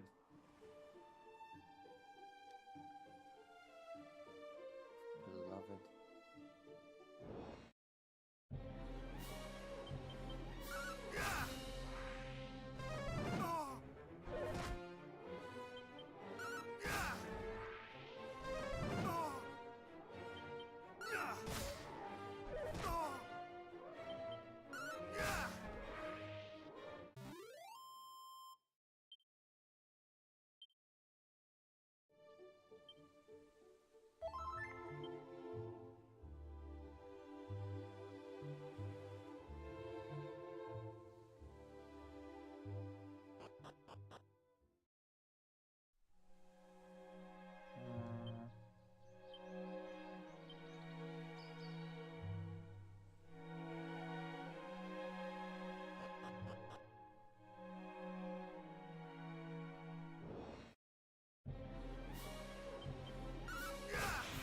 Oh, okay.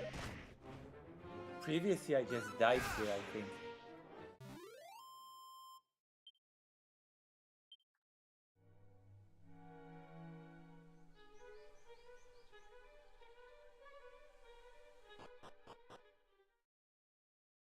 Oh, it just loops.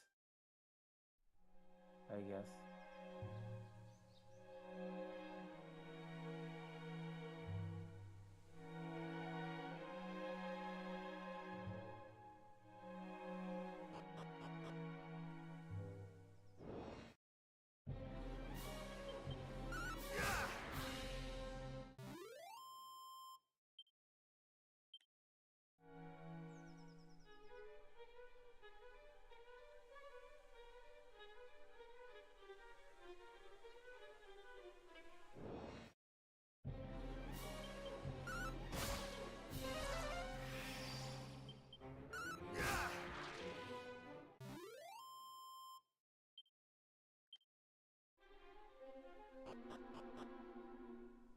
It just loops.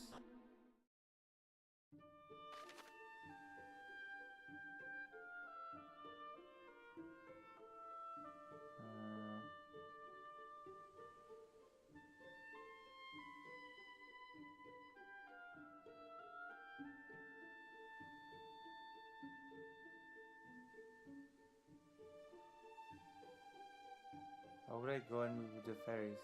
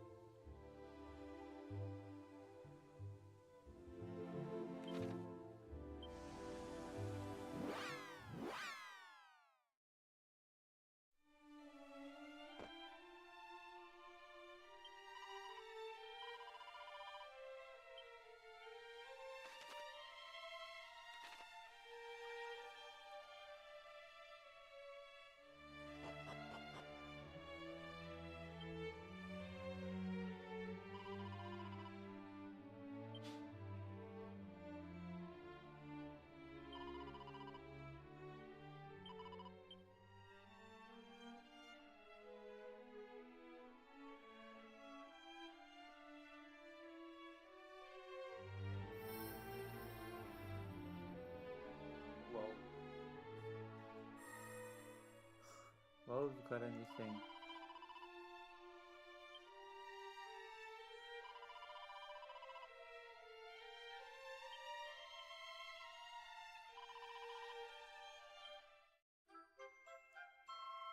Damn.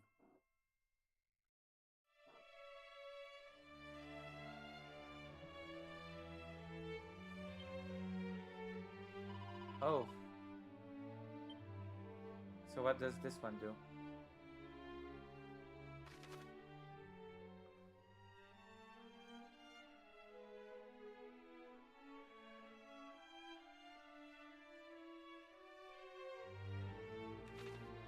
Alright.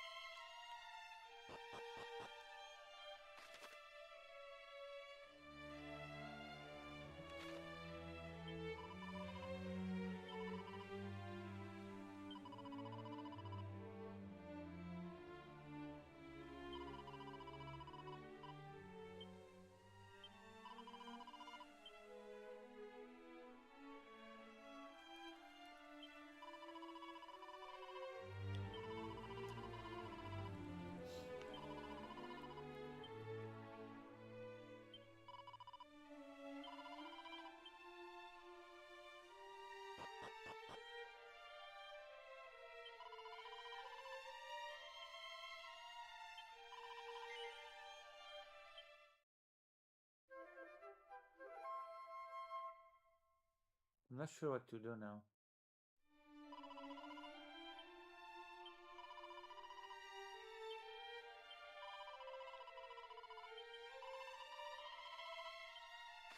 It says, go and meet with the fairies.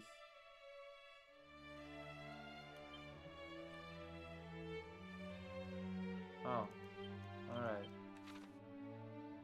I guess that is what I have to do now.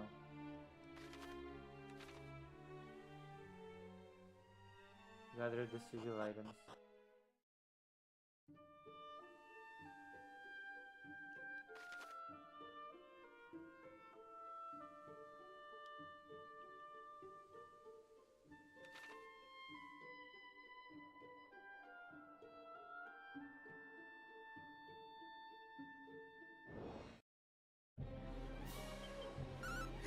I thought the sigil thing was far more optional.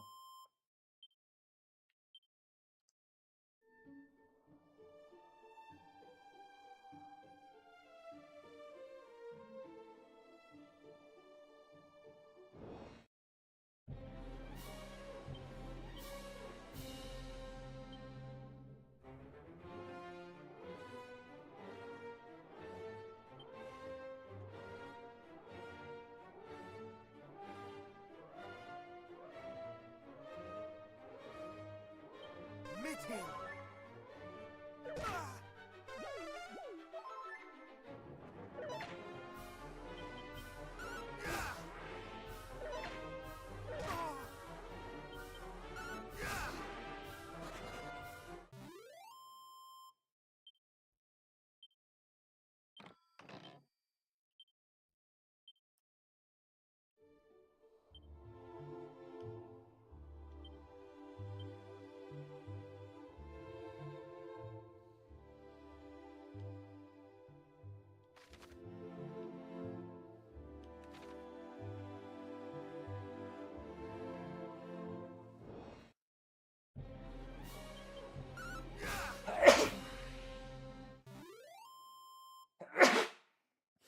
Hmm. Ah.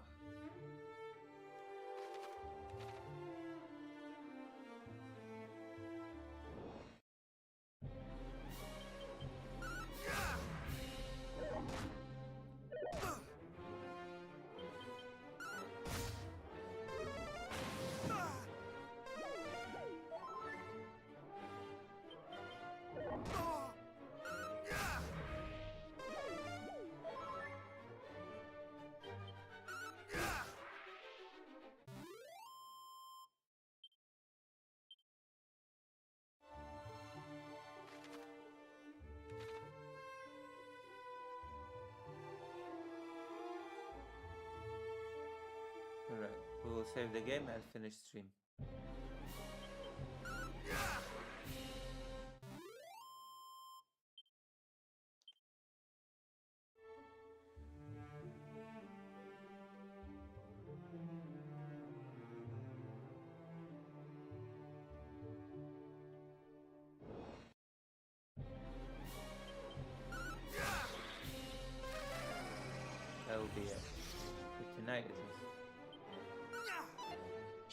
Not today.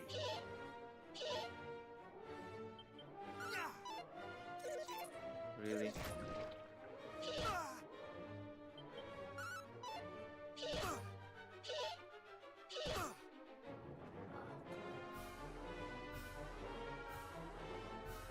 The controller is malfunctioning.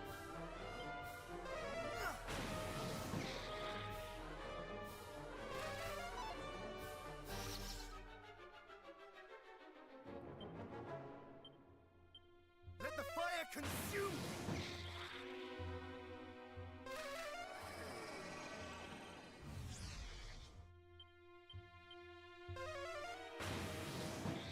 Alright.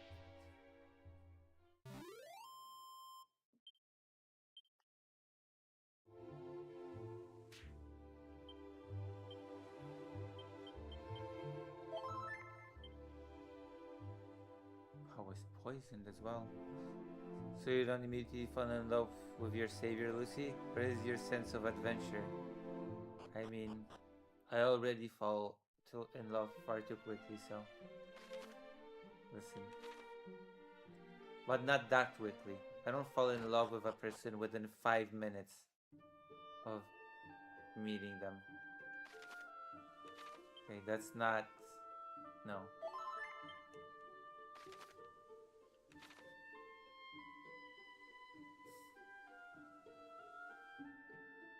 Also, I don't have many saviors in my life, so maybe that's why.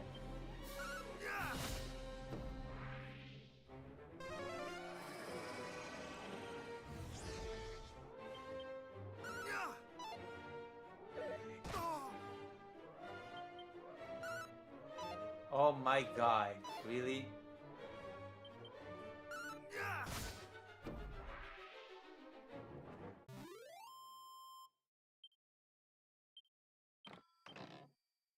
Hopeless romantic, are we? Yes. I am indeed hopeless. Hopeless, hopeless.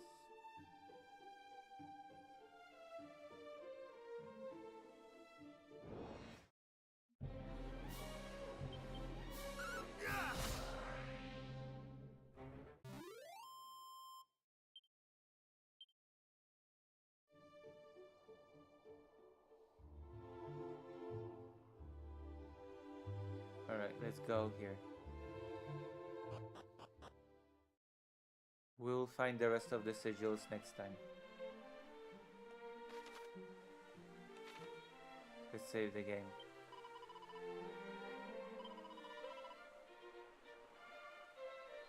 I should probably learn how to use them in battle as well. Alright, I will see you.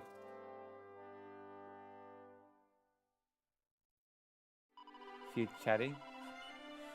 Alright, I will raid you into somebody that will appreciate it, probably, maybe, someday.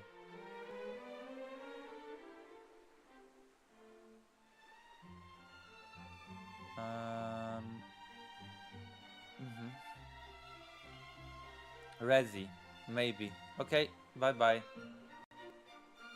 It was fun.